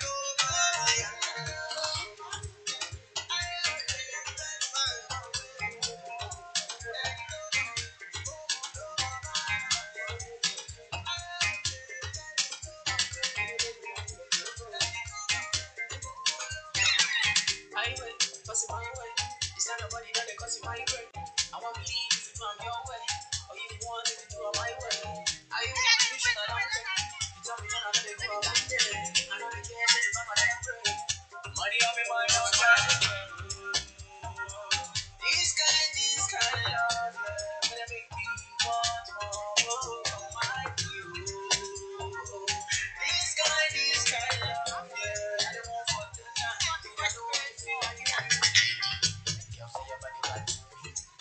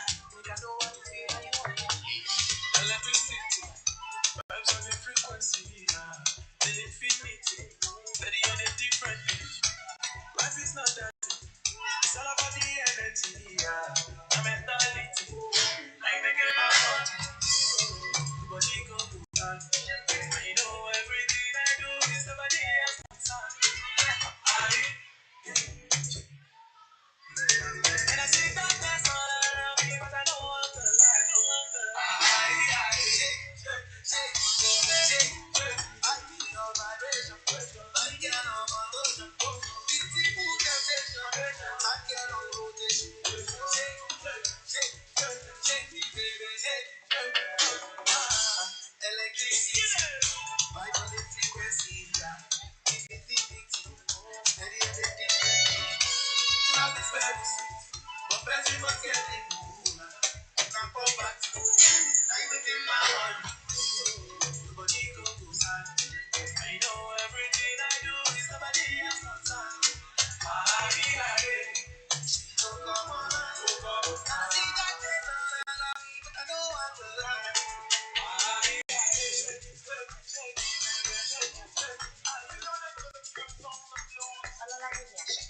Nakasumbala jano de westa mona, nya ufanya bazuka mona. Stop it, the waste time, stop it for to eat a man. Say baby don't find on YouTube shine mona. 1, 2, 2. Please bring it out. Ladies and gentlemen, can we return into the oil and settle back in? Our 10 minutes is almost done. Please, let's return back into our seats.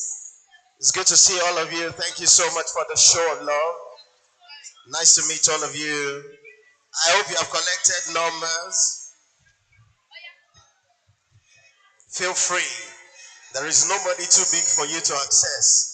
You have this platform, and that's why Convergence is here for you.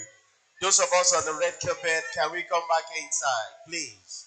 And settle back in. Let us settle down.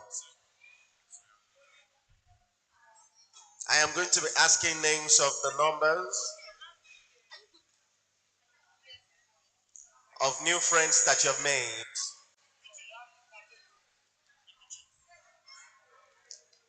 In the next 30 minutes, we should be done with, yes, hopefully. Thank you, Chief. I want to acknowledge all of our guests that have remained with us. Feel free, please. Feel free. But your time is winding down. Your time is winding down. I see you, my friend, Ashiwaju Kasali. Can we return? The welfare team, please. Let's get everybody back in.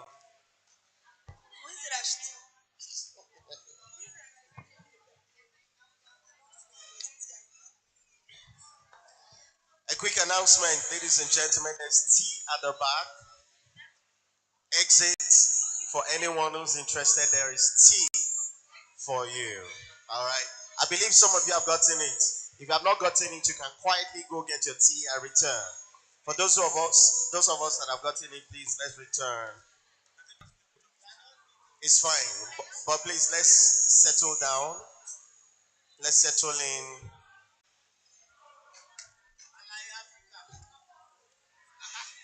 Let's settle in, ladies and gentlemen. Please let's settle down. Students, thank you so much. Let's not forget that we're at the Convergence, the 5th edition, and all the show of love has been mind-blowing. Maybe Blessing should get your mic and let's talk about the show of love. Yes. Okay, so our break is over. Please, can we come have our seats? I'm trying to run away from this sound.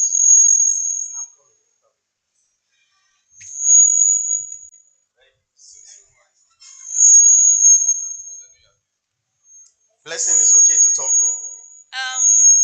There's an interference. Yes. All right, please, can we have our seats? We'd like to get into the final stage of this event, so we'll do a proper wrap-up, please. And thank you for the show of love. It was nice to meet a lot of you, even if, I would have loved to meet a lot of you, but I got to meet a lot of people. Yes. If you didn't meet them, maybe, you should meet them. We'll create another opportunity for you to meet them. Yeah, it was nice to meet a lot of you. And I want to believe you met someone today that you're inspired by. Can we please make our way into the auditorium? For those of us who are still outside, please make your way in. Please, that Convergence at the back, behind, under the gallery, can we break it down and return to our seats, please? That gathering behind, please let us break it. And thank you. Those of us who are sitting on the gallery, we acknowledge you. You are also a part of what we are doing. Thank you so much for being a part of the Convergence this year. Ladies and gentlemen, please return. Can we have the ushers, all executive, turn people back in? Please, all the ushers, help turn our attendees back in. And while we're waiting for everybody, yes, let's get ready for the pitching. The next on the agenda is the innovators pitching session. And the KTN representative, kindly get ready. We will yield the stage to you in the next 2 minutes. In the next 2 minutes. I am really interested in knowing what you have learned today. Students, have you learned anything today? Can I get your response? Have you learned anything? That's good. As much as I would love to. I'm also looking forward to the take home, not just from the university students, but of course, this very, very young, vibrant ones here, because we're looking to see that we have feedbacks that will tell us, yes, Convergence 2022 did impact something in you. And now, when you talk about learning, people think it's just about what is said. But I mean, from the activity here, I think you should have learned something. I'm somebody that goes to an event, and I'm learning from how things are done. I'm not just learning from what the speakers are saying. I'm learning from how this event was put together. I'm learning from how the MCs do what they do. I'm learning from how the moderators are doing what they're doing. I'm learning from the dignitaries that are just sitting down. Posture, courage, character. Don't leave anything behind. Beyond what has been said on this stage today, there is so much to learn. There is so much to learn, and one of the biggest lessons for me is the fact that even if you are ideating or proposing a solution, your solution has to be very unique. I mean, there's a lot of idea flying around, but to get the right kind of attention, your solution has to be unique. So please, I want to beg you. It's easy to say, I want to write a book. That's a solution. I agree. It's easy to say, I'll design a car or a vehicle. I agree, that's a solution. But then, also take extra time to work on the uniqueness of your idea. That's what's going to attract the world power to that idea and get you the support that you need. I also want to acknowledge all the tech clusters that are currently thriving in Ekiti. Ekiti is a place where almost everybody complains. It's boring, nothing is happening here. As a matter of fact, if you were born here, you want to live outside, you want to travel to Lagos, say Lagos is bubbling, or your state, Ibadan, is bubbling. Port Harcourt, Enugu is bubbling. Many of us want to go to Abuja, but the truth is, a lot of young persons are also thriving and doing well right here in the same Ekiti, and it's beginning to get engaging. So we acknowledge those of you who are doing exceptionally well and making sure that Ekiti is a name to be reckoned with. We acknowledge you. From some of the questions that we have gotten, I see a message to the organizers of the Convergence on what's next. We will definitely get that too. Now, I am sure a lot of people also want to know 5 years down the line, is it just about gathering people? Do we have testimonies from people who have attended Convergence and have done very, very well for themselves? I hope that we can take testimonies. But the number one testimony that we have in Convergence is the president of Convergence himself, Adaraniwo Oluwatosin. And I'm sure that he has gone through enviable heights. And many of us are proud of him today. He's the number one testimony.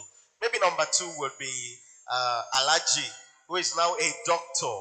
Dr. Alaji Sikiru Olowoyo, a scholar, a superb scholar, who is also on our team, who is one huge testimony. Another one will be my brother, Dr. Somi, Dr. Oluwa Somi. Many of them you will meet today. They're playing behind the scene. And one of them would be me, AY Nigeria. I'm also a huge testimony from the Convergence journey. So please, those of you asking questions, what has Convergence done? Do we have testimonies? If you want to hear what Convergence has done for us, meet with us. I feel like I'm just going to be the next testimony. Yes. I pitched you for that. I'm looking forward to it. Okay, so please can we have everyone come inside the auditorium? Please let We us need to move return. forward. We don't want to keep you here longer than planned, We but will then not. we need you to cooperate with us. We will not. We will not keep you here. Can we decluster the people behind there? Please come have your seat. If you're having a tea break, you can have it on your seat, please. So we can get this going. One of the unique things that I've come to also enjoy about Nigerians, young ones, is when they say go, they go all out. To come back now is usually wahala. Yes. But we will not have wahala in Amen. Jesus' name. Even though, should I even say this? Have you heard that Portable is coming to Ekiti State? It's still news already. All right. All the best. I'll be there, but you might not see me. Anyway. All right, so I don't know. This weekend is packed up. Who knows what event is happening this weekend again? Which event you don't know? Okay, the fashion exhibition is happening from tomorrow. Am I right? And why did you now forget? You of all people, you said which event? And then when I said Ekiti fashion exhibition, she was like, all right. I mean, tomorrow is a free event. It's a fun fair for family, loved ones. You can just come, chill out, take some fresh air. And for those of us who are fashion enthusiasts, come out, take pictures.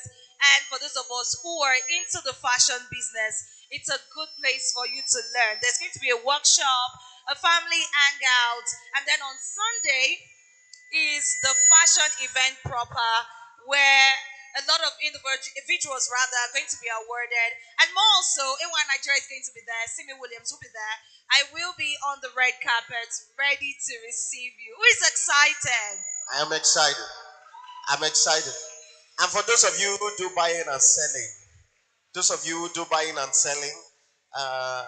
Ekisima is organizing Ekiti State Trade Fair, and it's going to be big.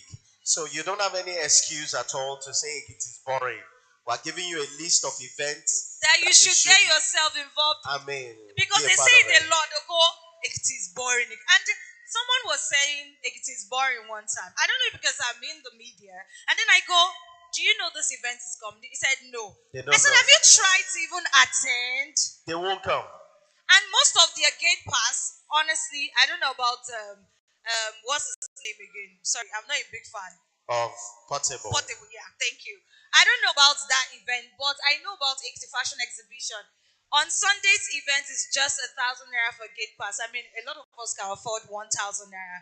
Just to come and sit down, network, see people, see. You know what I mean now. You should not miss it. All right, ladies and gentlemen, let's not drag further. Can we have Joshua Adedeji on stage right now? Joshua Adedeji, please come up on stage right now. We cannot wait. Please help celebrate Joshua Adedeji. Please keep clapping. We will take the innovators pitching session now. Thank you. Thank you. The last time I came here, it was morning, so I said good morning. But now it's afternoon. Good afternoon, everyone. I believe you've all had tea, so you can say that louder. Good afternoon, everyone. If you are still at the back of the stage, please return to your seats. Do we have some ushers that could help us grab people from outside? Okay. If you are still outside, grab 2 or 3 of your friends and let's return here. So at this stage, one thing we're going to be doing now is to run a pitching session. So like I said in the morning when I came on this stage, I had mentioned that our role as an organization in the ecosystem is to support innovation in any sector. And in the last few days, we've been working with some of these innovators that went through an application. We had about 70 applicants and we shortlisted 10. And they've gone through training sessions with the Enterprise Development Center of Palanfati University in the last 2 days. And today we are going to be having a top 6 of these innovators actually pitch. What they are doing right here, we have other partners, from our UK partners who are actually joining online. And one thing we are doing with them is to actually create platform for them for a long-term engagement.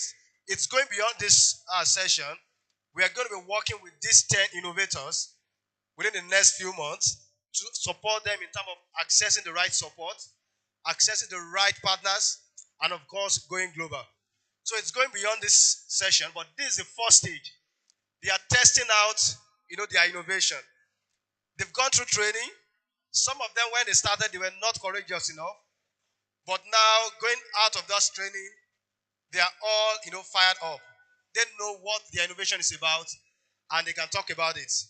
And one thing we're going to be doing after each of the innovators' speech, we're going to give 1 minute to actually ask questions. They will pitch for 5 minutes. You have 1 minute to ask questions. And the questions we are hoping to come from some of our panels just to help them to better their ideas. So I will start with the first person. I will only call their business name, and I hope they are all on their seats. Are we ready? Woo. Are we ready? All right, thank you. Just a minute, let me bring that up.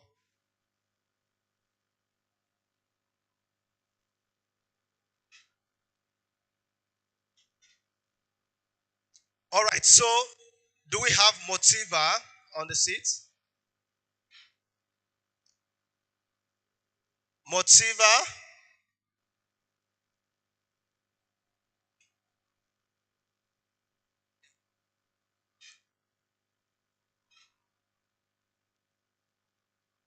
Motiva, you have 30 seconds to be here, and after 30 seconds, that's it.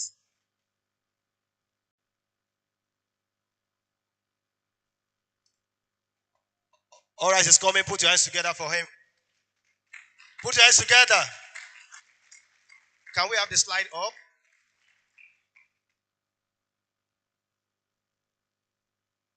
Yeah, please come up.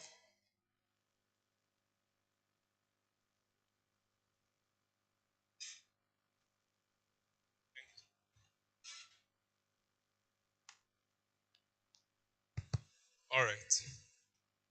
So it's a good thing and a bad thing that I'm the first person.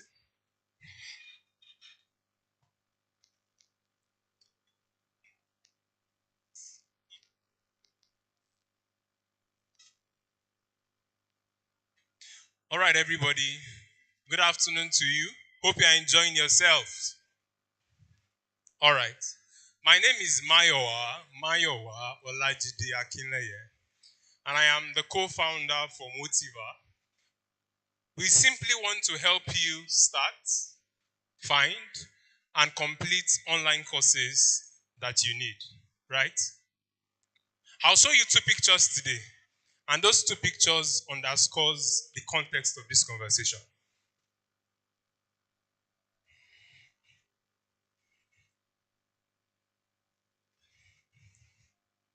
All right. Did you get it? Okay. So the problem is simply that quality education is something that is abysmal to access, especially for a lot of poor people. Because the alternative that provides quality education are private universities, which are very expensive. And data tells us that 2 in 3 Nigerians are poor, according to the new NBS report. Digital education is the alternative that can bridge education to these individuals at affordable rates and also at quality. But data tells us that 1.3 billion young people do not have access to digital education. And 2 in 3 of those people are in rural communities like Ekiti. Even among those that have access, there is still high dropout rate. So it means that if 10 people start an online course, only 2 people will finish at best. And that is the core of the problem we intend to solve at Motiva. What are we doing? We will offer learner support services and be the easiest way for users like you to find, to start, and complete online courses. Our work basically will help improve the quality and efficiency, as well as improve the distribution of online learning for people who are disadvantaged. So how do we intend to do it? In traditional classrooms, there are three fundamental pillars: incentives, accountability, and community. These pillars help make traditional learning effective, but they are totally absent in digital learning. So we have designed and implemented a framework that takes learnings from these three things, take elements from them, and we intend to deploy it into digital education. How are we deploying this? Through software. So we'll design and build a software solution that will execute on mobile app and web, as well as through offline community centers. And this is how we intend to distribute. Move on. So the question that is now on your lips is, okay, this is what you want to do. Can you make money? We can make money. We have 4 identified revenue sources: affiliates revenue. We can also we are charging user subscription fees. Donors can give us money as well as monetize our data. So e-learning platforms will pay us a commission so that we can drive enrollment and competition on their platforms. Who are our competitions? We identified 3: ClassCentral.com, Plural Site, Ingressive for Good, and HNG internships. So ClassCentral.com simply aggregates courses, right? But they do not give you support, and that is something that we do that is unique on our end. Plural Site and the others only offer support to only tech communities. We want to offer support to all type of learning in extension to degree programs. Move on. So have we tested this? Does it work? We have tested our framework, and with our framework, we have executed 3 batches of training.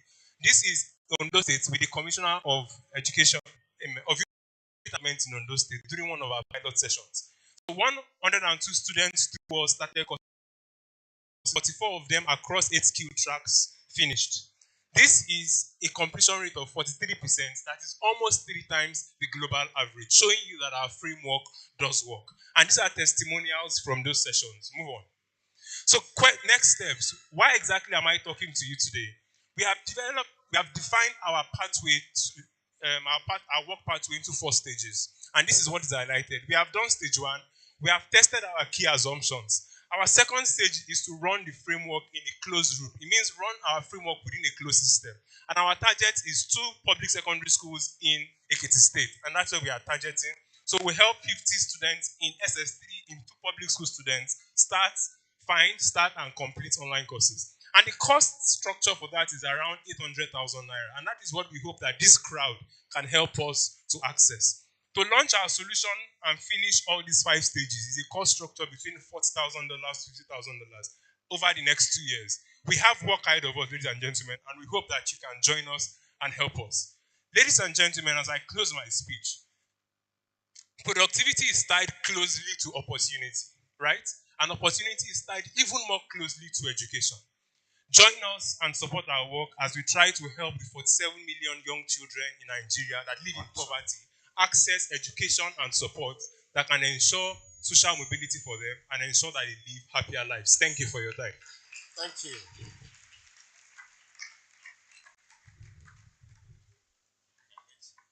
All right, we have 1 minute to take questions for him, if there's any.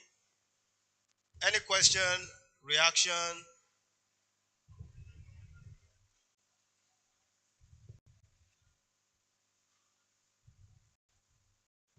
Thank you very much. Quite very innovative idea you have.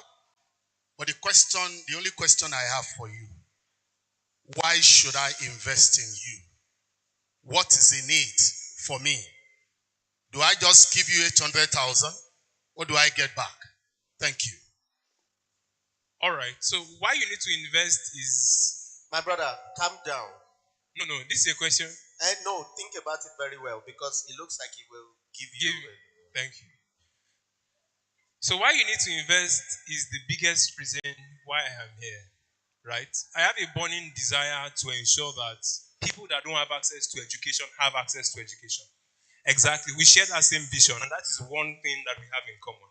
The second thing that we have in common is you're contributing to this phase of innovation ensures that we continue to build out a solution that will ensure that access to education for millions of people beyond Nigeria. And that is what that next stage enables. Your 800,000 naira enables that, and that is value for you today that can translate into value for you in form of equity or whatever forms tomorrow. Yes, I've explained. Now we can't give you equity because basically we are still building out what we take to market. But eventually it will translate into that because you are a priority investor. Thank you very much. Just go ahead and exchange contact. Can we clap, ladies and gentlemen? Mr. Josh, please, I'd like to just break in for a bit so that we can have KBS's speech. Sorry, one question. Okay, so, okay. Motiva, at what stage are you? Are you registered or you just in idea stage?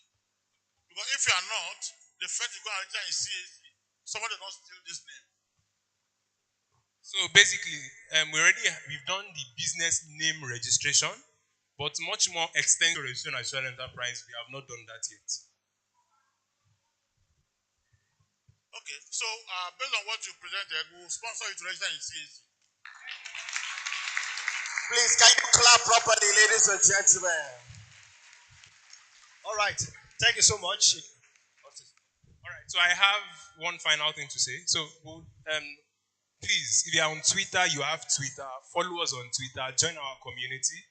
A link will be projected later. Please also ensure to fill that link. It was a pleasure to speak with you. Have a wonderful event. All right. Thank you. And all innovators, they have a stand outside. You can also engage with them, learn more. You can see some of them have their products, so you can learn more about what they are doing. So there's been a request for us to pause on this so that we can take a goodwill message from our father in the house. So we're going to take a quick pause, take his goodwill message, and we can move on in the pitching session. So ladies and gentlemen, we have the representative of the Oni Adimula of Ife in our midst, in person of the Soko Omoni of Ife land, Soko Kimade Olubaju. Shall we rise as he comes up on stage briefly for his remarks? Let us clap, ladies and gentlemen.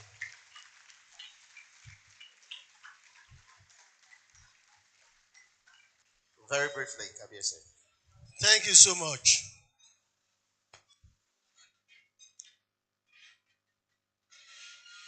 I bring the warm greetings of His Imperial Majesty, the Oni of Ife, Ojaja II, Oni Adeyeye Enitogunwusi.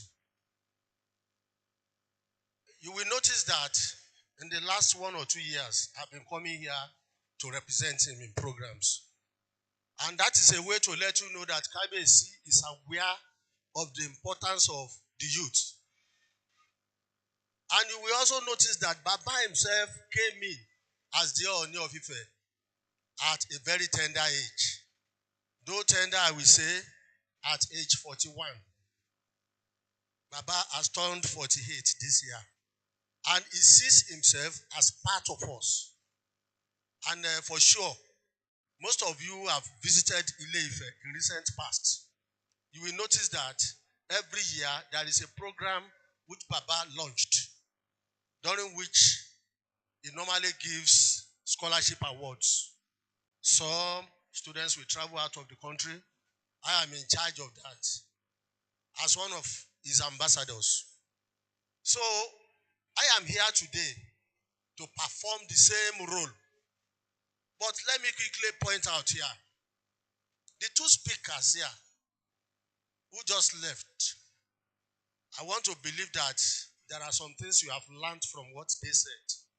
There is no way we will not need the youth in future.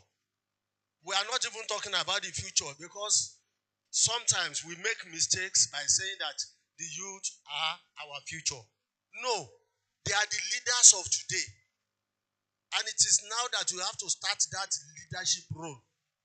You have to start playing it. Here, I want to pass this message. There was a question that was put to one of the speakers. That, is he working in tandem with Godfatherism? It was a very hard question to answer. If you notice very well, you will see that they found it difficult to answer that question perfectly. There are some of these leaders. When you choose a leader, the leader becomes a dealer.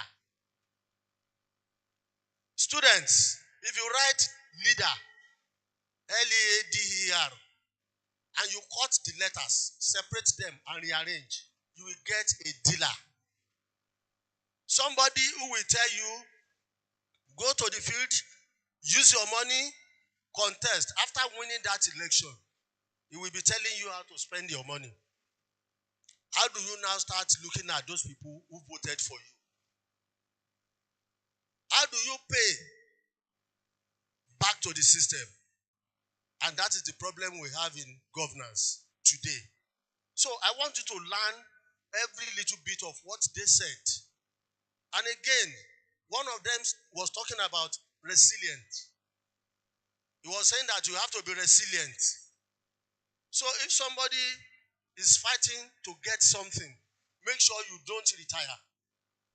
And there is this saying that says, if you aspire to acquire your determination, please make sure you don't retire, you refire.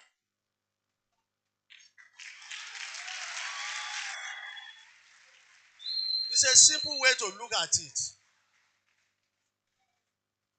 You are aspiring to acquire your desire. It will get to a stage you will want to say you want to retire. But I am saying, do not retire.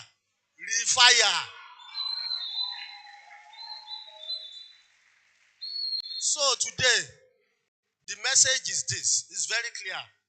There are times when I come around there, I normally tell the organizers of this program, there is the need for you to come down to Ilefe, hold some briefs with KBSC, but no sooner than I left, that thing becomes a thing of the past. Nobody is talking about it again. There are things we have to gain from that man. He's seated there.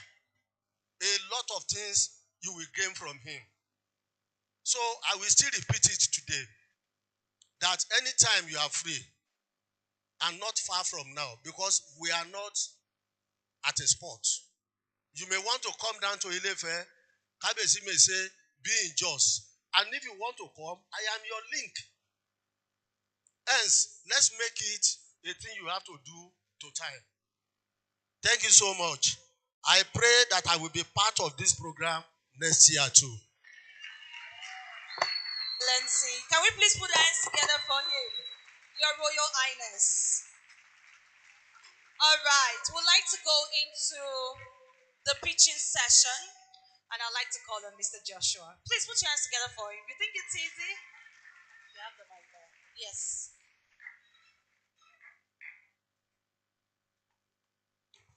All right, thank you, sir.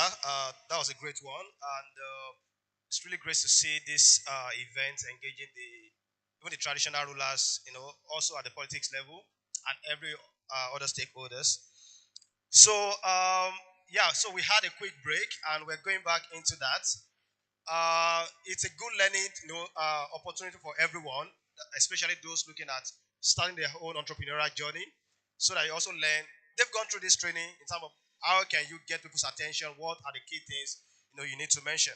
So the next innovator I will be inviting at this stage would be Health City. Do we have Health City in the room?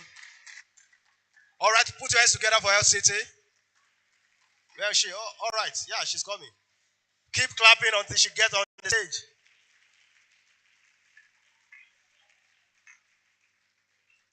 Keep clapping.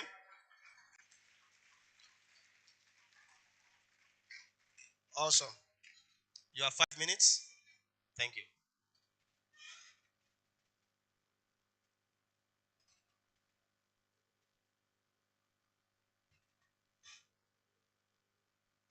Good afternoon, everybody. My name is Uraola Igoro, and I will be representing the health city here today. First sexual experience. He tried it, but unfortunately for AO, he contracted sexually transmitted infections. But what did he do? He kept to himself. He did not know, even if he wanted to speak to somebody, he did not know who to speak to. So he kept to himself. 6 weeks after, he was forced to go to the hospital because the symptoms worsened. And what happened? He was diagnosed with secondary syphilis. No doubt, AO will spend more money and more time in his healing process. On a survey we carried out during a peer-to-peer training of young people, we noticed that 60% of young people, they get unverified sexual information from the internet, and the worst thing is that they actually follow them. 90% of adolescents cannot access these sexual and reproductive health services. Why? Because they can't afford them. 40% of new HIV inventions and STI occurs among the young people. You agree with me that we have less than 100 youth-friendly centers in Nigeria, and also 1 out of 5 women will give birth or have children before the age of 18. From AO's story and this report, we can gather some problems that we identified. First one, lack of access. Second one, fear of stigma. Another one, cost of service. And the one that AO falls under is what? Ignorance. And today, I present to you our solution, the LTT app. With this app, you can have your personal doctor and your sexual health consultant in the palm of your hands. How? Through your mobile phones. With this app, young people, adolescents, everybody in general can access sexual and reproductive health care services at the comfort of their homes. What does this service, what do we intend to offer? One, you would be able to purchase sexual health related products from the application. Two, you would be able to receive verified information from the app. Three, we also offer on-demand teleconsulting. If people want that safe space, so we are providing that safe space. How do we plan on making money from this? What's our revenue model? One, there's going to be a service charge on your consultation, very affordable, that an average person will be able to afford. Also, we are going to partner with sexual health related healthcare providers that are going to partner with us, and when we refer you to them, they will have our own court, while they also will have their own court. Also, on the long run, we intend of advertising for people, healthcare organizations in particular, also on this application. As of today, the LTT has given health information, sexual health information to over 10,000 people monthly through our social media platforms and our website, thelttonline.com. And we have also reached out and connected to 55 people through chat box on our website. Target markets. Who are we looking to help? Who are we looking to give this access to? 70% of university communities, 20% out of the university communities, and 10% others. How do we intend to do it? What's our go-to-market strategy? The key one is campaign. Campaigns through posters, billboard, flyers. We are going to your university. We are meeting with your stakeholders. And then they know what we want. We want to come and sensitize the students about sexual health-related services. In this industry, we have competitors, among which are my paddy, honey and banana, whisper. They all do the same thing. But what do we do differently? This is first, product differentiation. We are keen on patient-centered care. We want you to have that safe space that we crave. Another thing is community building model. Since the advent of the health city, we are all about building communities. We don't want our customers to come and go. We want you to come together. When we are expanding, we are adding more people to the community. Health center linkage. We understand the importance of referring you to somebody. We understand the importance of labs or pharmacies. So we are going to connect you with that linkage between you and that pharmacy and that lab. And also affordability. There is even going to be buy now and pay later for the healthcare products. And it's going to be affordable for an average young person. Today, we ask our potential investors and partners for $15,000 for our product developers to get the app up and running, to pay our software engineers, our back-end engineers. And this fund can help us to scale from just the chat box on the website to a full-blown app. We'd like you to meet our team. Odolala Binton, the team lead. Olatubosumo Bolaji, our project manager. I am Igbodo Urala, the committee manager. And Dr. Yanu Bankole, our lead medical team. On a final note, I say to you, join us. We are passionate lifesavers at the Health City. Join us as we save lives. Be a part. Help us put every young person's personal doctor in the palm of their hands. Thank you. Thank you. This is really important. And I mean, you know that health is wealth. Personally, I broke down yesterday, just from loads of stress, travels and all that. And the first thing I had to do, when I came in here this morning, we have a team outside, so you need to talk to them. I think it's also part of their team who are conducting, quick health check and all that. So I had to check my BP. I conducted, sugar test and all that. They're out there. You can use them, and it's free. Because I broke down yesterday, you can hear from my voice, malaria and all that. But I needed to know how I'm faring. So it's really important. And we have 1 minute to take quick question from the audience, from the front, or from anywhere. Any question for FCT? Or it looks clear? Any reaction, even if it's not question, it could be you commending them. All right, please come.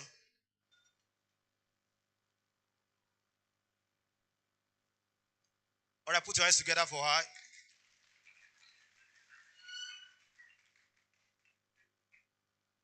So my question is, should we only consult you for sexual issues, or there are other issues that we actually face now we can consult your help? Thank you very much. The Health City's website, the healthcityonline.com, we actually offer educative content about sexual health, mental health, fitness, and diet. But for this app, we are scaling. When we saw the demand on the chat box, the demand was high for sexual health. So we decided to scale that chat box for sexual health, for people to ask and have that safe space concerning their sexual. But if you want to know about your mental health, your fitness and diet, you can consult the website and somebody will surely answer you through the chat box. Thank you. All right.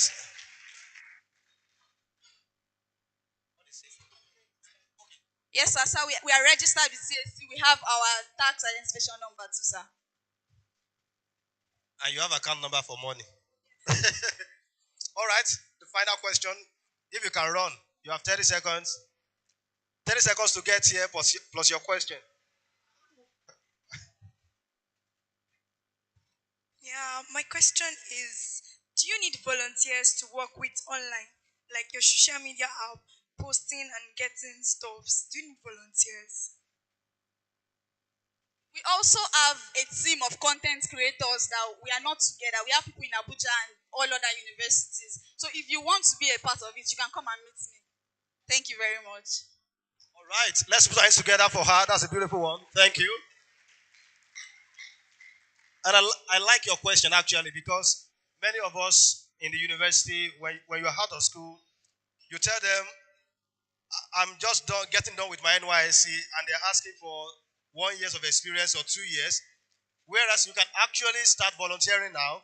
That's why you have enactors, ISEC, JCI, and other businesses. So they are out there. Talk to them. Some of them can actually take volunteers on their products. So feel free to talk to them and see how you can gain experience through them. So the next person I will call, the next innovator will be Rice. Please put your hands together for him. Your time starts now. Thank you very much. I was in a program like this, and a friend of mine were having a conversation, and then he called me a small fish. Of course, technically, it was right. Not because of my size, obviously, but because of the field where I do business, the rice industry.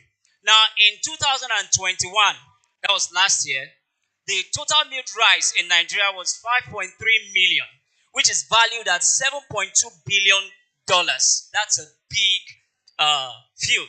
And of course, despite the borders and all the issues, Nigeria still imported 2.4 million metric tons of rice, according to USADF. Now that brings me, why can't I tap into this market? It's because I'm facing some problems which other rice millers and processors are also facing. And what are the problems? Access to paddy all year round. Most millers only make use of 50% of their facility within a year. Another issue is storage. They don't have the capacity to stockpile paddy to work with. Also, farmers, they don't have the access to finances when they need it. Most of the government programs, they provide the finances after the farmers needed it. So with all of these problems, it also led to cost of rice. It contributed to the price of rice in the market. I believe that last time I bought rice is 35,000 to 45,000 naira per 50 kg bag.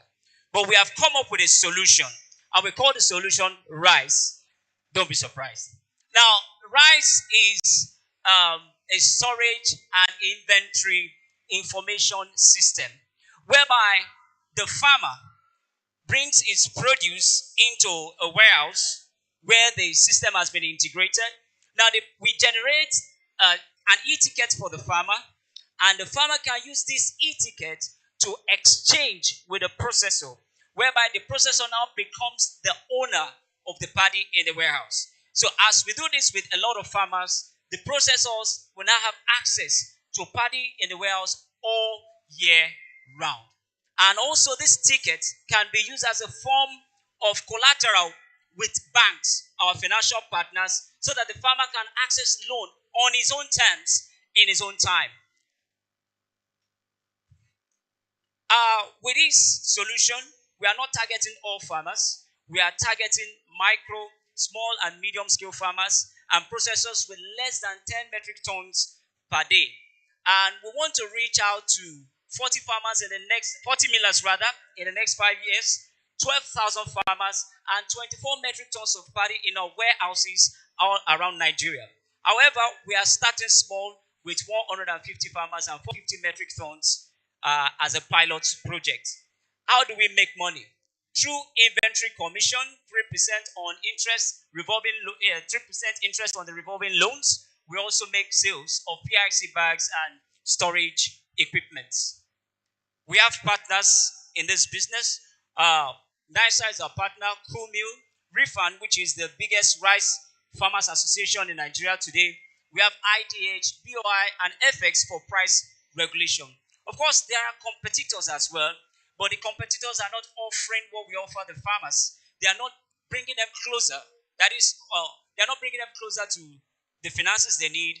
They are not also bringing the paddy closer to the processors. That is, all other storage facilities that are not using our rice system.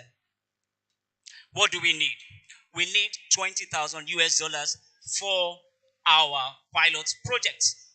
We'll do warehouse leasing. We'll develop the system, that is the rice management system. Overheads and other operations will be involved in this. Of course, I am not doing this alone. I'm doing it with a team. And here is my team, myself and Bayo Ayodele. Thank you very much. On the final note, I want you to join me as we empower our farmers to be able to produce more food so that we can feed nations. 2050 will have 400 million people living in Nigeria. Someone needs to make food available for them. Thank you so much. All right, thank you so much for that. That's a beautiful one. Any question from the audience?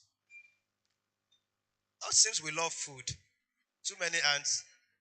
All right, so let me start with you. You have 30 seconds, your question, and to get here. And then I will come to you. Sir.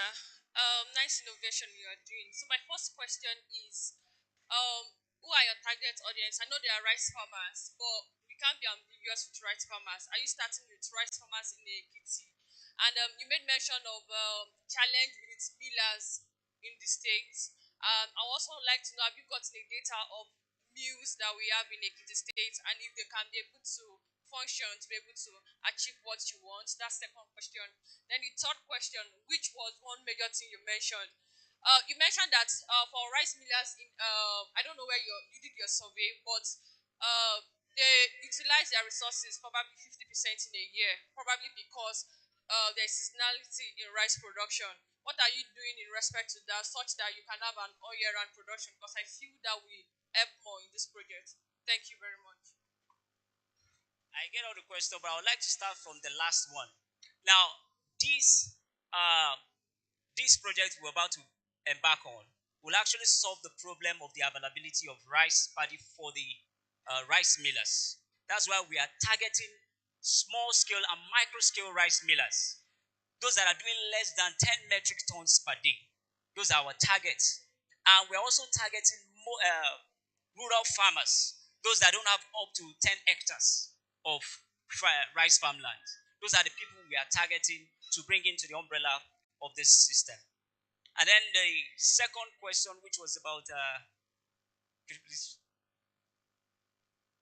Okay, the facility, that is the how we got the data. Of course, I've been in the rice business for a long time now, so I can connect with close to 5 rice millers in Ekiti today. We are experiencing the same problem, and I know that Riemann already has about 80 rice millers in the association who are also having the same problem. As a matter of fact, I know one who brought his equipment to my factory because there was no paddy to process for him. So that's the problem we are facing as rice millers. Have I done justice to your questions? Thank you. So you can actually meet him after this session so that I can get. So I'll come back to you. Yeah. You have 20 seconds to get here and to ask your question very quickly.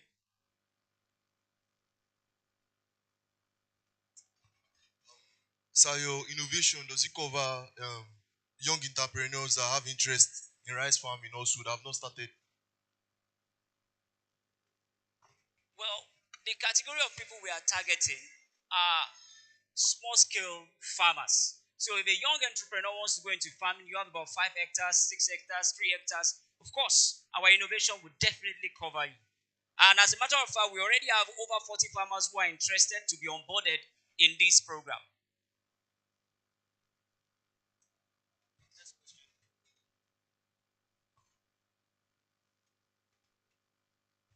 Thank you. Quite an innovative innovation. But the question I have for you, considering the problem of logistics in Nigeria, and with what you have said, that you are not just looking at Ekiti State, can you mention a particular location where you intend to start with? Because if you are not looking at Ekiti State, you're looking at other states. Does it mean you're going to have multiple warehouses? Have you factored that into it? Because it's very important. And are you also aware that there is a large, the largest rice mill in Lagos State? How do you want to take advantage of that? Thank you. Thank you so much, sir. For the pilot project, we are starting with Ekiti. As a matter of fact, we have identified Adu as a pilot. Yes, we have identified Adu for the pilot project. As regards the largest mill in Lagos, they are not our business. We are looking at people who want to upscale, but they are less than 10 metric tons per day. Lagos is doing a large volume. We are not interested in Lagos. We are interested in small scale millers who can upscale, who can actually benefit from these 7.2 billion US dollars. That's what we are targeting. Thank you, sir.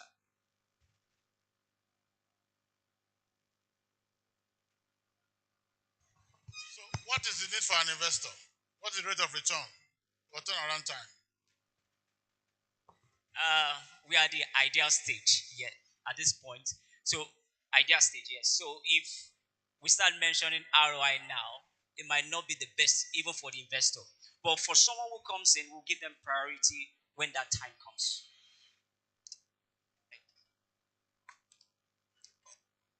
All right. Thank you so much for that. Can we put our hands together for him again? If you need to learn more, please talk to them out there. Thank you. All right. So I would go now to ORMD Data Lab. ORMD Data Lab. We only have 3 to go. After this, we have just 2, and then that will be it. Put your hands together for him.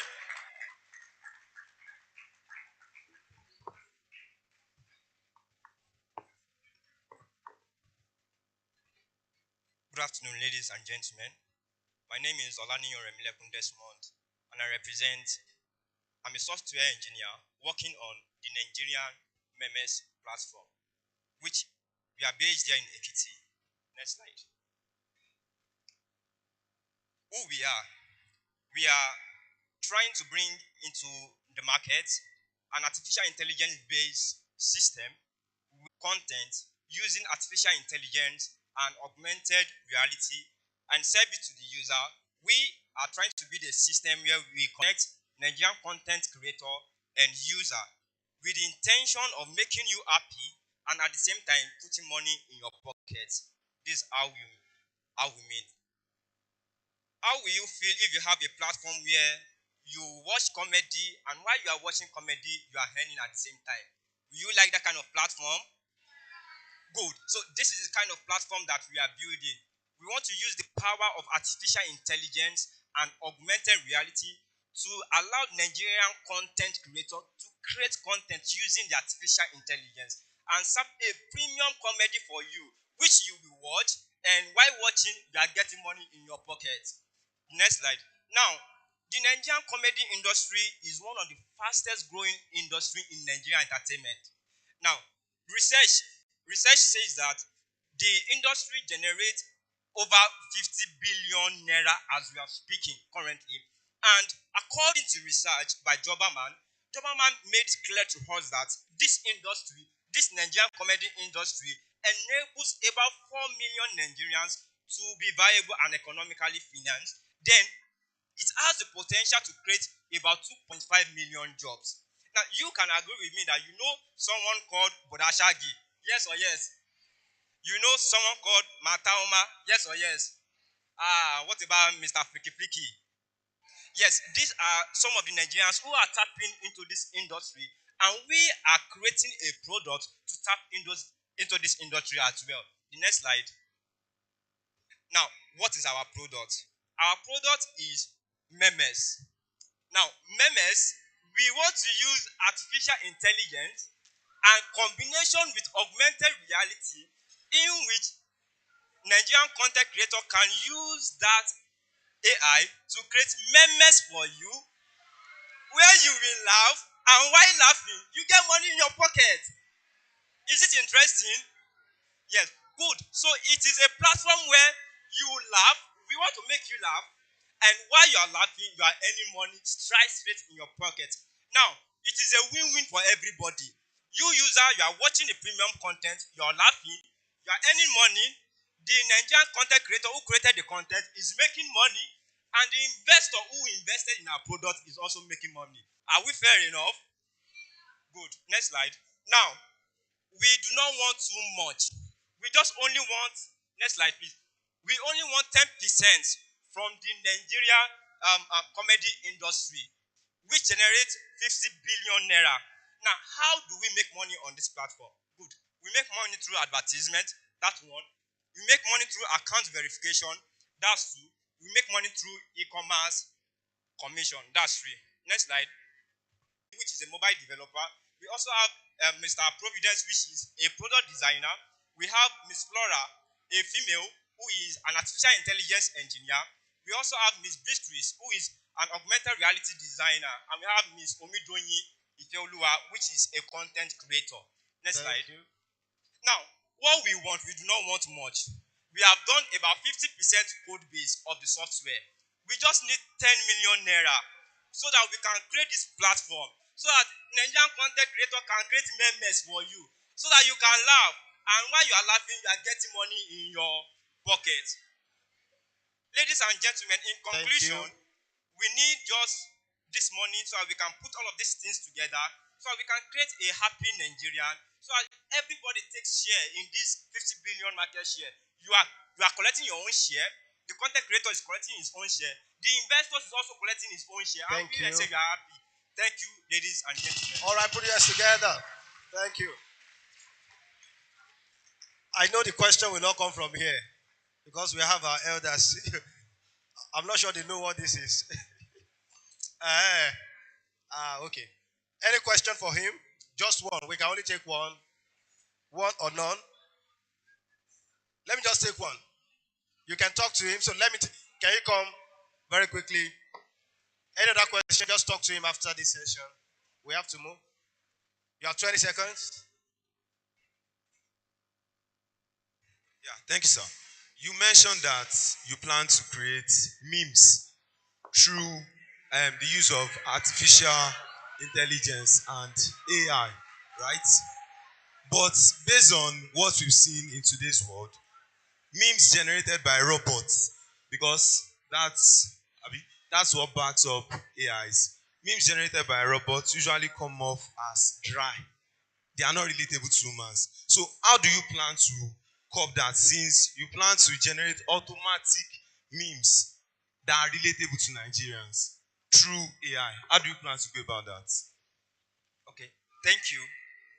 Yeah, robots functions as a result of the power of artificial intelligence. Then we as I personally as an artificial intelligence engineer, we have this knowledge of allowing you create um, um, life scenario and put it in a way that will become real. And the world is going into metaverse. That's why we are introducing augmented reality into it, where you can be live in this auditorium. Let's say we are having this convergence, and you can use our product to create a video which will translate you into the future and change the environment using augmented reality. So we have the expertise how we can use AI and AR to fashion out memes, as you have said. But we are not targeting only memes. We are targeting content. So it's not only memes. We are also using AI to develop content so that users can get premium comedy. That's just what we want to do. We want to make you happy and relieve you of stress. And we don't like stress. Just relieve you of stress. So we have the expertise how we can convert those codes to make you draw a meaningful conclusion, a beautiful content from whatever things, whatever event, whichever places you have. That's what we are trying to do. Thank you. All right, thank you. Put your hands together for him. You can talk to him outside. And let's go straight to Tech Ed. Tech Ed. Put your hands together for Tech Ed. Keep clapping until he gets here.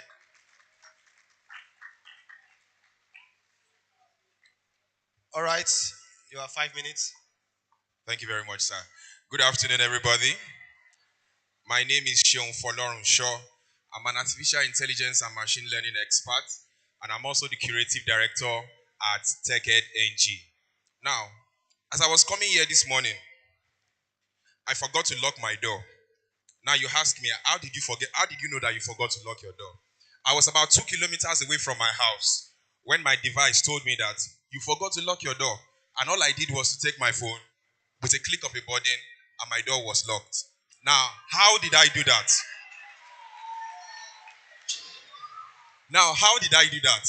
With the power of artificial intelligence. Now, what is artificial intelligence? Artificial intelligence is a device, an hardware, or a software that can acquire and apply knowledge without human input. That is, think and act like a human being. So, and there is already a research that by the year 2045, artificial intelligence will have completely exceeded human knowledge. Thank you. And if you can see, I'm holding a device. This is Alexa, an artificial intelligence device that helps me to automate my home. Now, there are already companies that are doing this. Alexa by Amazon, Google by Google, Siri by Apple, and a lot more. But why am I coming here today is because we are TechEd, we are trying to make these devices accessible to the Nigerian environment. And how we're going to do that? Easy access to these devices through our online platform, our online marketplace platform, creating streamlined package curation packages, seamless installation services, and free after-sales support. And all these at affordable prices. You can see the prices there. We have created this to be accessible to us. Our target market is not, we are trying to say, okay, it is not just for luxury. It's not just affordable for people that want to have luxury or for people that are tech savvy. I cannot be tech savvy. There are old people that are using this. There are young people that are doing this, that are using this, and they are not tech savvy. Next slide, please. Next again. Now, target markets are children, adults, elderly adults, and people with specific health special needs. We are looking at people that are bound to a wheelchair. Does that mean that they cannot be able to use these devices? No.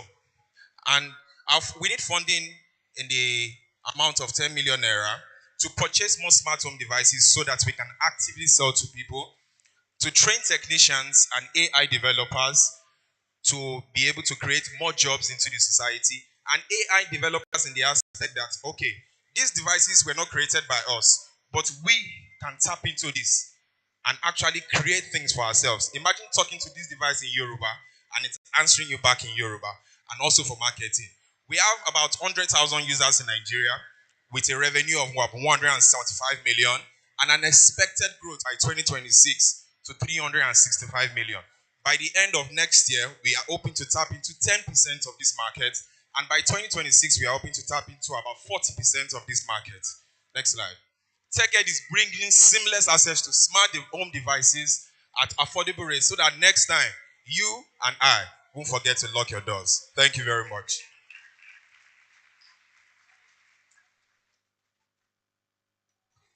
All right, thank you for that. Any question for him? When he said he forgot to lock his door, you were amazed at how that happened, and he did that on his phone. All right, Siwa. I'm coming. We can take 2 questions. Tiwa, you have 20 seconds, both to walk here and to ask your question.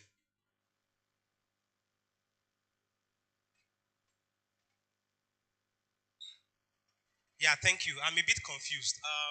So you said the devices are not yours, and I see the likes. You said the devices, like the device, they are not yours.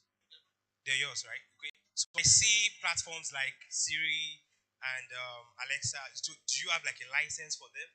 And you want to create local developers or something like you're looking for developers to create local versions of Alexa, Siri, and the like. So what exactly are you doing currently? Thank you very much. I said we are looking to get AI developers, to train AI developers. This Alexa is an open source device. You can tap into it and use it for whatever you like. Like I said, these devices are not created for our ecosystem, but we can become AI Alexa developers and create for this ecosystem. You get? That's it. All right, you can talk better about it. That's a question coming from a tech person as well. Any other question? Just one more. You've asked question before. Any other question? Okay, just come. 10 seconds to get here and to ask your question. So, does the product cover those that are visually impaired that can't see? As far as you can talk, you can operate this device. Thank you. All right, thank you. Put your hands together for him. That's a beautiful one. Thank you. And the final one for today, the final innovator for today would be Geeks Dev. All right, put your hands together for him. He's been multitasking. He's been working on the slide for others, and he's also coming to pitch. All right, use your energy to clap for him. You'll soon go. All right, welcome. 5 minutes. Good afternoon, everyone. Slide, please. Now look at this picture, the man and the product. This person is Blake Mikoski, and he has a product. That's the product right there. It's a Tom's shoe. And he said something. Please, no, back.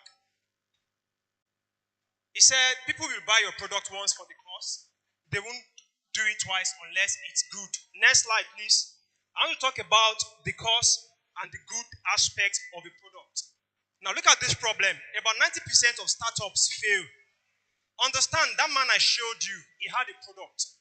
Until now, he's still thriving. How did he do it? And look at these statistics. 10% of startups fail within the first year. Failure is most common for startups.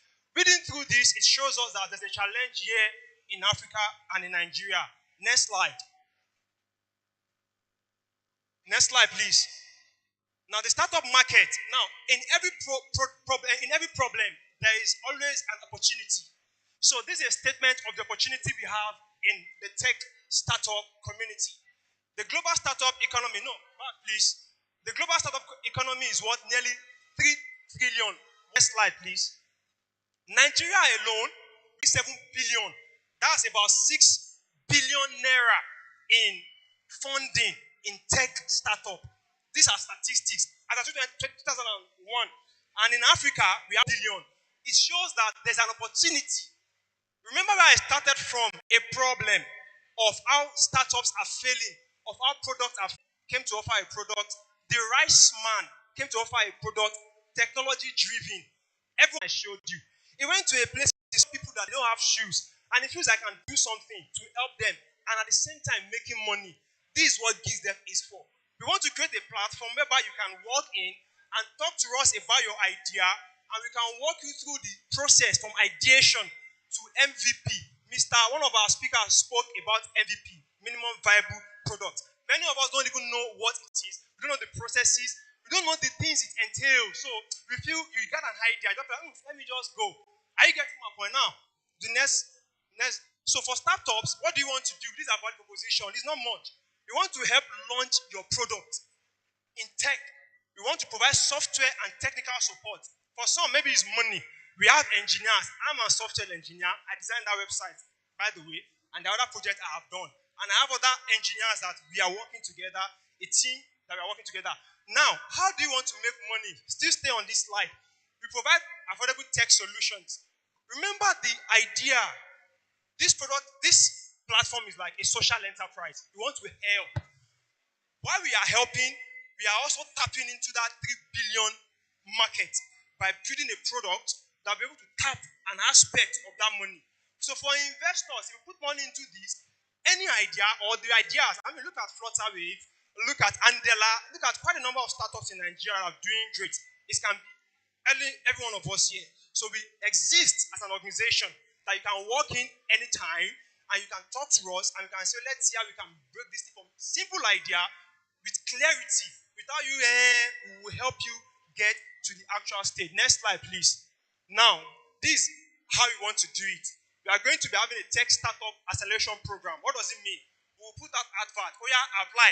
Because we have investors, we have people that are interested in tech, that understand the opportunity in tech, and that are willing to put money into it. So when you come, we will help you through that acceleration program and see to it that everything you want to do is accomplished and achieved.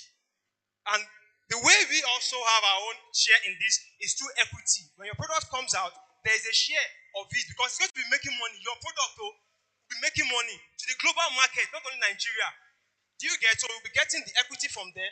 Investors also, that they asked about equity earlier, these are means that you get your money back. But remember, we started from helping. Just your idea, a place you can go to. Do you understand? The last slide here. In a nutshell, the best way to predict the future is to create it. He spoke about AI. Someone spoke about robotics. All these things. We need a space where we can do research and have more products from Nigeria. Thank you very much. Any question? No? Are you tired? All right. Just one question. All right, very quickly. You have 8 seconds. 1, 2. Good afternoon, everyone.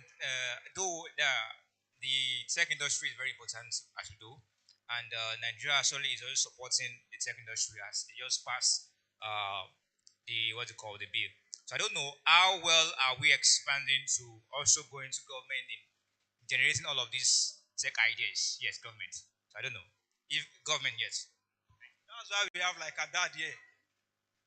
Oh, sorry. Daddy asked me how much. I didn't mention.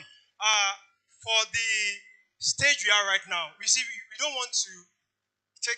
Okay, don't let me say this. Maybe but for now, very quickly, sum of just 2 million naira will help us secure some spaces and some gadgets, some things. Yes, just 2 million naira will help us do that. We want to start from there because we don't want to get money and no, we want to build something from the scratch that will worthwhile, that will last, real product. Thank you. Have you answered the question? Daddy's question. I didn't mention the money. So for you, that's why we have our daddy here. We're partnering with the government on this, and that's why they are here to also support us on how we can make this a reality. All right, Grants will be coming. There are people here from Lagos. I have from Lagos. This is one of them. They are here to take us on this, to help us from where we are to make it a reality. Is that okay? All right, thank you so much for that. This is the end of this session. Like he said, our role in the ecosystem is actually to support. We're going to be supporting them through the Enterprise Development Center of the Pan Atlantic University. There are times go sure, to the university in Lagos for them to meet investors, look out for opportunities, and there are times I would not promise there could be opportunity to actually interact with other innovators, in the UK because usually we conduct, exchange programs, between the countries where we're from and the Nigerian innovators. So thank you everyone for being attentive and thank you for asking your questions. And You we'll see can you do again. better. Put your hands together for Mr. Joshua. Thank you very much for this session. Okay, he has something to say. While we're waiting, we have come to that end. But we'll take Chief's comment. This event is co-sponsored by IUK KTN, and we have an MOU with NASIMA, the national body. So, being the fact that this is from Ekiti, and from Ekiti, we are going to also get them to present, to pitch to the national chambers of commerce. That's a huge opportunity. Yeah, where we have investors all over Nigeria, and I can assure you that most of them will be immediately. Thank you. All right. Thank you. Thank a you round very of applause, much. ladies and gentlemen. Thank you very much, sir. Thank you. Okay. The Convergence. We are almost done, so let's do it better. The Convergence. I want you to say it like you mean it. A new Nigeria is possible. The Convergence. Distinguished guests, ladies and gentlemen, thank you for your time. Thank you for your patience. Thank you for being a part of the journey thus far, the 5th edition. But before we do the final thank you, I'd like to remind you again, on social media, conversation is ongoing, and I want to promise for everyone that has taken time to write their questions, we will take the questions to Twitter and respond to them. Twitter and Facebook. We'll write out the question. We will respond to them adequately. So please be on the lookout for the handle Convergence NG on Twitter and the Convergence also on Facebook. I don't have access to my phone. Ladies and gentlemen, I think it's important that you do not forget to also share with the official hashtag the Convergence 2022. It's important. Ladies and gentlemen, wrapping up right now, I want to bring up on stage. I remember I mentioned his name. It's one of those testimonies that Convergence has Dr. Alaji Sikiru Olowoyo for the closing remarks. A round of applause, ladies and gentlemen. Doctor, where are you? Please come forward. Let's keep clapping. Let's keep clapping. Till he gets here. And we want to, while it's coming up on stage, we want to thank KTN for the support.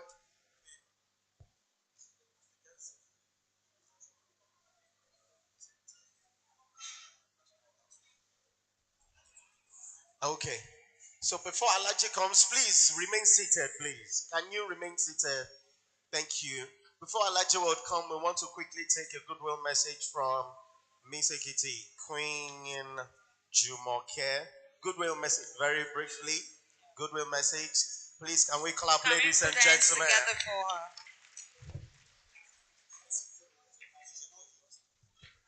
And while she's coming up, please let us celebrate ourselves. Let us clap. Let us clap. Very important announcement. There is food. All right. So please do not be in a hurry. We do not want it to lead to waste. In 2 minutes. Good afternoon, everyone. The Convergence. I can't hear you. Are you tired already? The Convergence. All right. I would like to thank the organization, the team, for this wonderful opportunity, and also my brand for the opportunity to say something here up on stage. I would just like to say that being in this office is a very great privilege, and I would really try during my tenure to make sure that there are opportunities for this kind of seminars, for different aspects of what you do, for entrepreneurs, for people in the line of tech, if you have startup businesses, and several other things. So we can meet like this to have people that you can talk to, people that you can ask questions to for greater exploits in whatever it is that you do. Thank you so much again for this opportunity.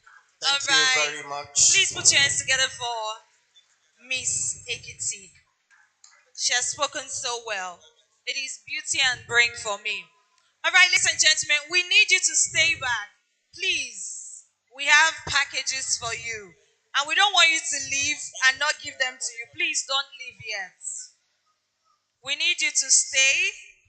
We still have package for you. We have packages actually All right. for you. And then we'll quickly do this and take another goodwill message, the final one from the National Youth Council of Nigeria.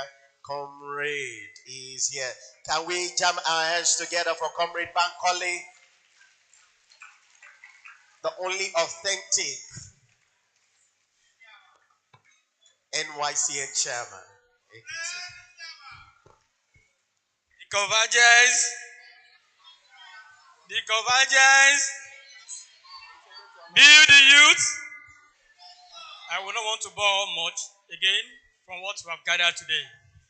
What have I gained today? What about you? Have you gained anything today? I cannot hear you. Have you gained anything today?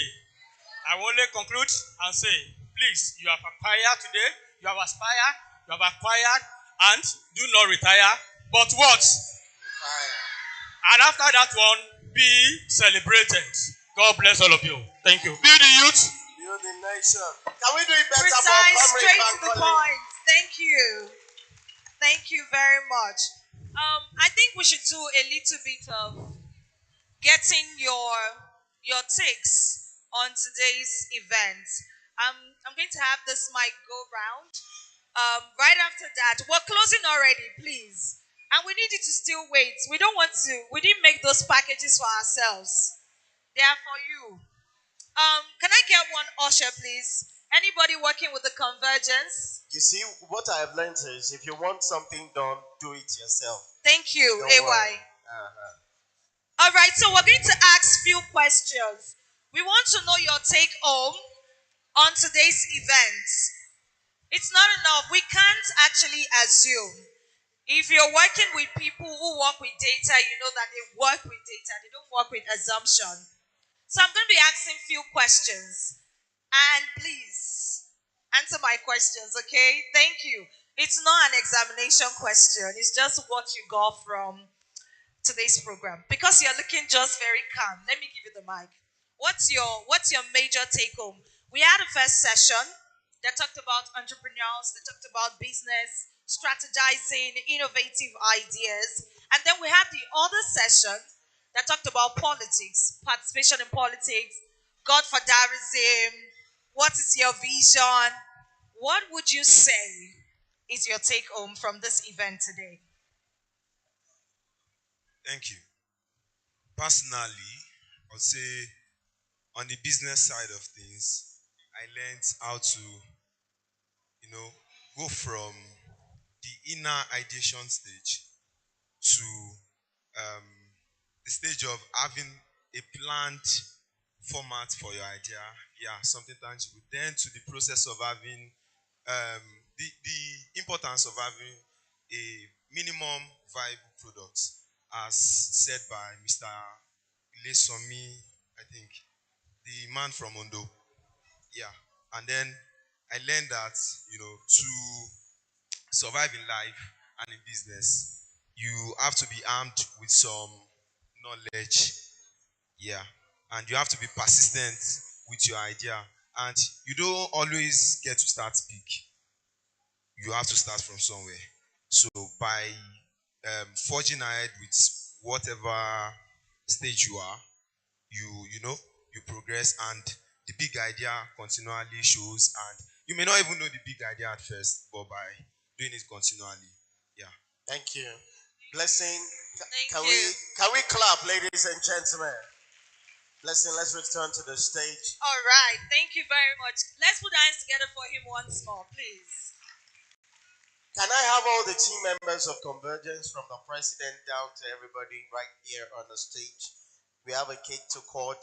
Once we are done with that, Dr. Alaji Olowoye will give the closing remarks and then we can continue to network. All team members, please let us have everybody on stage. Everybody from Tosi Adara, Dr. Somi, I can see you. Please come up on stage. All the team members. Can we have some music, DJ Vodka?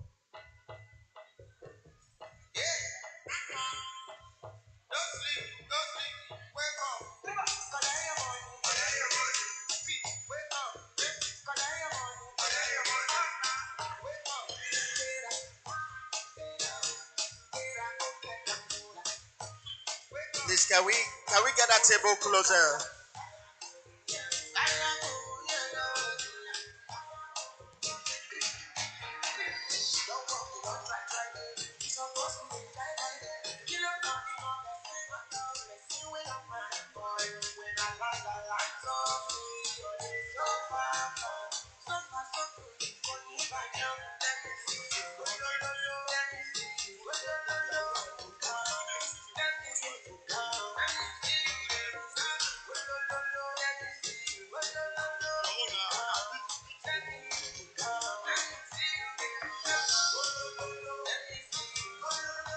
Ladies and gentlemen, please bring it out.